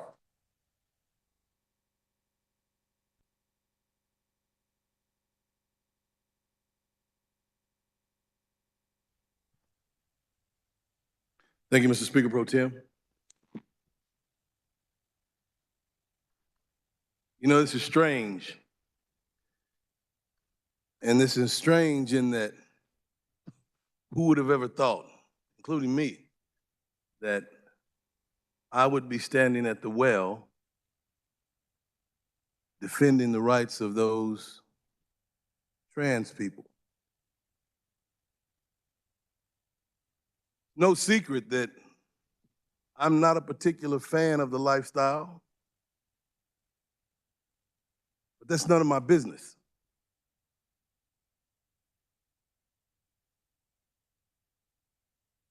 Again, that's between the parent and the child and their medical professional. You know, there's a saying in the hood that says, I got time today.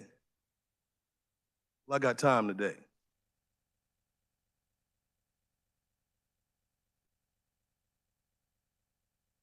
And as much as I hate to say this, you know, I sit inside this body and I see a particular group of people that seem to band together and come up with these things that are going to be painful and negative to another group of people. And that concerns me. And even in as much as this trans thing and this affirming care doesn't affect me, history tells me that there's only a matter of time before that same group of people will navigate their focus around to me and those people that look like me. And that's the problem. Now, those trans people aren't represented greatly here in this particular body, or maybe they are and I just don't know. That's always a possibility. Somebody might have a secret. But their secret, again, it's none of my business. Why we take the time to make those personal choices and decisions that don't affect us, part of our business, is just beyond me. I don't understand it. But again, I have to stand here and defend them because they're not here to defend themselves. And historically speaking, it is only a matter of time before those people who have made a choice to band together at the expense of a certain group of people are one day going to band together, and it will be at my expense.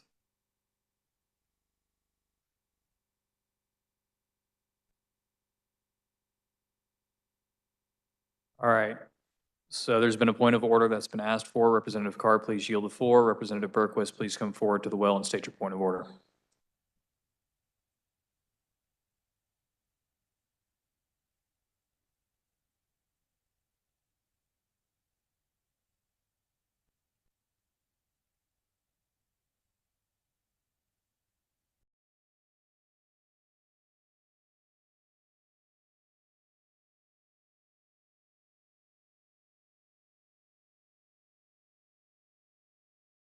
Thank you, Mr. Speaker.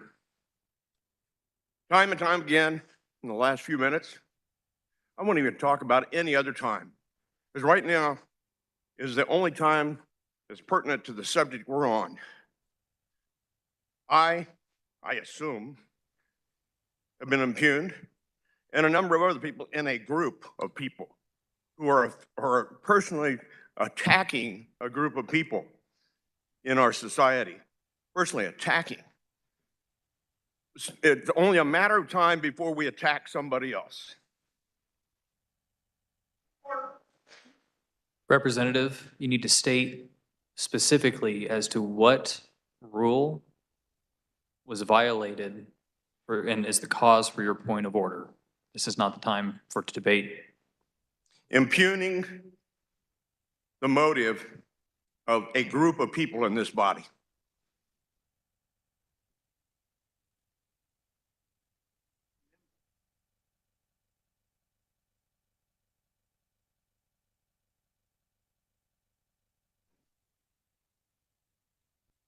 If I am wrong, I will stand corrected, Mr. Chair.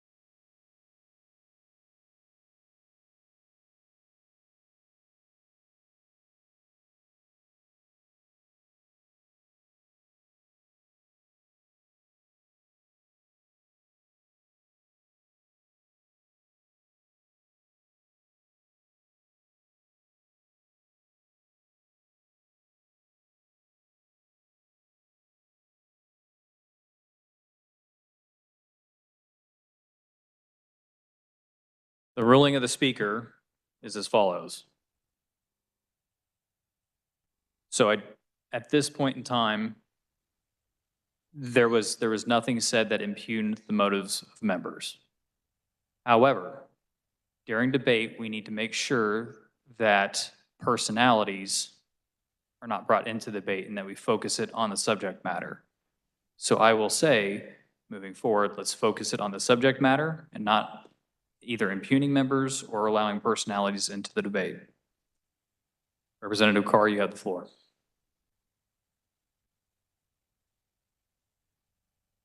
Thank you, Mr. Speaker Pro Tem. In all of our lives from time to time, truth is a painful thing.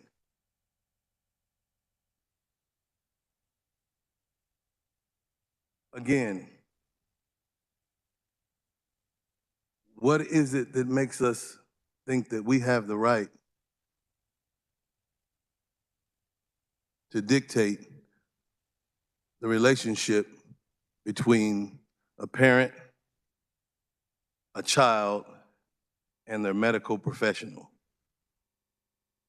Again, I'll say it. It's no secret that I may not be a fan of a particular lifestyle or a fan of a lot of things that people might do in the privacies of their home or just in their personal lives in general. But it's not my place. And even though I may not change the minds of any of you, I just want you to keep that in mind. It's not your place. Thank you. Speaker recognizes Representative Epley.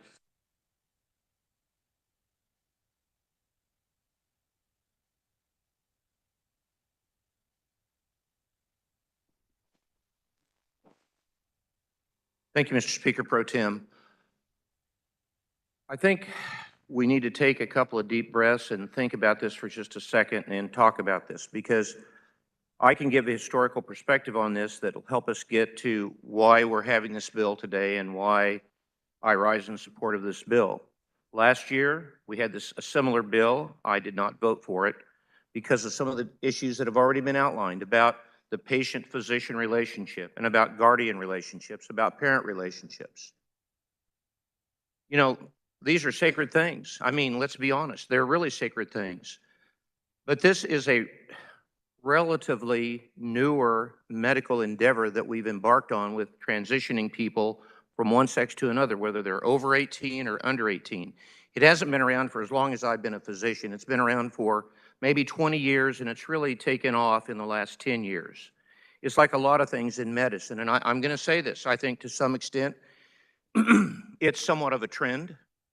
It's a trend that has really amplified a lot, and we see a lot about in the press.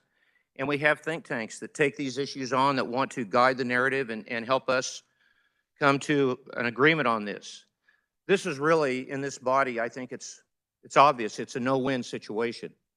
You know, we're not going to keep everybody happy here today. But I want to help folks understand that the bias, as some people call it, is predicated on fear of the unknown, and there is still a lot that we don't know about what we're embarking on, particularly with minors. With minors, it's a real issue. Now, this is not a ban to ban all transgender care. It's a concern, and I think it's predicated on genuine concern about what happens to our young people under 18 that want to embark on this. We're not saying you can't do it once you're 18 and older, but because this has evolved and has picked up so much speed, and it is amplified by different groups, different organizations, I think it's time for us to say whether we want to slow that down or put a check on it or a balance on it. And that's what I view this as. We're trying to provide a balance and a check on something that I think is picking up a lot of speed. We see it in a lot of different venues in our society, and there's a lot of awareness about it. And I share your concerns. I heard from many constituents in my district. I'm from Northeast Kansas. I don't think it's that much different than your districts. I really don't. About this issue. And there's genuine concern by my constituents that this is a boat too far. This is going too far to allow minors to have surgery and to have hormone blockers and hormone invasion, as they call it. And again, maybe it's predicated on fear. I think it's predicated on genuine love and concern. Now, again, we can use different words to describe different things here. We're really good at that. I've heard a lot of people here at the well use those words a lot. But I want us to come to an awareness that this is not meant to be hateful or hurtful, but I view it as a physician as genuine concern in that patient-physician relationship and what's going to happen to these young people. My goodness gracious, in testimony, I really listened carefully, and thank you for the carrier of the bill.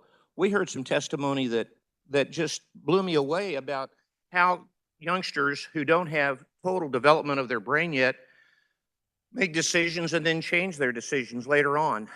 I've actually did some case histories. There are youngsters that have transitioned 3 times before age 18.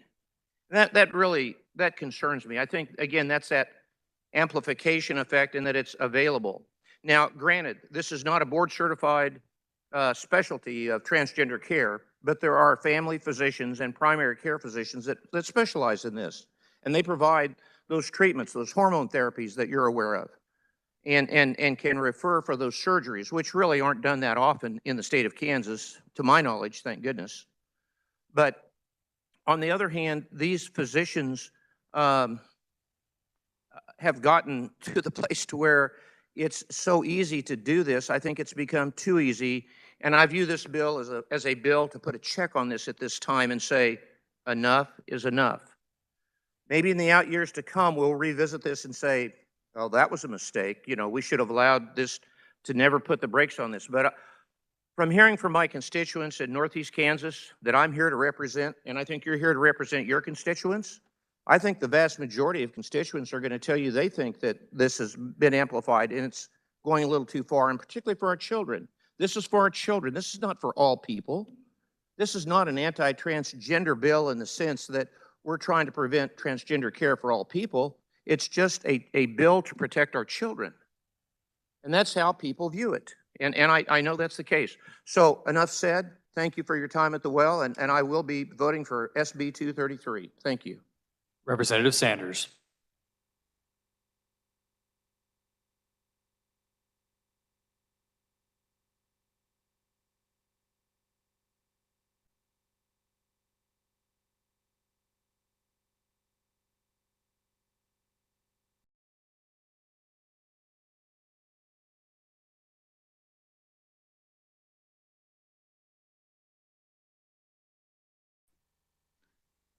Thank you, Bonnie, for indulging me for 2 or 3 minutes.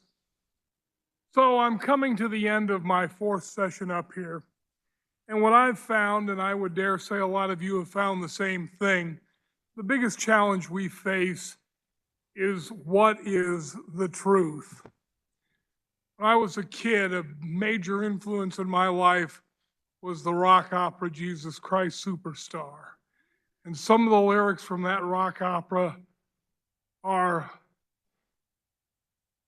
what is truth? Is truth unchanging law? We both have truths, or mine the same as yours. Now, people get up here and they talk about facts. I'm trying to make my decision based on facts, but the facts that I'm reading, and I've read the handouts that have been passed out on this, and they contradict some other quote unquote facts. So what is the truth? That's the question. And the one thing that I hope for is that if what I consider true differs from what you consider to be true, that you don't think I'm acting out of some hateful motive. I am not. I am attempting to determine the truth and to vote the truth as I see it. Thank you, Mr. Speaker. Representative Heiberger.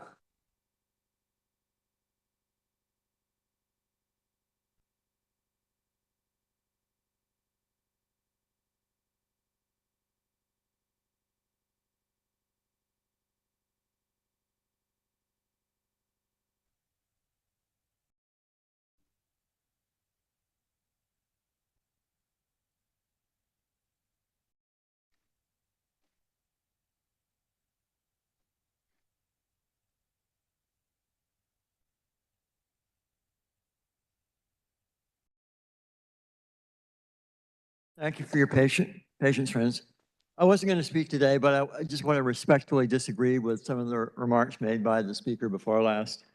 You know, he indicated that the transgender phenomenon is something new, maybe within the last 20 years or so that it arose and now it's gaining steam. I think that's incorrect. Maybe we talk about different facts here, but in my reading, my study tells me that transgender people have been around since there have been humans. You know, some societies, I mean, I've had transgender friends 35 years ago, and they were going through transitions. You know, there's some society, like I said, some societies have accepted and honored transgender people, some have persecuted. Here today, we seem to be demonstrating that we want to stay in the tradition of persecuting transgender people. I think that's really disappointing. I think we can do better. Again, I would encourage you to vote this bill down. Thank you.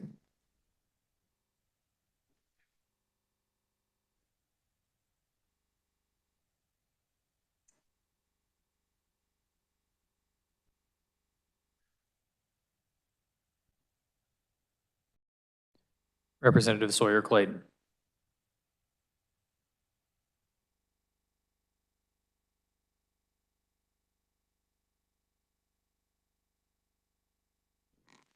Thank you, Mr. Speaker. Body, one of the things that I wanted to speak to about this is, I think one of the main points of support for this bill, based on what previous speakers in favor of it have said, is we talk a lot about what we think minors can and cannot do. I've heard us talk about when people's frontal lobes are formed, when they make major life decisions. But one of the problems is that we are not terribly consistent in that. I've seen this legislative body support people who are under the age of 18 having their own children, which is, as a mother, I will tell you, is a very altering and blessing, but still an altering experience, an intensely adult experience. But we definitely seem to condone that here in this body. The state of Kansas allows people to get married in Kansas as young as 15, as long as you have certain permission from parents or from judicial officials. That is entering into a major legal contract, but we allow minors to do that. Yesterday in this body, we took a vote that allows minors with no age floor to get sugared. And I think we've all discussed the various logistics involving that. So one of the things, that kind of occurred to me, I'm also a huge fan of Jesus Christ Superstar. I'll probably watch it on Saturday night with my girlfriends. But there's another line that goes from that. It's Judas singing it to Jesus, but he says, "It doesn't help us if you're inconsistent." So perhaps we should be consistent and vote this bill down. And we need to continue to have more discussions about what does and does not constitute an adult, and upon who we do or do not confer adult decisions. I am a mother. If my child wants to have this type of transition, I should be able to make the decision as to what medical care they receive because I am their mother. The state is not. I love all of you, but I do not want you making my parenting decisions for me, and I bet you don't want me making your parenting decisions for you. As for our constituents, I have not seen one single email from my district asking me to support this, but I have seen numerous ones asking me to oppose. So in the interest of respect for my constituents and their parenting abilities, in the interest of being a good legislator who respects consistency in decisions, and in the interest of vulnerable people who are not old enough to vote yet, but who I am still honored to represent, I will be opposing this bill, and I ask that you all do the same. Representative Alcala.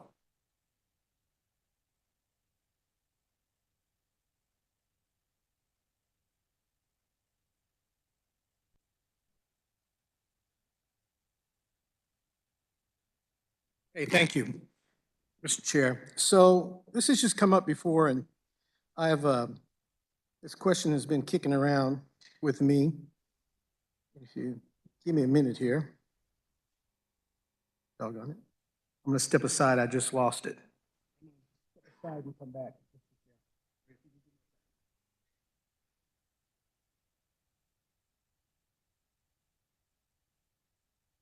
I'm not.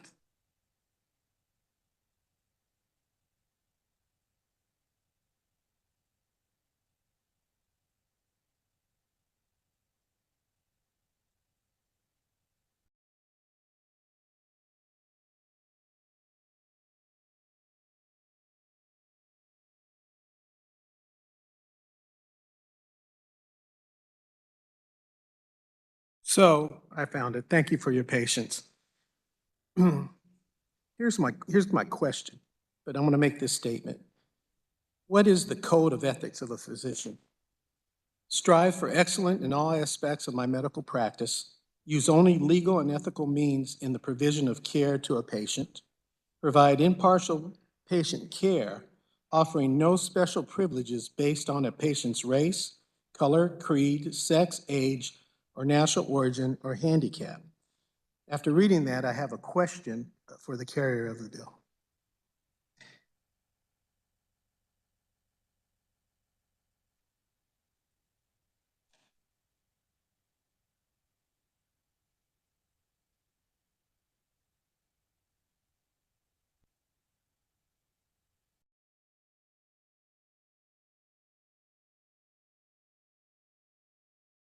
I think this is a question that I've been thinking about. Does this put a physician in a catch-22 if this passes and the law becomes in effect and they do not comply with their code of ethics?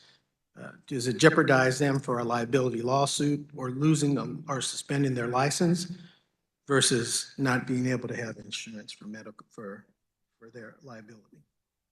Well, first of all, I'm not a physician. Second of all, I'm not an attorney, so I can't answer that for you. So thank you. I bring that question up because I think it's a concern. I'm not a physician neither. But I think about the liabilities that could be associated with it and the problems we could be causing with this. And I don't know if there's case law associated with it, or not, but I just think that it'd be good to bring this to the forefront, and maybe that's something we can think about, or maybe get an answer before the vote, and I don't know if that's possible. Thank you. Representative Clifford.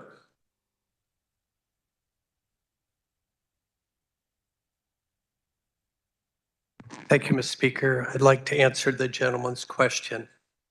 First, do no harm.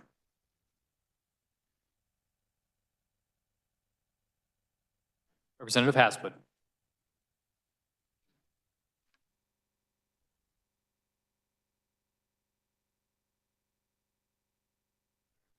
Thank you, Mr. Speaker Pro Tem. It's hard to sit and watch a small portion of Kansans, young folks being told that their right to health care is not welcome in our state. This bill banning gender affirming care in minors will not ban that, but ban safe gender affirming care of minors, where they get to work with healthcare professionals and work through this time to live their life authentically the way that they want to receive that counseling services, to try that medication with medical professionals observing. We heard testimony from trans Kansans who expressed how life-saving, how affirming that this gender affirming care had an impact on their life. It increased their overall happiness. And what makes us and the younger children who might not be of this population more deserving of that happiness, more deserving of that path to find and be at peace with who they are so they can live a more fruitful life here in our state. The question of detransition, we've heard from folks that detransition comes from when they did transition, they weren't in a supportive environment. They did not have that support of their family and found that discrimination, it was safer for them to proceed with that detransition. This is not a trend. We should be proposing and passing policies in our state that welcomes all backgrounds and lives and diversities. This, unfortunately, lays ground steps for more. What I've seen in this body is we'll do a little, then the next year we'll do another little. And then there's legislation that does a lot. This bill, I would remind this body sitting on this committee, had about, if I remember correctly, 10 proponents, with the spokesperson on record of the meeting minutes and on the website saying that they're a private citizen, when they come from an organization called Do No Harm. That is completely false, that they are not a private citizen of this state. But opponents, about 100 of them came, and we had Kansans who have born and raised here, shared with us this very intimate and personal experience to try and protect and save this. This is a violation of human rights. Banning gender affirming care undermines fundamental human rights and perpetuates systematic discrimination against marginalized people. I urge us to vote SB 233 down. We're better than this. Seeing no further discussion, Representative Landwehr, you may close.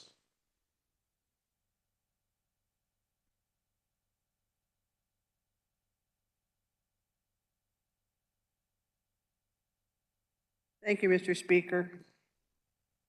We've heard a lot of things up here today.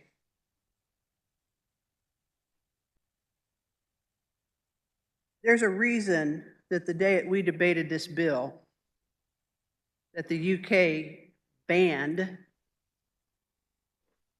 these services, unless you're in a trial experimental program. 1987 is when Sweden started providing these services, and they've also got a ban.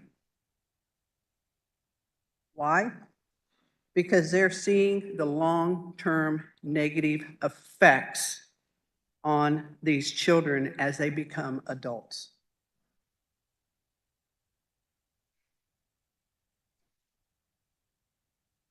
So we're following the science that we don't have of that longevity.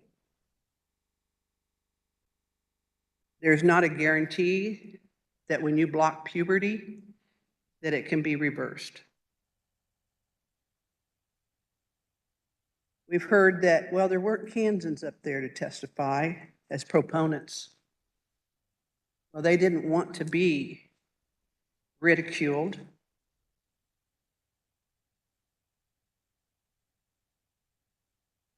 Attacked. Like a lot of individuals that did testify and those that did not against the bill have done to members of this legislature.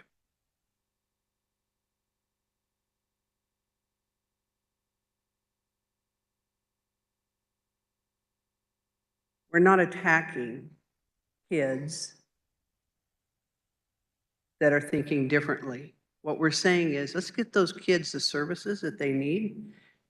Let's get them at least to adulthood. If I could ban this till a child's brain fully developed, I would do that in a heartbeat. There's a reason that this body decided that kids couldn't have liquor till they were 21. Because it's harmful. It's a chemical. It can have long-term ramifications, especially in children. A mother that drinks while she's pregnant, the odds of having a fetal alcohol baby born is high. And you don't see the results of that, the negative impacts of that, until they're about 9, 10, 11 years of age. And all of a sudden, you have a totally different child. You don't know where they came from. Many in this body were here to ban minors smoking. Anyone, not just minors, but under 21 years of age. You all said, nope, can't smoke because it's a chemical. It's in your body, has negative effects. We don't allow kids to vote under the age of 18 for a reason.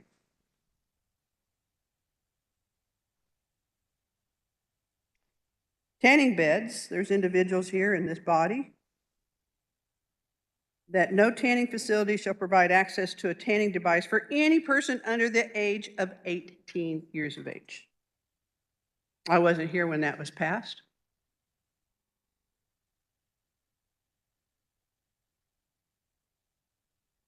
Just the other day, we passed legislation out of here that said if you're a driver under the age of 18, you can't text, can't use your phone. Why did we do that?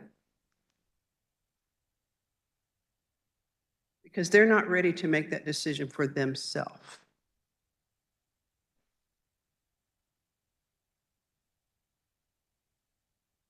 We don't allow organ donations. There's probably a few other things that I've missed here as well.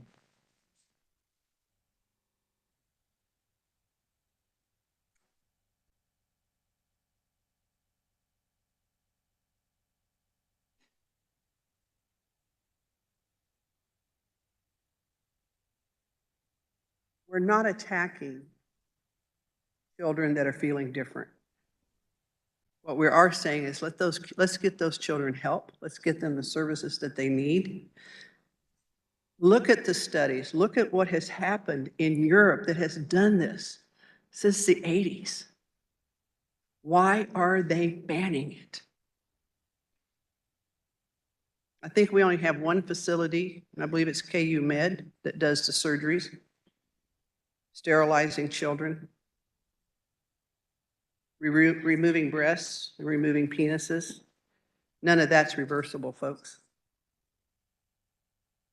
Mr. Speaker, I don't believe we need commentary from the audience. Many of you know, just by the way I handled the meeting, I'm very big on decorum.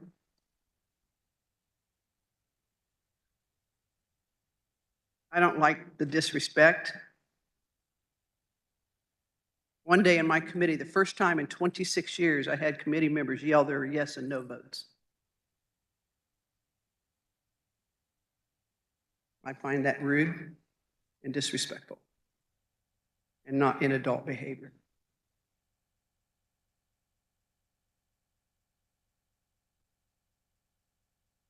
We want to give these kids a chance so that later on, they can make this decision, not based on what a doctor said.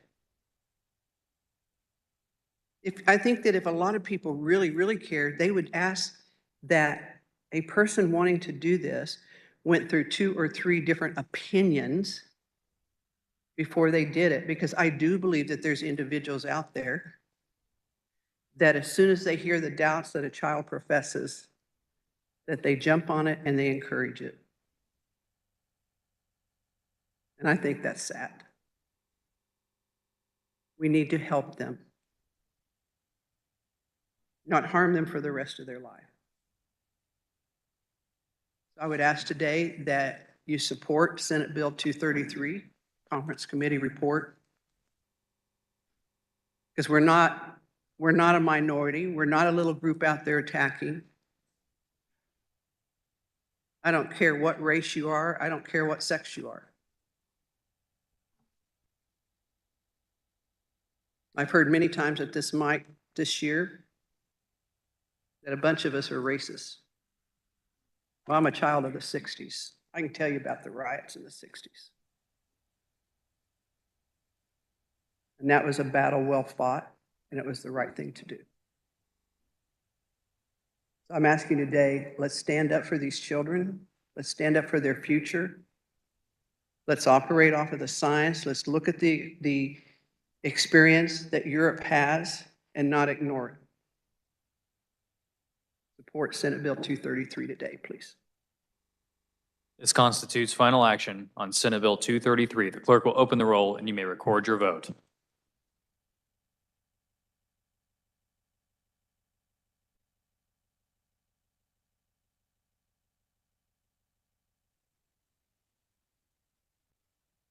As every member had the opportunity to record their vote, the clerk will close the roll. Does any member desire to explain his or her vote? Does any member desire to change his or her vote? Representative Riley votes aye. Are there any further changes?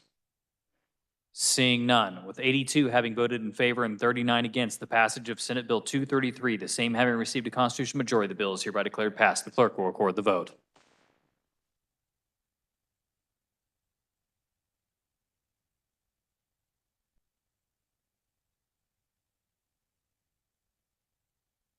The Speaker recognizes Representative Rogers for a motion to concur on House Bill 2477.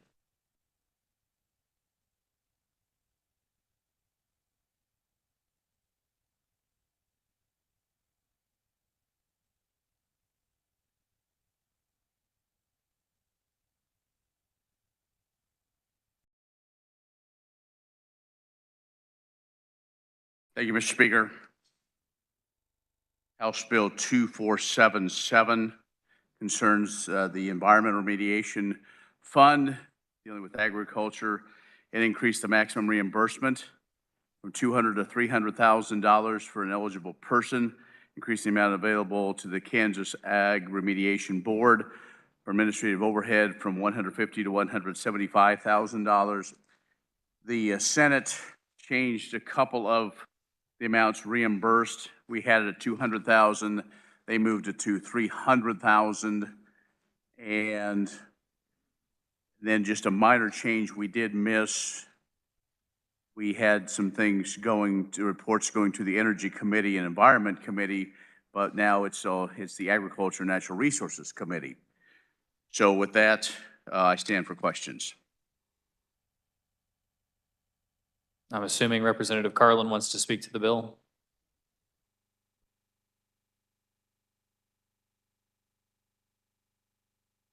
Speaker recognizes Representative Carlin.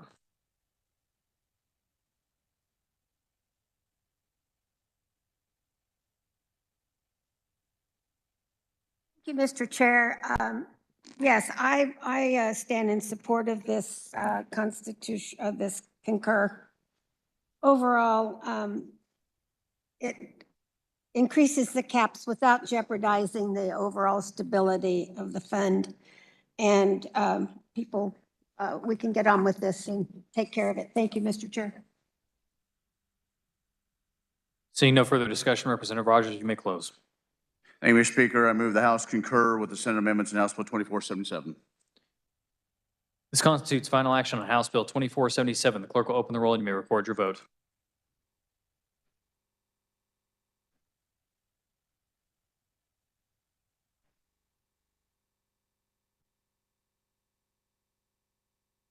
Has every member had the opportunity to record their vote? The roll's still open.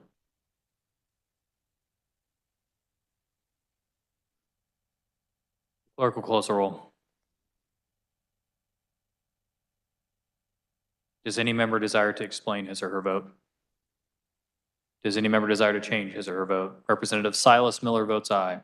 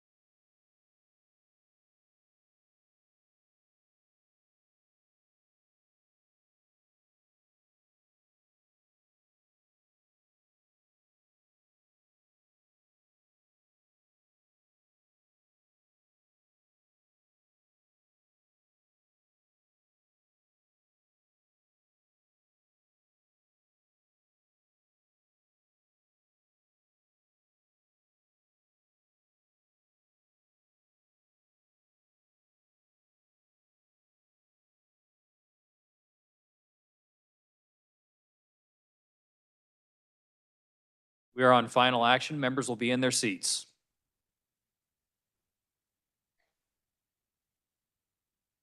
Representative Proctor votes aye. Representative Underhill votes aye.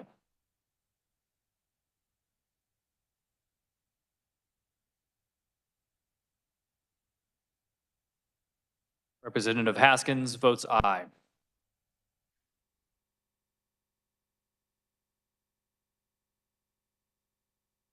Representative Landwehr votes aye. Are there any further changes? Seeing none, with 121 having voted in favor and 0 against the passage of House Bill 2477, the same having received a constitutional majority, the bill is hereby declared passed. The clerk will record the vote.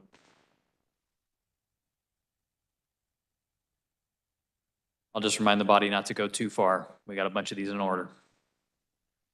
Speaker recognizes Representative Owens for a motion to concur on House Bill 2665.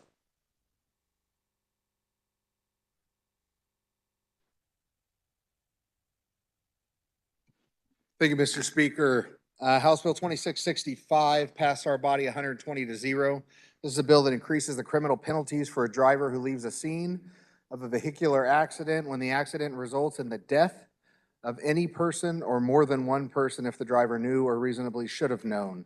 The only change that occurred in the Senate was that they amended the bill to call this Levi's Law, as this bill was drafted. And to respect Levi, who passed away about 2 years ago this Friday. So instead of taking it to conference, we're going to go ahead and move that the House concur on Senate amendments to House Bill 2665 so it can go to the governor. For discussion, the Speaker recognizes Representative Carmichael. Thank you, Mr. Chair. I'm pleased to report that the Senate has done no harm to our work, and I therefore recommend concurrence on HB 2665. Thank you. Seeing no further discussion, Representative Owens, you may close. I close.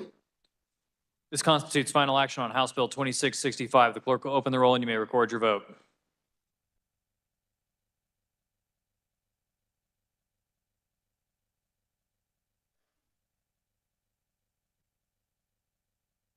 Has every member had the opportunity to record their vote?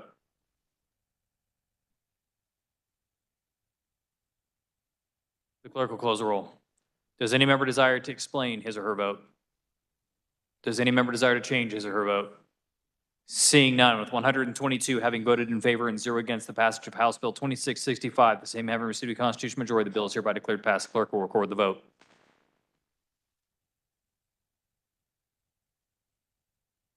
The Speaker recognizes Representative Bourgeon on a motion to concur on House Bill 2545.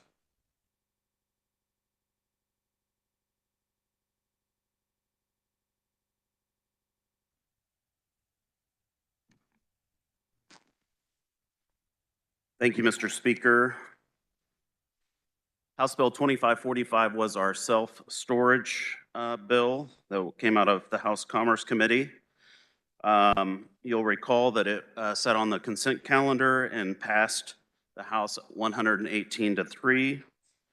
When it went to the Senate, they added clarifying language that a renter must agree to receive changes to their storage agreement electronically. And after that, it passed 40-0. So, Mr. Speaker, I move that the House concur in Senate amendments to House Bill 2545. For discussion, the Speaker recognizes Representative Probst.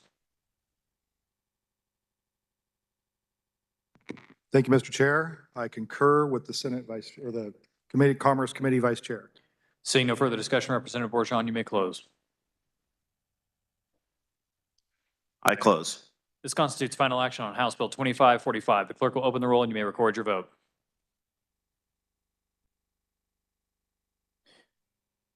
Has every member had the opportunity to record their vote? The clerk will close the roll. Does any member desire to explain his or her vote? Does any member desire to change his or her vote? For an explanation, the Speaker recognizes Representative Oropesa.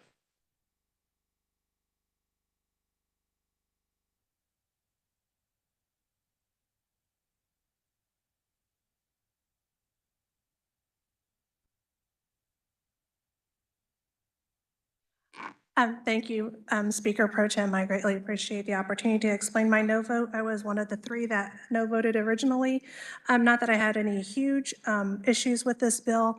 My main concern was that when people receive this, do they receive it in their native language?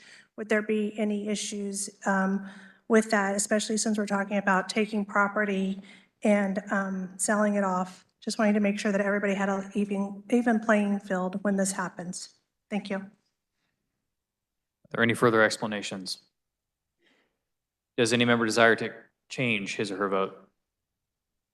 Seeing no changes, with 121 having voted in favor and 1 against the passage of House Bill 2545, the same having received a constitutional majority, the bill is hereby declared passed. The clerk will record the vote.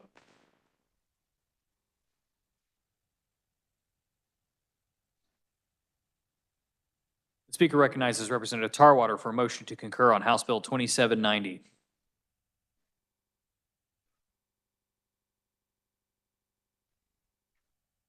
Thank you, Mr. Speaker. 2790 was the employment organization bill that moved the employment organizations to the Secretary of State's office. There was a date change, and I make a motion to concur in Senate amendments to HB 2790. Thank you. For discussion, the Speaker recognizes Representative Probst. Thank you, Mr. Chair. It all looks good to me. Representative Tarwater, you may close.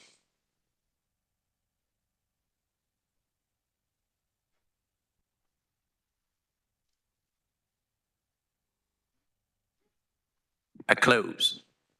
This constitutes final action on House Bill 2790. The clerk will open the roll and you may record your vote.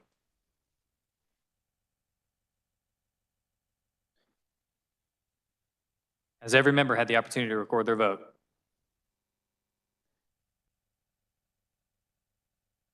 The clerk will close the roll. Does any member desire to explain his or her vote? Does any member desire to change his or her vote? Seeing none, with 122 having voted in favor and 0 against the passage of House Bill 2790, the same having received a constitutional majority, the bill is hereby declared passed. Clerk will record the vote. The Speaker recognizes Representative Concanon for a motion to concur on House Bill 2629.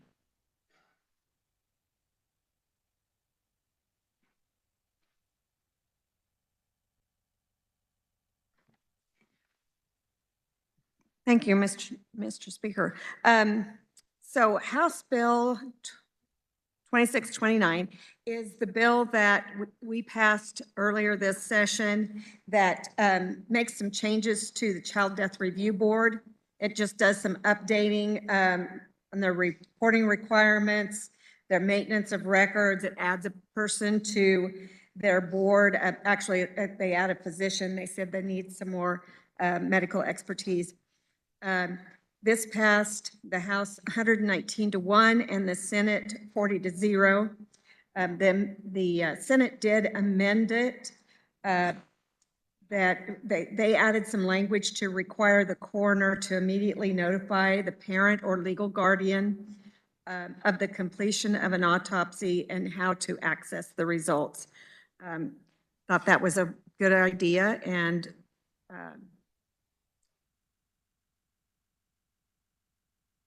so, Mr. Speaker, I move that the House concur in Senate amendments to House Bill 2629. For discussion, the Speaker recognizes Representative Owsley.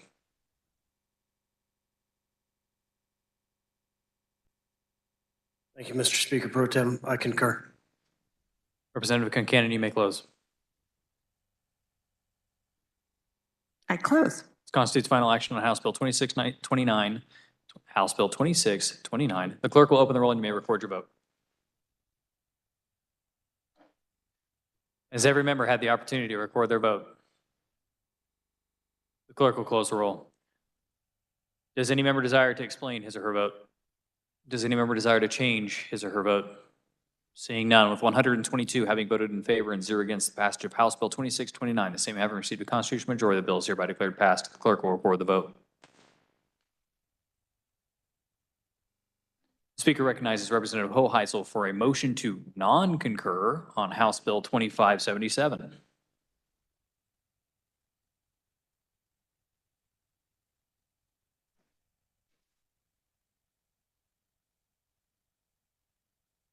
Thank you, Mr. Speaker. HB 2577 was the state treasurer's bill that had to do with unclaimed property. The Senate made a couple of amendments. We would like to discuss that with them.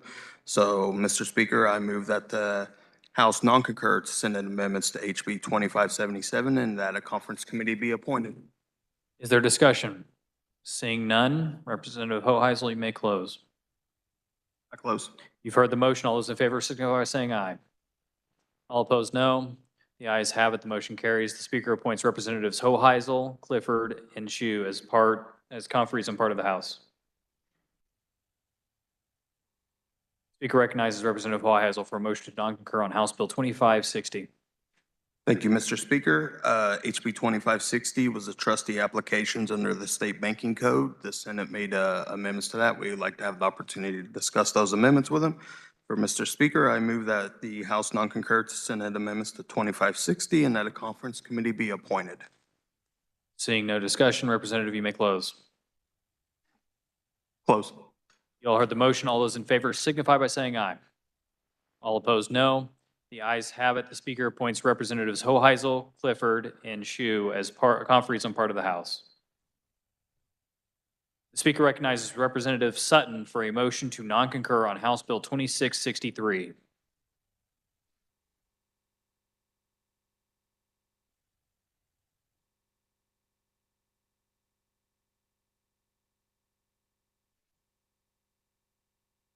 Thank you, Mr. Speaker.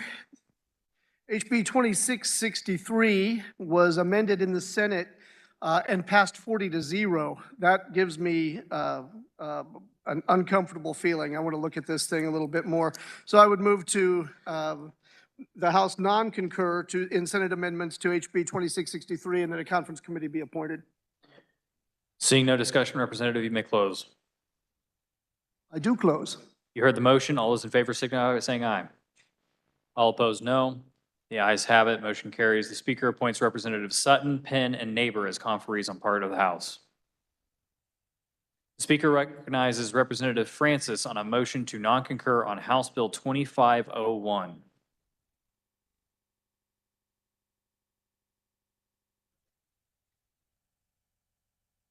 Hey. Thank you, Mr. Speaker. House Bill 2501 was a bill that we passed out of the House, designated the Atchison, Topeka, and Santa Fe 3415 as the official state steam locomotive, and the Abilene and Smoky Valley Railroad as the official state heritage railroad. Senate made a change to it, and we'd like to see exactly what they did and discuss it with them. So, Mr. Speaker, I move that the House non-concurrent Senate amendments to House Bill 2501 and that a conference committee be appointed. Seeing no discussion, Representative, you may close. I close. You've heard the motion. All those in favor signify by saying aye. All opposed, no. The ayes have it. Motion carries. The Speaker appoints Representatives Francis, Neely, and Ballard as conferees on part of the House. The Speaker recognizes Representative Ellis for a motion to non-concur on House Bill 2392.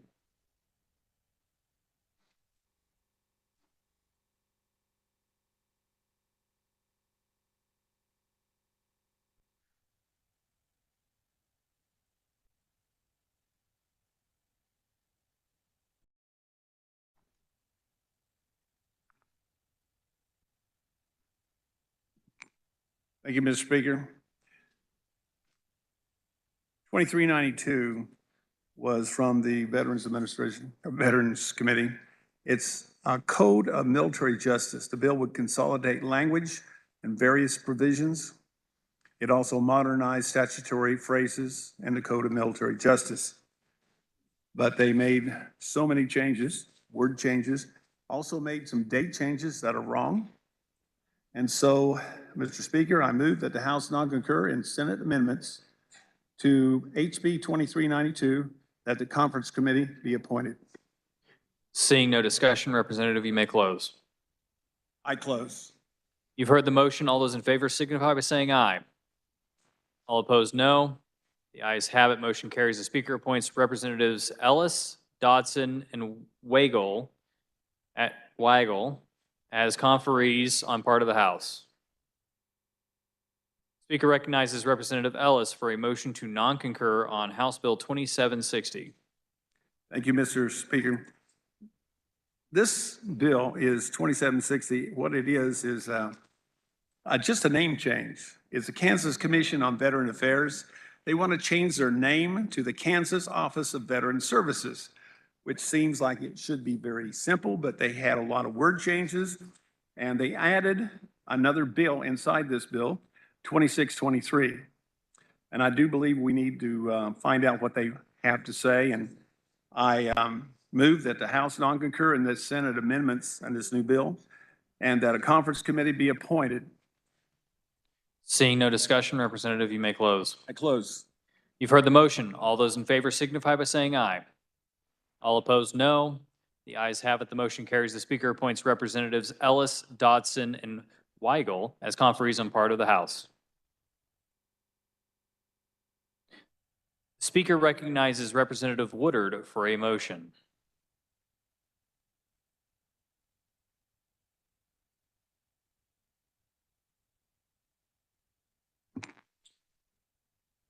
Mr. Speaker, thank you, Mr. Speaker.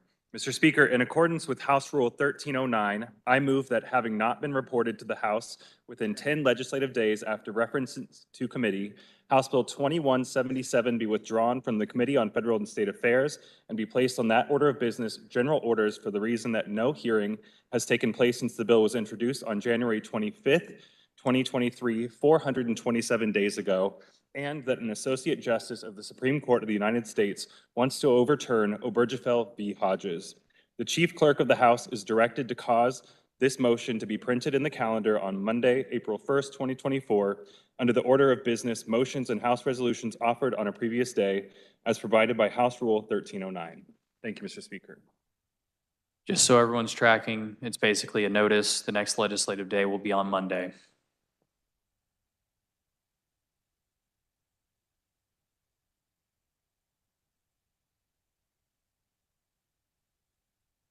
The Speaker recognizes the Majority Leader Croft for a motion.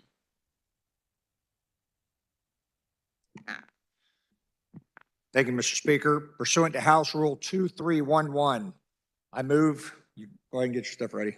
I move that an emergency be declared and House Bill 2833, House Substitute for Senate Bill 318, Senate Bill 414, House substitute for Senate Bill 419, House substitute for Senate Bill 420, Senate Bill 362, Senate Bill 438, House substitute for Senate Bill 232, House substitute for Senate Bill 349, Senate Bill 379, Senate Bill 500, and Senate Bill 430 be advanced to that order of business, final action. You've all heard the motion. All those in favor signify by saying aye. All opposed, no. The ayes appear to have it. The ayes do have it. The motion carries.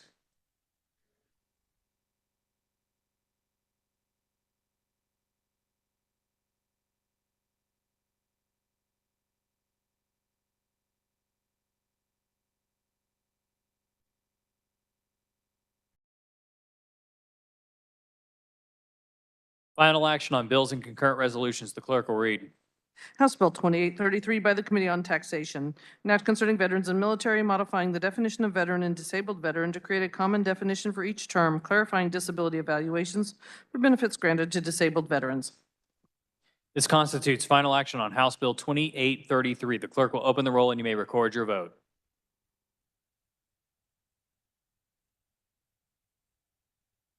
Has every member had the opportunity to record their vote? The clerk will close the roll. Does any member desire to explain his or her vote? Does any member desire to change his or her vote? Representative Wassinger votes aye. Are there any further changes? Seeing none, with 122 having voted in favor and 0 against the passage of House Bill 2833, the same having received a constitutional majority, the bill is hereby declared passed. The clerk will record the vote. The clerk will read. House substitute for Senate Bill 18 by the Committee on Corrections and Juvenile Justice, an act concerning crimes, punishment, and criminal procedure relating to presumptions, modifying the rules of evidence to provide rules for presumptions and inferences, replacing the rebuttable presumption of an intent to distribute controlled substances with a permissive inference. This constitutes final action on Senate Bill 318. The clerk will open the roll and you may record your vote.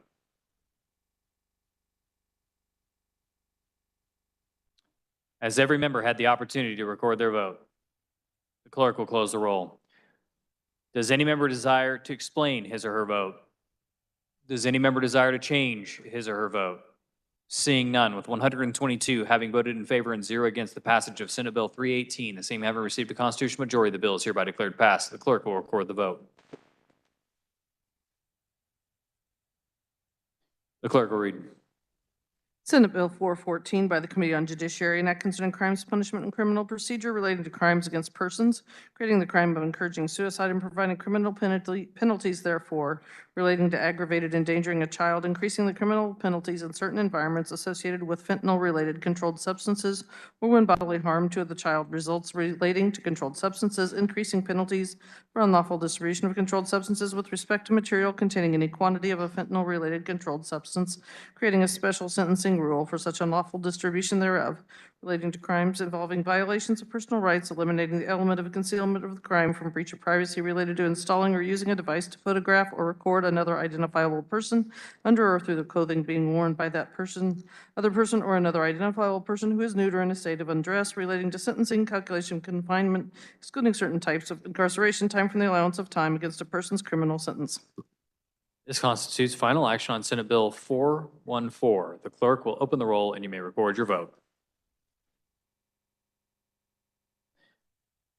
Has every member had the opportunity to record their vote?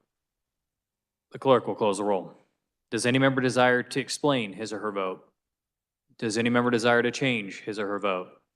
Seeing none, with 122 having voted in favor and 0 against the passage of Senate Bill 414, the same having received a constitutional majority, the bill is hereby declared passed. The clerk will record the vote.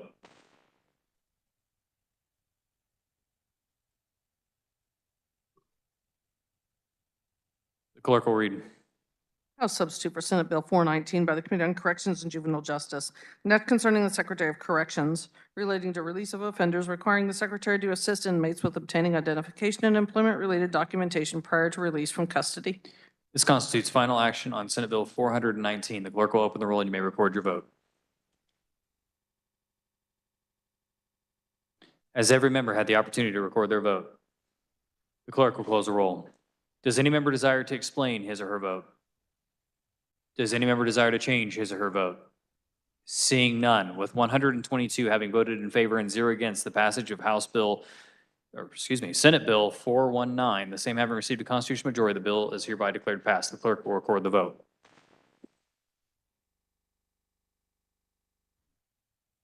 The clerk will read. House substitute for Senate Bill 420 by the Committee on Corrections and Juvenile Justice. An act concerning children and minors relating to juvenile offenders, limiting overall case length limit extensions to 90 days per extension, authorizing the Secretary of Corrections to allow juvenile offenders to leave a juvenile correctional facility for certain types of programming and educational activities. This constitutes final action on Senate Bill 420. The clerk will open the roll and you may record your vote.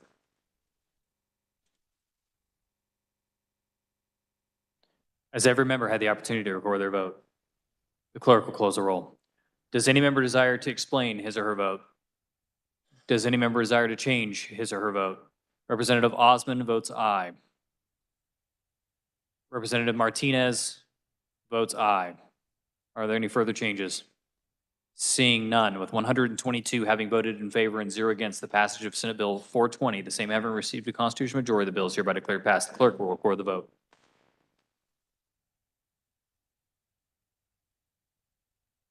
The clerk will read.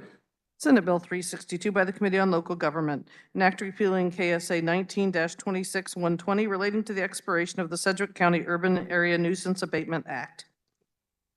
This constitutes final action on Senate Bill 362. The clerk will open the roll and you may record your vote.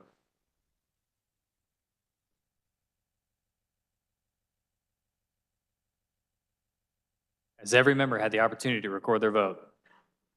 The clerk will close the roll. Does any member desire to explain his or her vote? Does any member desire to change his or her vote? Representative Carr votes no. Representative Probst votes aye. Any further changes? Seeing none, with 107 having voted in favor and 15 against the passage of Senate Bill 362, the same having received a constitutional majority, the bill is hereby declared passed. The clerk will record the vote.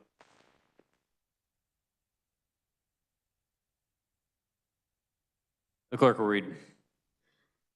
Senate Bill 438 by the Committee on Education, an act concerning post-secondary education relating to the AOK program, eliminating the requirement to subtract other aid from the state payment. This constitutes final action on Senate Bill 438. The clerk will open the roll and you may record your vote. Has every member had the opportunity to record their vote? The clerk will close the roll. Does any member desire to explain his or her vote? Does any member desire to change his or her vote? Seeing none, with 122 having voted in favor and 0 against the passage of Senate Bill 438, the same having received a constitutional majority, the bill is hereby declared passed. The clerk will record the vote. The clerk will read. House substitute for Senate Bill 232 by the Committee on Judiciary, an act concerning children and minors relating to children in need of care, directing the Secretary for Children and Families to consider foster parents as prospective adoptive parents under certain circumstances, requiring the Secretary to report on certain data on adoptions, providing for retroactivity, making orders granting custody for adoption subject to the Federal Indian Child Welfare Act. This constitutes final action on Senate Bill 232. The clerk will open the roll and you may record your vote.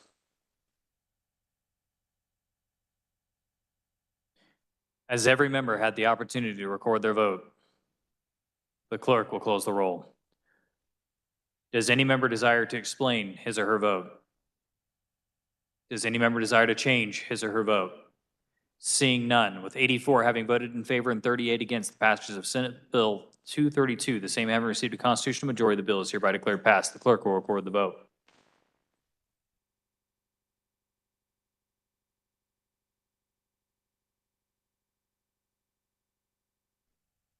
The clerk will read. House substitute for Senate Bill 349 by the Committee on Judiciary, an act concerning the Open Records Act relating to public records, continuing certain exceptions to the disclosure thereof. This constitutes final action on Senate Bill 349. The clerk will open the roll and you may record your vote.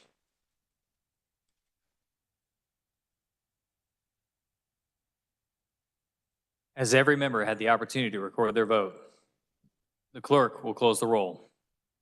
Does any member desire to explain his or her vote? Does any member desire to change his or her vote? Seeing none, with 114 having voted in favor and 8 against the passage of Senate Bill 349, the same having received a constitutional majority, the bill is hereby declared passed. The clerk will record the vote.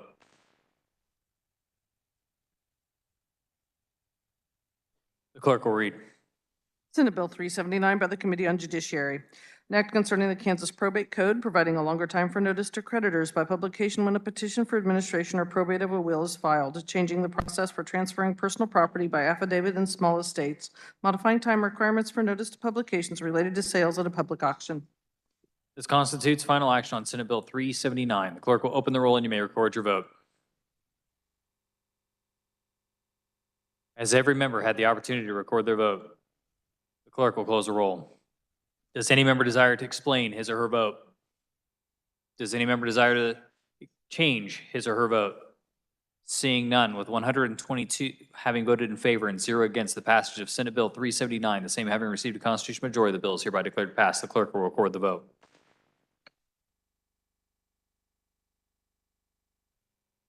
The clerk will read.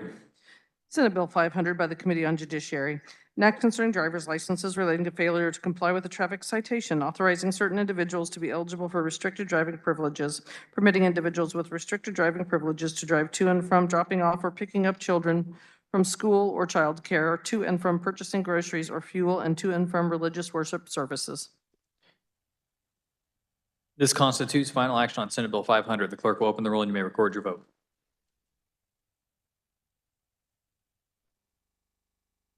Has every member had the opportunity to record their vote? The clerk will close the roll. Does any member desire to explain his or her vote? Does any member desire to change his or her vote? Seeing none, with 121 having voted in favor and 1 against the passage of Senate Bill 500, the same having received a constitutional majority, the bill is hereby declared passed. The clerk will record the vote.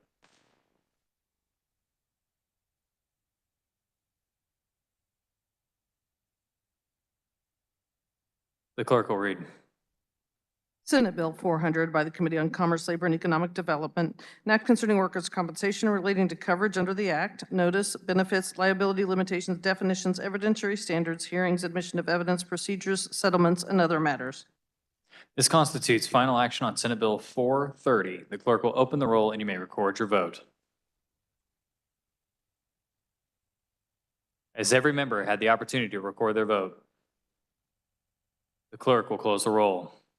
Does any member desire to explain his or her vote? Does any member desire to change his or her vote? Representative Howerton votes aye. Representative Poskin votes aye. Representative McNorton votes aye. Any further changes? Seeing none, with 122 having voted in favor and 0 against the passage of Senate Bill 430, the same having received a constitutional majority, the bill is hereby declared passed. The clerk will record the vote.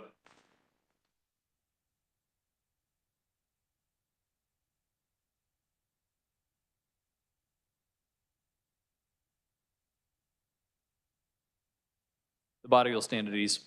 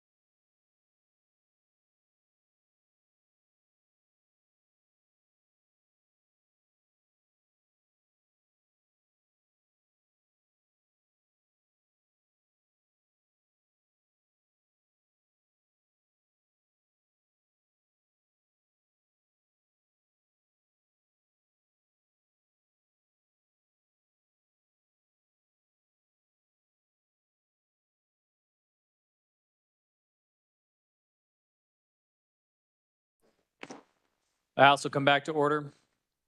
The Speaker recognizes the Majority Leader for a motion.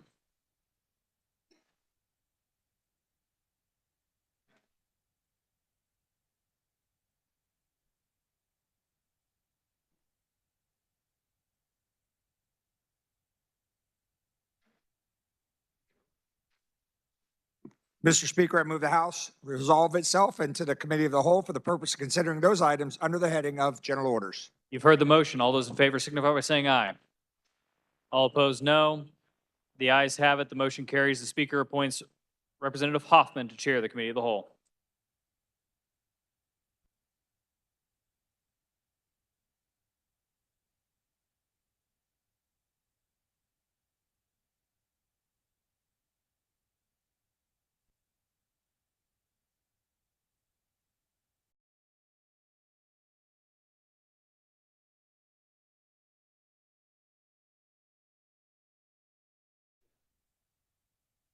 All right, everybody, it looks like we have one bill here to do. So the next order of business is Senate Bill 96. To carry Senate Bill 96, the chair recognizes Representative Blue.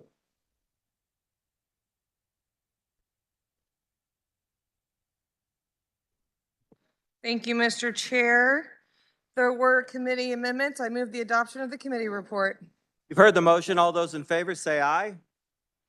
Opposed, no. Motion passes. Committee report is adopted. You may continue. Thank you, Mr. Chair. House sub to Senate Bill 96. This is the child care mega bill, if you want to call it that.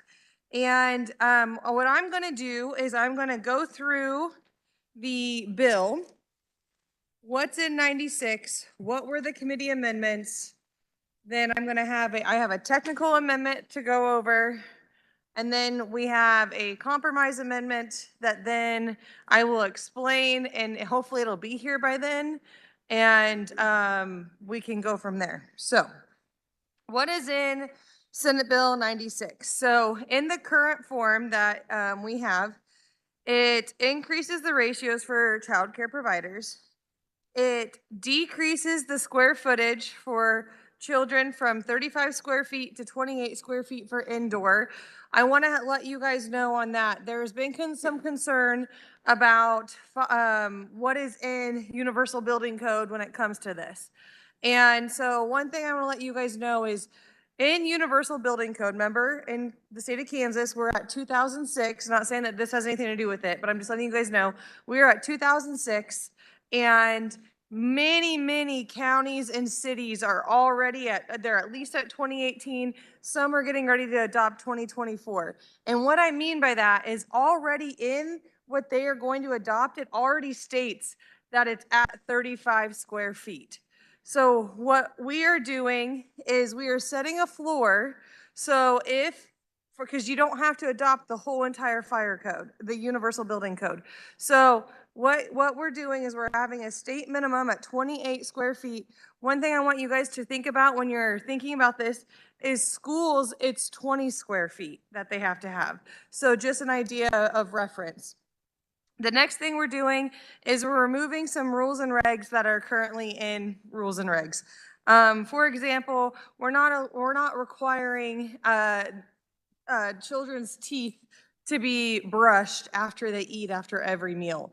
One thing to think about on that, I think that it's overkill. Many think that it's overkill. And one thing to think about that is we don't mandate that in public schools.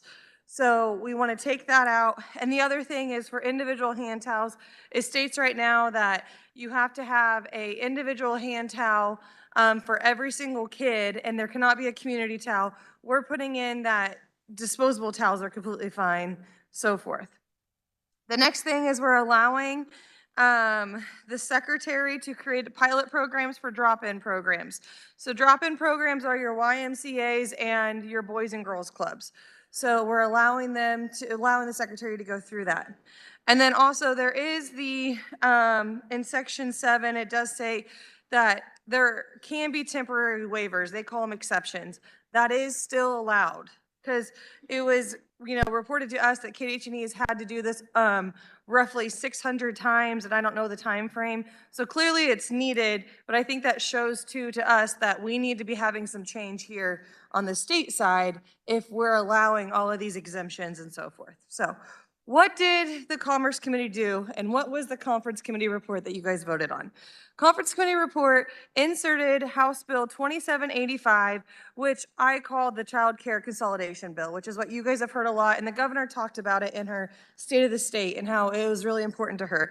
So what does this do?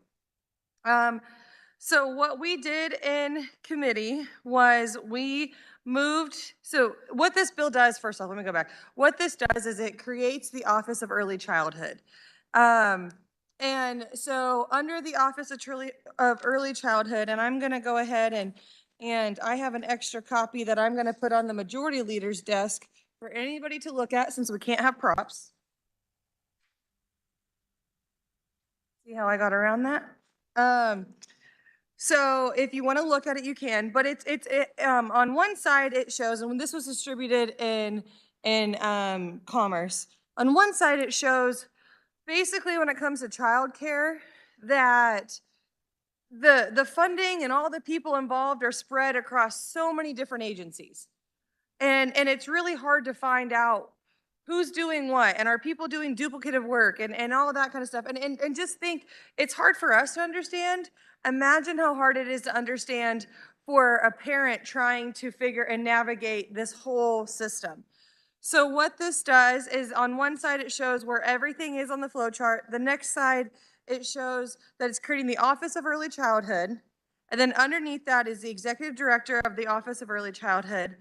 And then there's different buckets underneath that. So you have the Division of Child Care, the Children's Cabinet, the Division of Home Visitation, and the Division of Head Start Collaboration.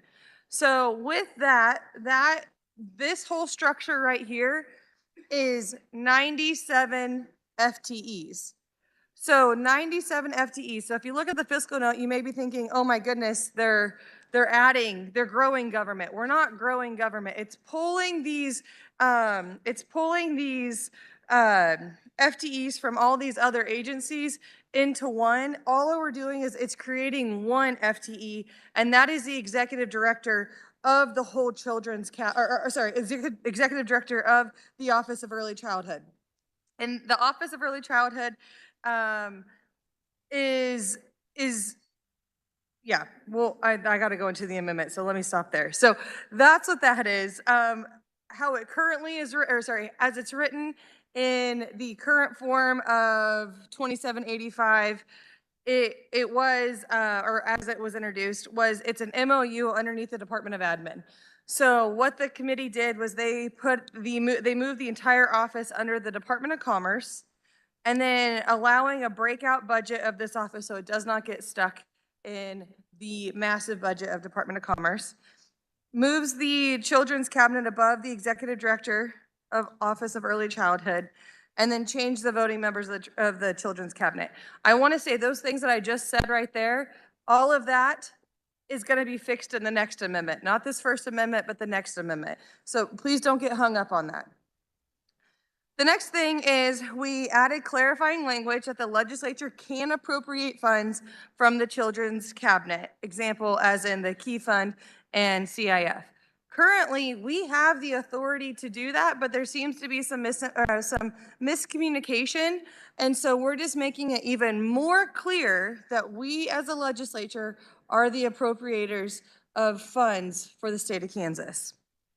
The next thing is we are stating that no funding can be utilized for unfilled slots.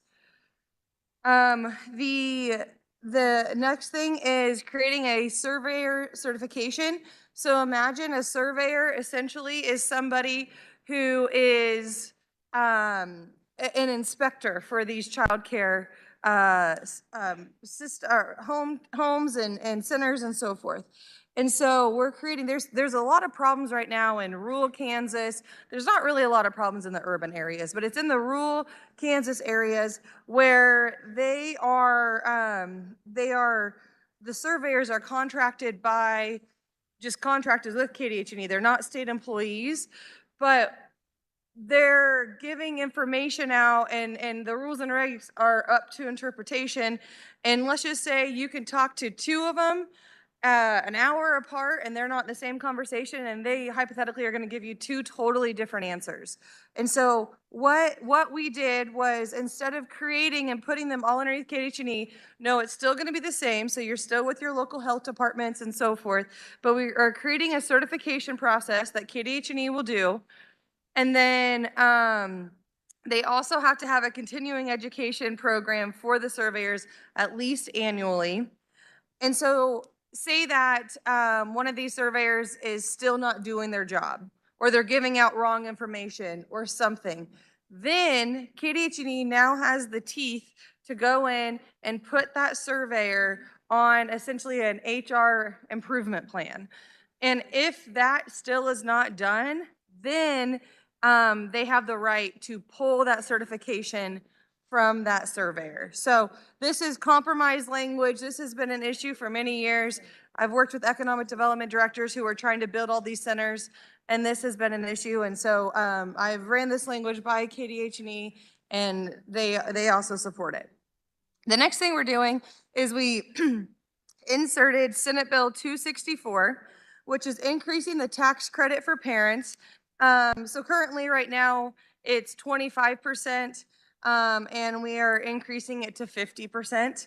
That has a fiscal note of $6 million. And then we are adding amendments from the Boys and Girls Club to bring them up to date and allow them to create their own rules and regs authority for their own program. And then we also are stating that there is no educational requirements for childcare in the state of Kansas. So that was all in House Bill 2785 that we then put in to Senate Bill 96. And then we also amended Senate Bill 96 by updating. So last year, and Senate Bill 96 was a mirror of the child care bill that was vetoed. And so what that did is we updated the staffing qualifications. So over the interim, over our break, KDH&E has really worked hard with providers to write new rules and regs. And so they saw that, there was some frustration on what the qualifications were for the staffing qualifications were currently. And so they wrote new ones. So what we did is we struck the original language that we had in 96, and then we updated to the current regulations that KDH&E has sent out and have been approved, and they've been approved by the Attorney General. The next thing we did was we lowered the continuing education hours to... Getting a little loud. If we could just hold it down, we just have this one more bill and then we will be done. So let's try to hold it down just a little bit. You may continue. Thank you, Mr. Chair. We lowered the CTE hours to 10 hours. In the current new regs, it said 16. And in 10 is a very common number that you are going to see from a lot of CTEs.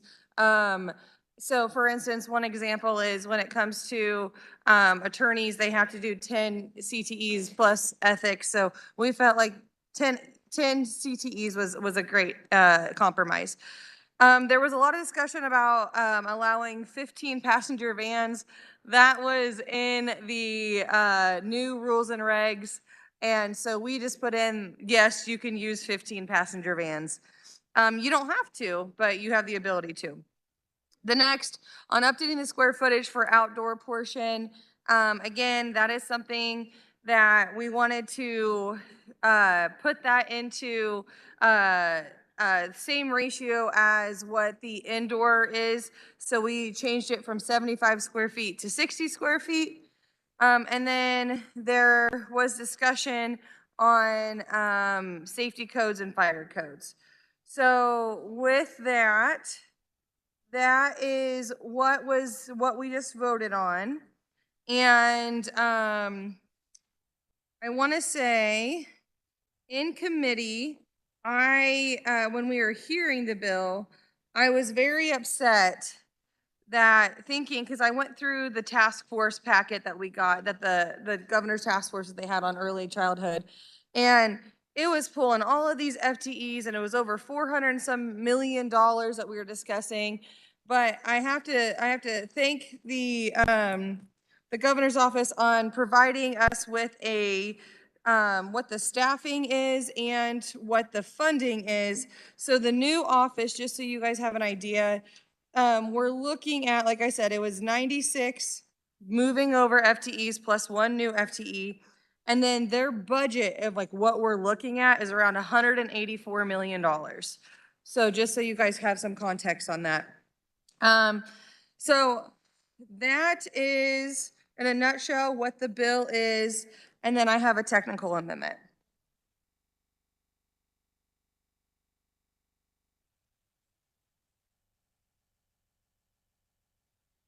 The amendment appears long. Would you like to explain your amendment? Yes, so when the bill was when the bill was put online, there was some formatting issues because the server crashed, unfortunately. So there were some formatting issues, some technical amendments didn't get in. I have it actually.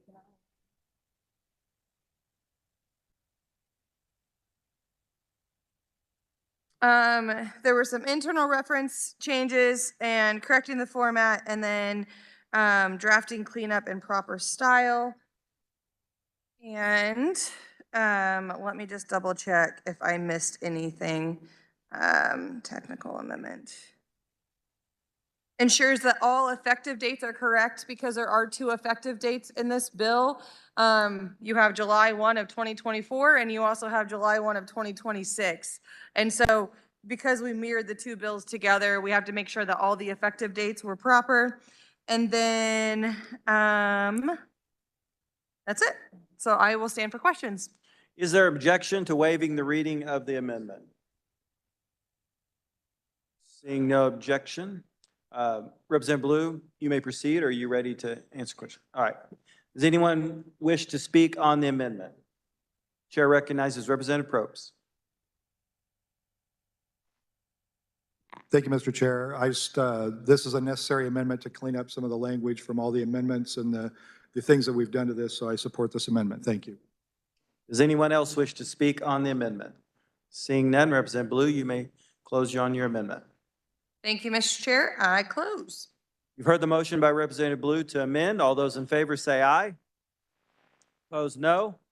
Ayes appear to have it. Ayes do have it. Motion passes. Thank you, Mr. Chair. The next portion I want to go into, body, is the compromise amendment that we are waiting on. So I'm going to explain it. And then, Mr. Chair, with your permission, I'd like to stand at ease until the amendment comes in. I'll be fine. So the compromise language, which is why we are standing here today. So we thought that we thought our original package was a compromise, but after working with folks in the second floor, we have some compromise. So what the amendment that is going to be coming up, what it does. So it goes back to the original format of 2785, which is creating the Office of Early Childhood, and it's making it a standalone agency. So it's going back to that, so it's no longer underneath Commerce, it's going back to its own, and I'll have an MOU underneath the Department of Admin. The next thing is you'll notice, and if you want to come look up on the Majority Leader's desk at the flow chart, the flow chart shows that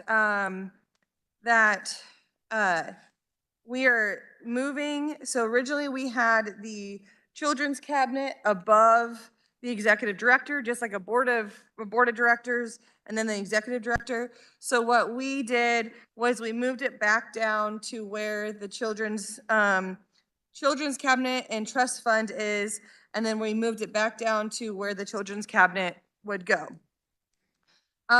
What we're doing on the Children's Cabinet is we're mixing up the voting members a little bit. So earlier I said that we mixed up to change it and making it more legislative, that there are more legislative appointees. So what we're doing is we're going back. So let me just tell you what the current Children's Cabinet makeup is. The current Children's Cabinet makeup is 5 appointees from the governor, 3 from one party, 2 from another, and then 1 from the Speaker of the House, 1 from the Senate President, one from the one from each minority leader. So it's a makeup of 9. And then there are additional members as well that are ex officio members that are cabinet secretaries or their designees. But the ones I mentioned before, those 9 are the only voting members. So what we have done is we are adding 1 voting member to the cabinet, making it a total of 10 voting members for the Children's Cabinet. And it is that new appointment would come from the House Majority Leader. And then all leadership appointments must be legislative members. And then all appointments will be 4-year terms or until replaced. And then the voting members, those 10 will appoint the chair of the Children's Cabinet.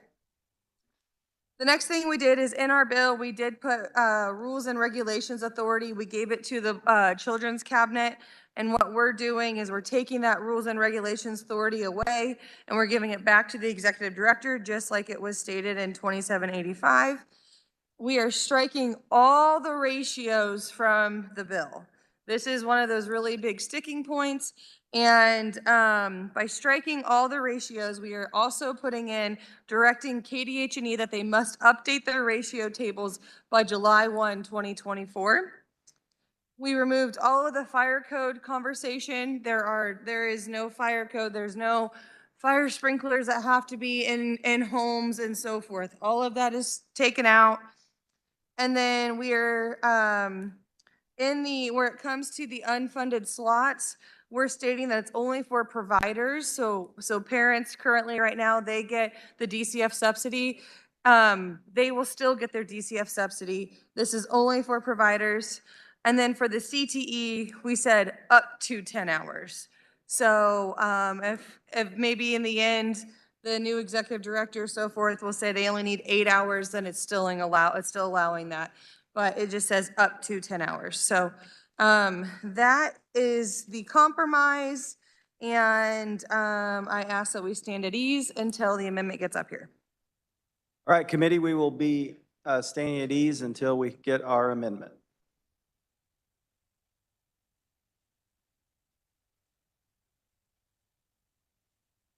Representative Helgerson.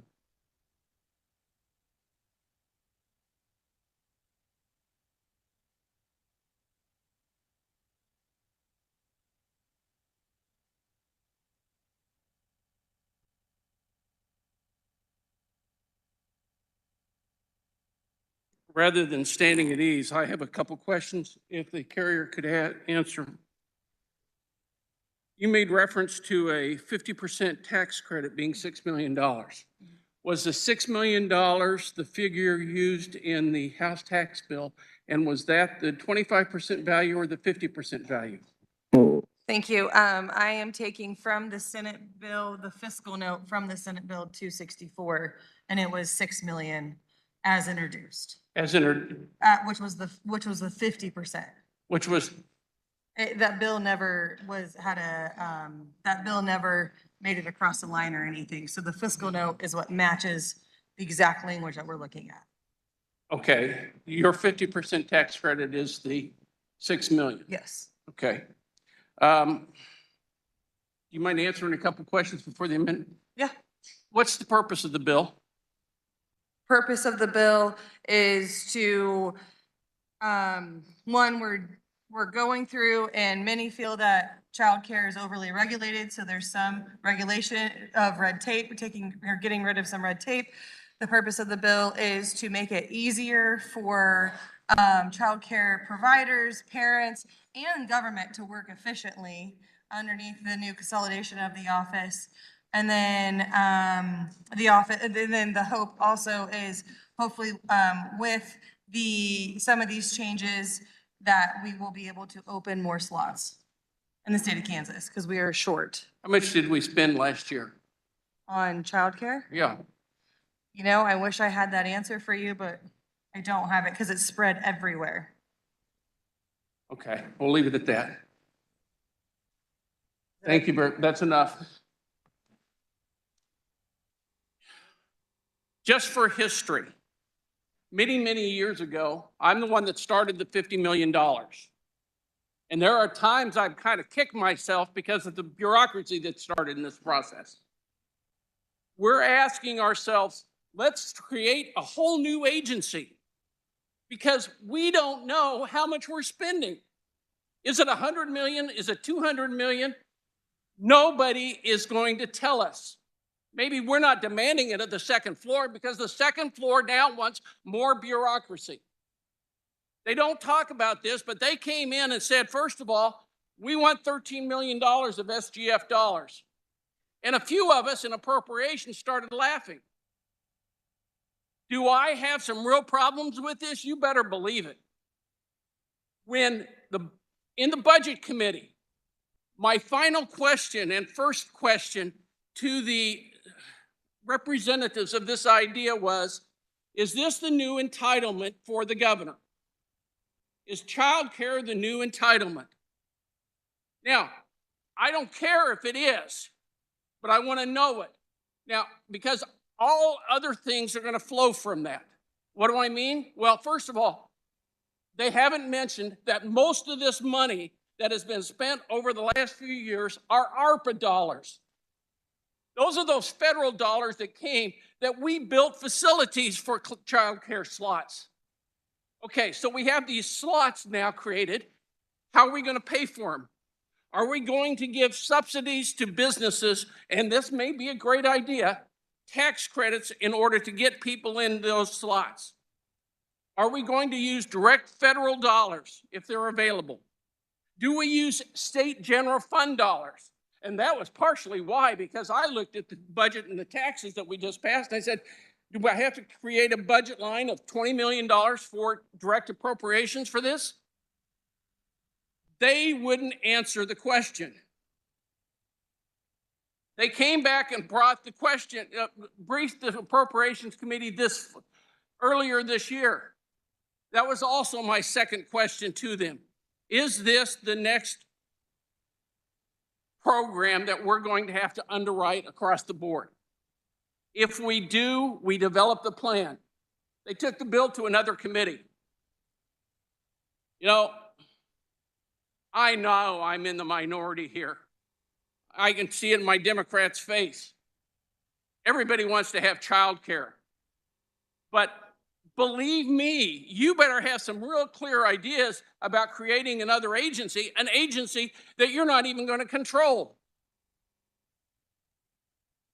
You know, there are such questions, not only how we're going to do it, how we're going to fund it, what's a success? These kind of questions should all be asked before we have a bill here on the floor. Now, I know there are a lot of people that have worked hard on this, and there are real needed changes in the bureaucracy that we've created. But you're going to vote for a new plan for, you don't know how it's going to be funded, you don't know what the budget is, you don't know how many employees you're really going to have, and you're going to go ahead and go do that. Man, no reason why I want to cut the budgets. Further discussion, Chair recognizes Representative Waymaster.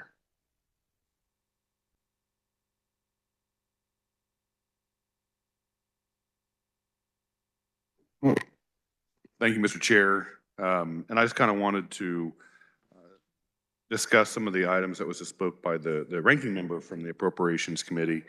Obviously, kind of unbeknownst to myself, I become involved in daycare since I have 3 small children.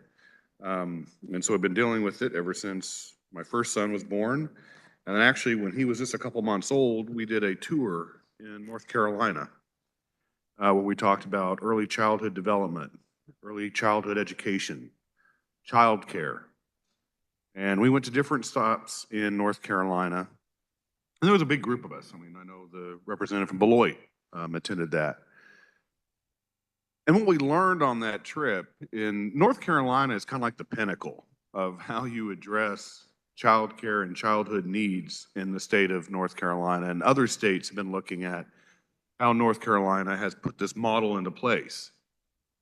And as you know, I've advocated for, the Dolly Parton Imagination Library. That's where the idea really festered. was when we visited North Carolina, and they had the state program. And so we've been trying to slowly integrate some of the programs that we learned about when we were in North Carolina into the state of Kansas. Not all, but some. And so then we go to, these regional meetings, and we were having a discussion about economic development and childcare when we had our meeting in Detroit, while I was currently sitting as a member on the governor's task force for early childhood development that she had placed me on, or I believe the speaker put me on. And one thing that we learned there, obviously being in Detroit, Michigan, was how Michigan handles daycare, which you got to think, with all of the auto plants and auto headquarters in the state of Michigan, they are going to have a great need for daycare. And so some of the ideas that we had in those meetings in Detroit, I brought back to the early childhood and childcare discussion that we're having here when we're trying to talk about this. Now, granted, this could be construed as being a new agency, but actually it's being embedded in a current agency, because I'll tell you, during the meeting that we had, everybody was all excited about creating a new agency and having a new cabinet secretary. And I was the one in the committee that said, you're not going to get it. It's not going to happen. There is no way you're going to get a brand new department in the state of Kansas passed through the legislature. So I kind of rained on their parade because they were all patting themselves on the back that they're going to get this new agency. So what we did, as far as the recommendation to the legislature, was trying to find, out of the 4 agencies that currently handle some aspect of childhood, child care, or child education, to merge those into one. Because I can tell you right now, by having them in 4 or maybe even 5 different agencies, we are duplicating services. We are wasting money throughout the state. Because one agency is doing this, another agency is doing it over here, and we're divesting money into both of them. So that was the recommendation that came from the Childhood Task Force. Try to find an existing agency that we can have every one of those combined, from KDHE, from DCF, Education, Children's Cabinet, Commerce, and put that into one agency. Now, I think we're still waiting on the amendment to show up. I just wanted to, I guess, talk for a while about that, because for years I've been embedded and involved with childcare.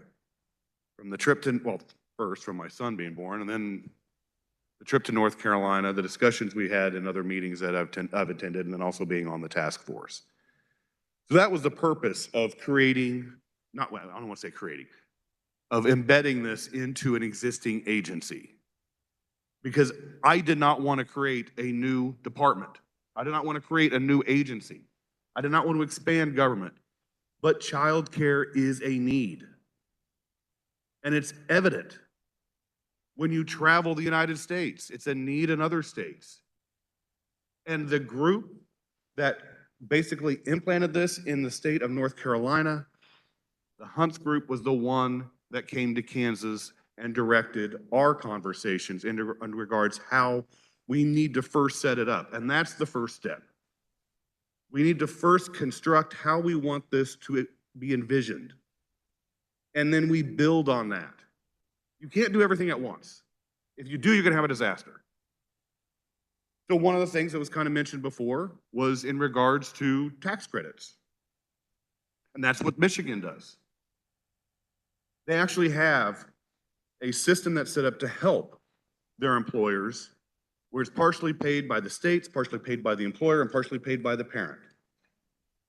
And that's to have child care facilities at your place of employment. Are we there yet? No, we're not there yet. Is it an idea? Yes, it's an idea. But the first step is building the foundation. And then we build on that. Yes. Representative Miller? Been waiting a year to do this. I believe the speaker's being tedious. I'll withdraw my point. I appreciate that. Referring to me or the Speaker of the House, actually? Oh, me, all right. I'm almost done, so just calm down. In regard to the previous speaker, the ranking member of appropriations, he is right. The last few years, we have been fortunate that a lot of the federal dollars that came into the state of Kansas came from federal money because of the pandemic. And whether it be CARES 1, CARES 2, ARPA, it was federal money that was coming in, and we did direct a lot of money into childcare and childcare needs and services. That money is running out. And actually, it was up to me, it would have run out. But we keep finding it keeps rearing its ugly head, and we have to deal with ARPA. I want it to be done with. But one thing that we also have to be very careful of, and we've been doing this when we've been putting the budget together, is that these programs that we started or we instigated with federal money that came in from the pandemic, we need to make sure that it's not sustained with SGF dollars because it was just temporary programs. But again, I would say what this bill does, and I think with the forthcoming amendments, is, as I mentioned, building that foundation that we can build a future for childcare in the state of Kansas. Thank you, Mr. Chair.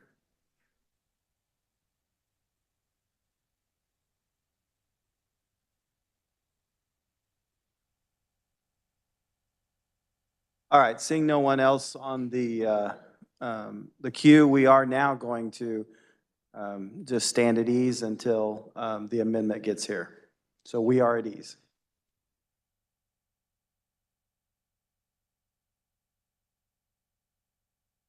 Or you can sit at ease if you would like to.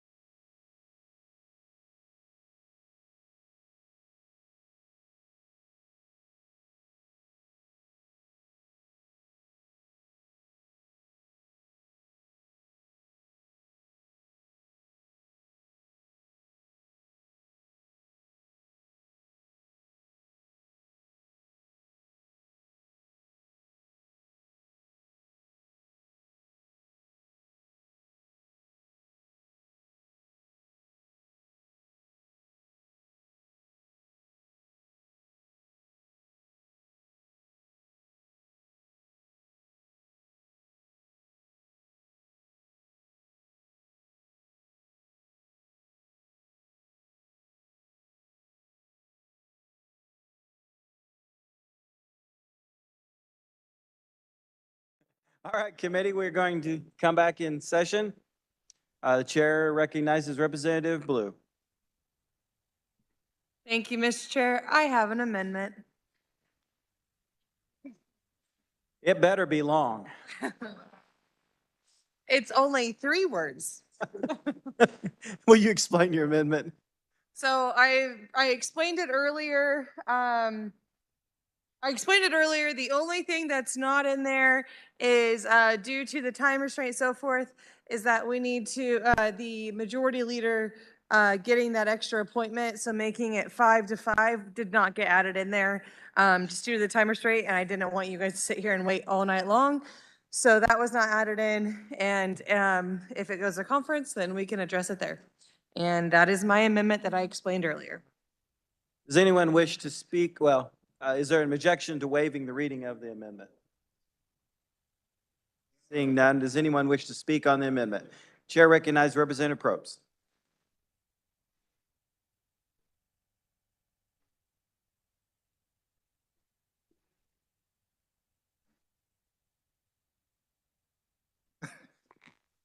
It's a mistake. Oh, yeah.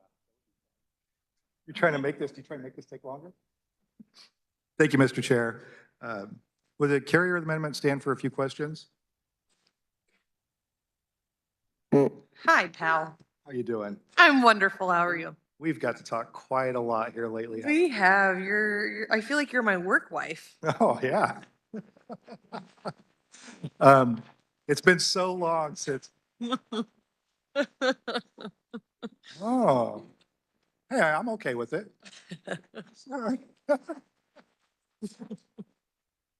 Just don't tell my husband. That's going to be a real problem here pretty soon. Isn't it? It will be. It's been so long since we've been waiting on this amendment. I can't remember what we put in it. Can you help remind me?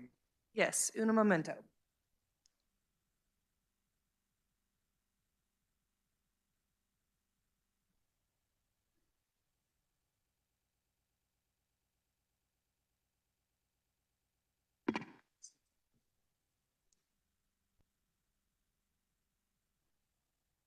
Okay. We are going back to the original format of 2785, which is to make the Office of Early Childhood a standalone agency. And then also with doing that, it puts the Children's Cabinet back to where it was located on the flow chart, if those wanted to look at the flow chart. It is the one thing it does not have, but we wanted to add 1 voting member to the cabinet, which was appointed by the House Majority Leader, again, not in there. But it states that all leadership appointments must be legislative members, just the leadership appointments. All appointments will be 4-year terms or until replaced. And then voting members will be appointed by the chair. Voting members will appoint the chair. It's taking away rules and regulations authority from the cabinet and giving it back to the executive director, just like it was in 2785. It's striking all of the ratios and directing KDH&E that they must update their ratio tables by July 1, 2024.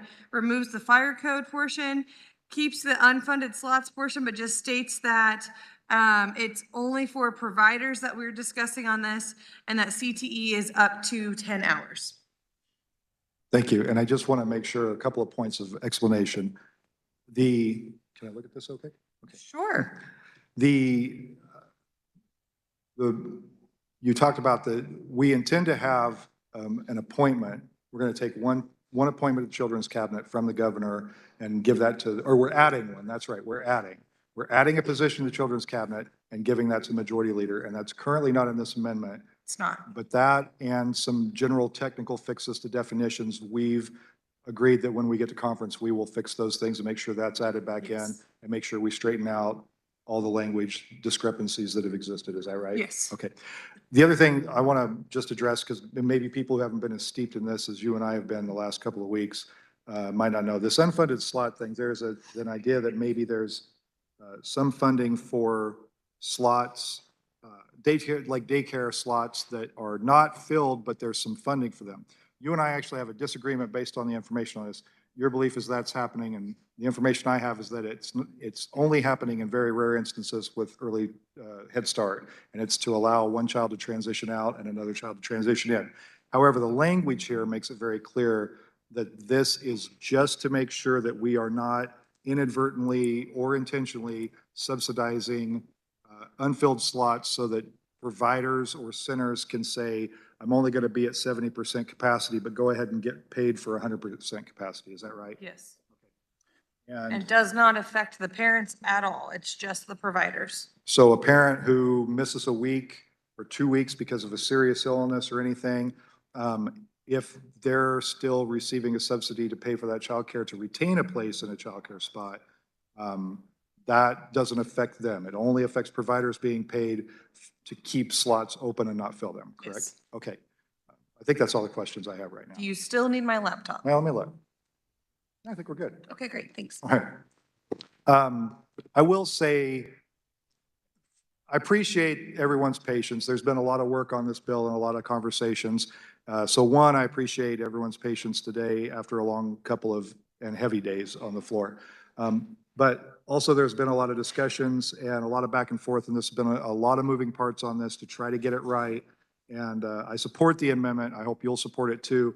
This brings us to a place where everybody that's been involved in these conversations on the Commerce Committee, advocates that we've been working with in the governor's office all have an agreement on this, that this is the best path forward, and that's contained in this amendment, so I encourage you to support it. Does anyone else wish to speak on the amendment? Seeing none, Representative Blue, you may close. Thank you, Mr. Chair. I close. You've heard the motion by Representative Blue to amend. All those in favor say aye. Opposed, no. Ayes appear to have it. Ayes do have it. Motion passes. We are back on the bill. Representative Blue, you still have the floor. Are you done? Okay. Representative Probst to speak on the bill.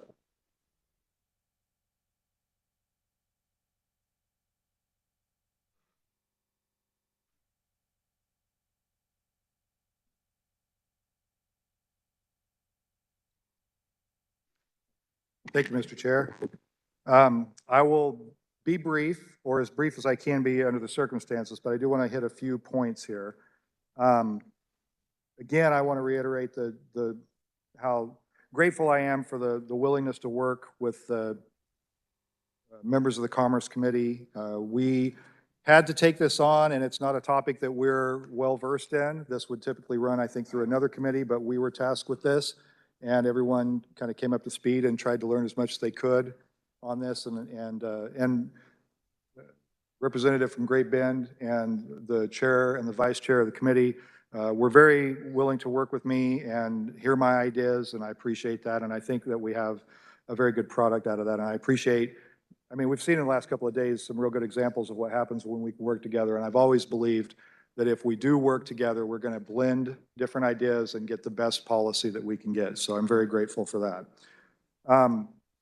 To me, one of the best things out of this is that we create the Office of Early Childhood. And I know that for some of you, this probably feels like we're creating something, and my friend from Wichita described that earlier and had some heartburn about that. But I'll tell you that this streamlines government in an area that is critically important to Kansas.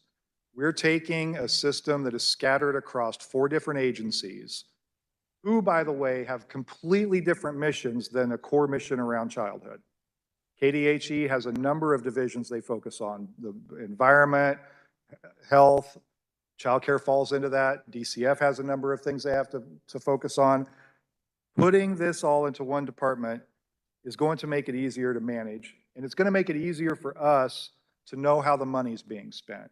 If you have concerns about budgets and you have concerns about how much money is being spent on childcare, good luck trying to decipher how much money is being spent on childcare right now when you're trying to find fractional amounts out of 4 different budgets. You'll have it all in one place here, and this will be better.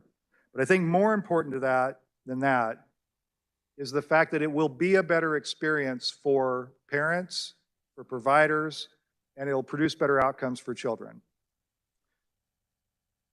The other thing that I know that we talked about a lot was the issue of ratios, and there's a lot of discussion about what the ratio should be, and particularly around infants, and there was an effort last year, and I think we began the conversation this year with still wanting to put those ratios in statute. And I know that there's a feeling that the rules and regs process is kind of out of hand and it's creating some problems. But in this instance, the rules and regs process has the opposite effect. Allowing KDHE to have flexibility in their rules and regs has allowed the department over 700 times to grant exceptions to licensing requirements. And they've done that to keep siblings together so that they don't have to go to a different daycare center when one sibling's in one and one's in another. It's allowed them to accept foster kids when they've come into the community and they need to accept some foster kids who are in town for a while. It's allowed that. In one instance, there was a daycare center in a community that closed, and 70 to 80 kids were impacted by that. KDHE was able to go in and grant exceptions in that community to allow other daycare providers in that community to absorb those kids into their systems. If those regulations and those ratios are put into statute, you lose that flexibility. There's no room for movement on that. So if that scenario presents itself again in the future, you would not be allowed to make those adjustments. You would have to just follow the statute. There's also a lot of other complications that come with putting language like that in statute, because it moves from being a policy issue to a statutory issue. And now we've actually, if you've exceeded that or you've broken that policy, where previously you might just get a write-up or something, you now would be getting, there'd be a question about whether there's prosecution involved.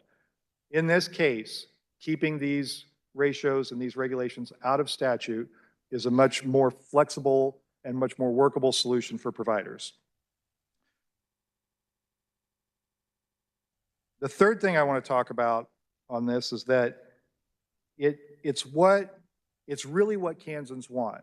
During the off season, and the appropriations chair mentioned this earlier, there was a lot of work and a lot of research on what needed to be done in the childcare space. And they visited communities all over the state, talked to over 500 people, providers, parents, community people, business people. And what they said they wanted a few things, and bear with me a little bit because I have to go through these notes. The Hunt Institute came up with its report, and one of the problems, several problems they identified, was licensing and system navigation. The participants from all the locations made the point that it's difficult to navigate the various programs and find relevant information. Families reported that different programs do not communicate with one another to offer a cohesive system. They also pointed out to inefficiencies and said that the system is stressed and staff is doing the best they can, but it is a stressed and overwhelmed system. They also reported that the dual requirements in processing for licensing subsidy between KDHE and DCF created a lot of problems for families and providers. And the recommendation portion, they wanted to see public and private partnerships to increase the availability and access of childcare. They wanted to establish an agency under which these programs would be housed, making it easier for families and providers to navigate services, streamline the licensing process, and provide technical assistance and education to help childcare providers run their operations more efficiently and like a business.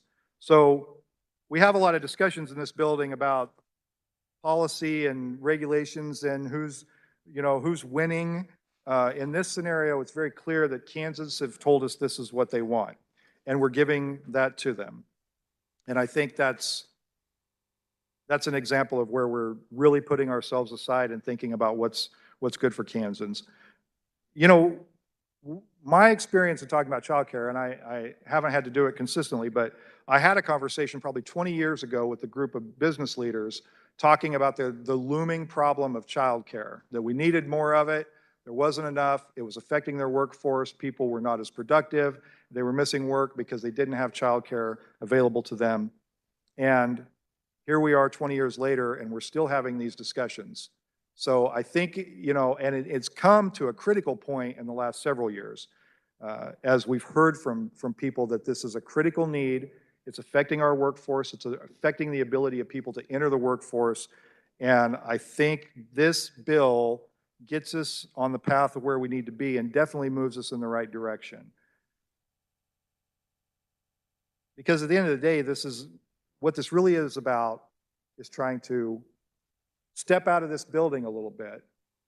We get into this, and I've definitely been in the weeds on this for the last couple of weeks, but I think it's really important to step outside the building and remember when we're doing things in here that we're doing them for everybody out there. And out there, people are saying, fix the problem. And this gets us a long ways towards fixing the problem. I had lunch this week with Kim Engelman, whose daughter Lexi died in 2004 in a tragic accident in a licensed daycare that could have been avoided.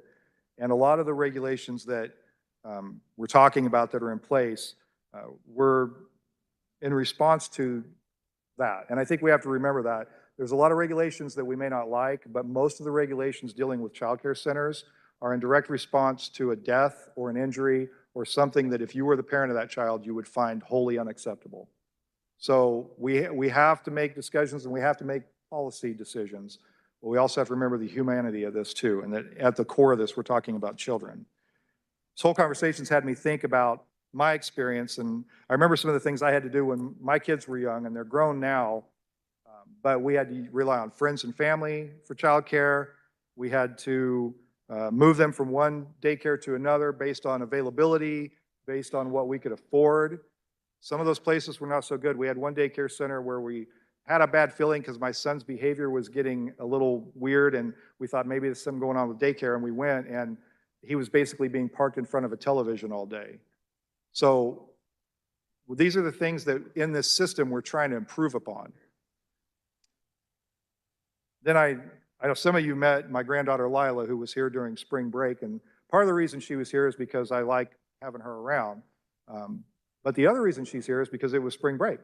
And there was a whole family tag team effort to make sure that she had daycare because school's out. She's not currently enrolled in daycare, and there's just things you have to figure out. There's a lot of things people have to do to get by and make things work. And when families do that and when they have to do that, we want to make sure that we've done what we can to provide good resources, sound resources, safe facilities, and safe centers for the people that are using them. These problems have persisted for more than a generation. We've had more than a generation's worth of conversations around daycare, and it's come to a fever pitch in the last couple of years. And we have today we've had some tough conversations and a lot of disagreements, but I know one thing about this body. Everybody in here who has children loves their children, and they want what's best for them. And we might disagree at some level about what that is, but we all want that. And kids have one shot at being kids. And everything that involves being a kid is school, daycare centers, the way we educate them, the way we provide for their health care, all of these things encompass the one experience of being a child. And that's why I'm supporting this bill, because I think we can move from a generational problem that we've had on this and start to look at this as a system problem and start doing what we need to do to correct that system problem so that the children and the families that are in that system get our best effort to provide the best environment for them and their future. So I urge you to support this legislation, and let's move forward with some really good policy and be able to tell the people in the state of Kansas that we've done some significant work to improve the state of child care in Kansas. Thank you. Does anyone else wish to speak on the bill? Seeing none, Representative Blue, you may close. Thank you, Mr. Chair.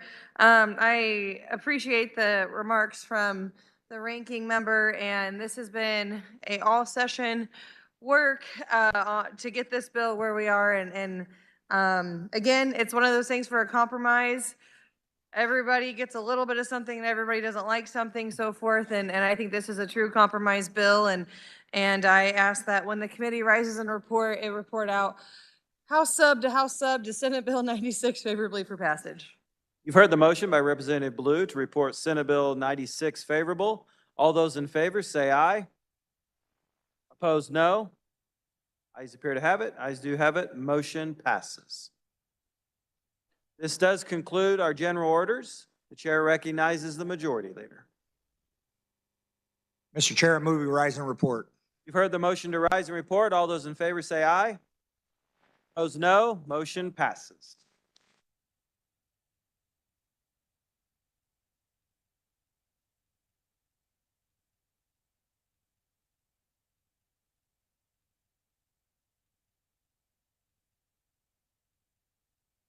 Clerk will read the committee report.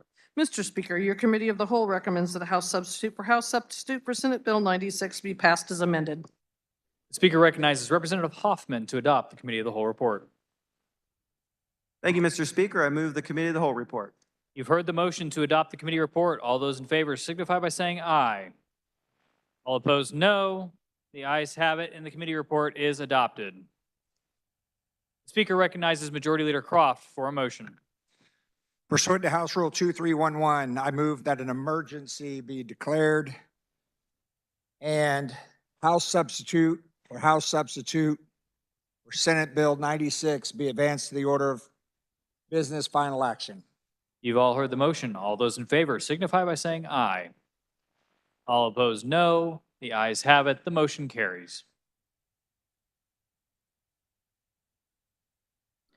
Final action on bills and concurrent resolutions. The clerk will read. House substitute for Senate Bill 96, an act concerning child care relating to licensure of child care facilities, daycare homes, and child care centers, establishing license capacity and staff-to-child ratios, reducing license fees and training requirements, creating a process for daycare facility licenses to apply for a temporary waiver of certain statutory requirements, authorizing the Secretary of Health and Environment to develop and operate pilot programs to increase child care facility availability and capacity, placing the Children's Cabinet in the Department of Commerce, establishing the Kansas Office of Early Childhood, transferring administration of daycare licensing, parent education program, and child care subsidy to the Kansas Office of Early Childhood, defining youth out-of-time school programs, applying certain fire codes for daycare facilities, increasing the tax amount for household and dependent care expenses. This constitutes final action on Senate Bill 96. The clerk will open the roll and you may record your vote.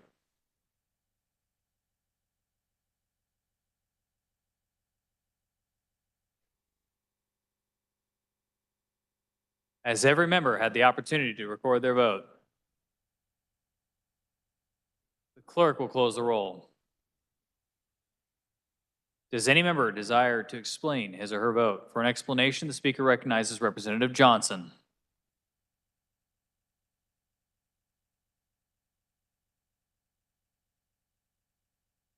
Thank you, Chair.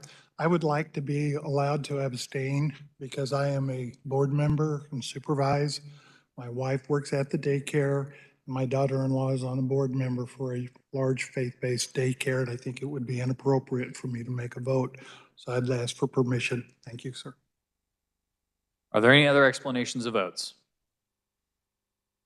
Does any member desire to change his or her vote?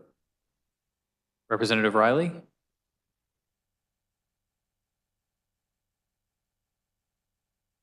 Representative Riley votes present. Representative Minix votes aye.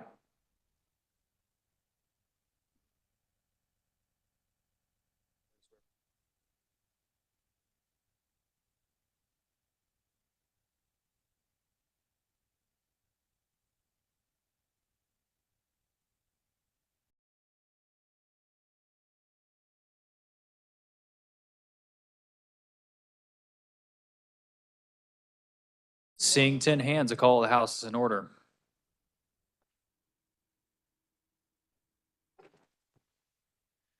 Adjournment will close the doors. Members will be in their seats. Clerk will call the roll. Representatives Francis, Hauser, Johnson, Mon, Potter Parcel, Riley, Lewis Reese, and Vaughn. We have already heard the explanation by Representative Johnson. All those in favor of giving him a pass or a vote to present signify by saying aye. All opposed, no. The ayes have it. Present is permitted. Representative Riley, would you like to come down to the well and explain?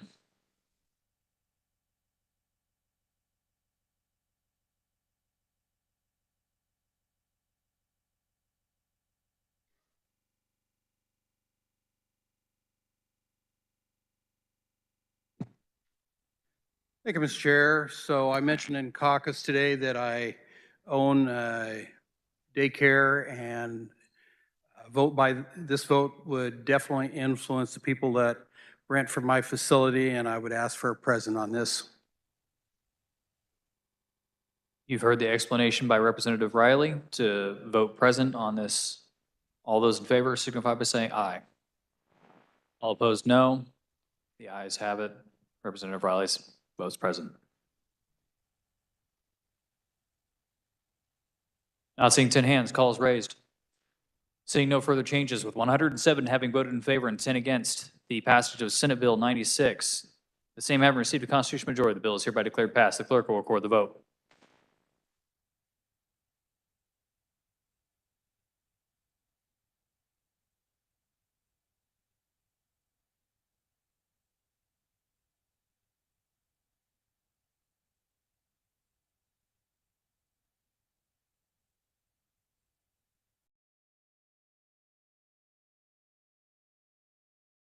Are there announcements?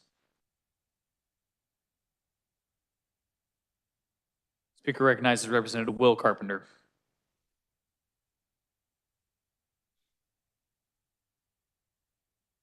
Thank you, Mr. Leader. 9 a.m. Monday morning, a joint tribal council meeting, 9 a.m., 152 South. Thank you. Representative Schreiber.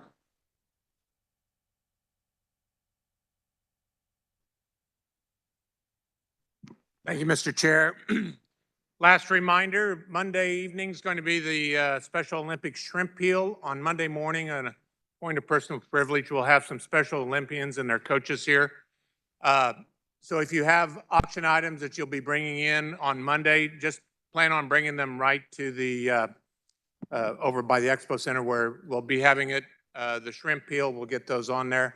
But festivities start there at 6, and we look forward to raising a lot of money that goes directly to Kansas Special Olympics. Thank you.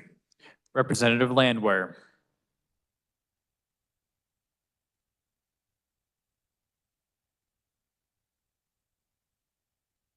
Thank you, Mr. Speaker. I'd like to correct something that I said earlier when we were talking about House Sub for Senate Bill 233, when I talked about KU performing transgender surgeries. I've had a conversation with them in 21, 22. They had performed 2 surgeries, but they have since then decided that they will no longer do surgeries. So that would be an inaccurate statement to say that they do surgeries today. So I wanted to correct that, please. Representative Turk.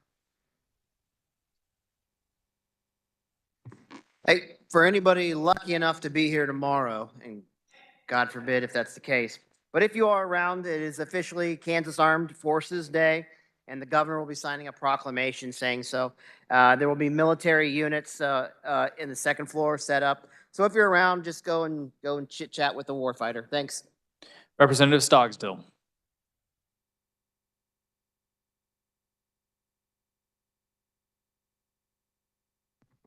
Democrats, on Monday, we will have agenda upon first recess. Unless you'd like to come in at 8. No, I didn't think so. Thank you, Mr. Speaker. Seeing no further announcements, the Speaker recognizes Majority Leader Croft for a motion to adjourn. Okay, thank you. I appreciate everybody's patience today and all the things we had to do. Do drive home safe, as always. All right, let's see. Friday's a holiday, so we're gonna come in tomorrow for pro forma. On Monday, Republicans come into the old Supreme Court. We're gonna calendar for a few minutes at 9:45 a.m. So 9:45. And then on the floor, Monday, 10, you got to plan on 10, 2, and 4, Monday through Friday, right? Just put it in your brain, 10, 2, and 4. We'll be coming in here, checking things, and then we'll go to calendar, figure out all the stuff, and then we'll come back in here and do what we got to do. All right, so that's the plan for next week. Everybody tracking? All right. Mr. Speaker, I move the House adjourn until Thursday, March 28th at 9:30 a.m. pro forma. You have all heard the motion. All those in favor signify by saying aye. All opposed, no. The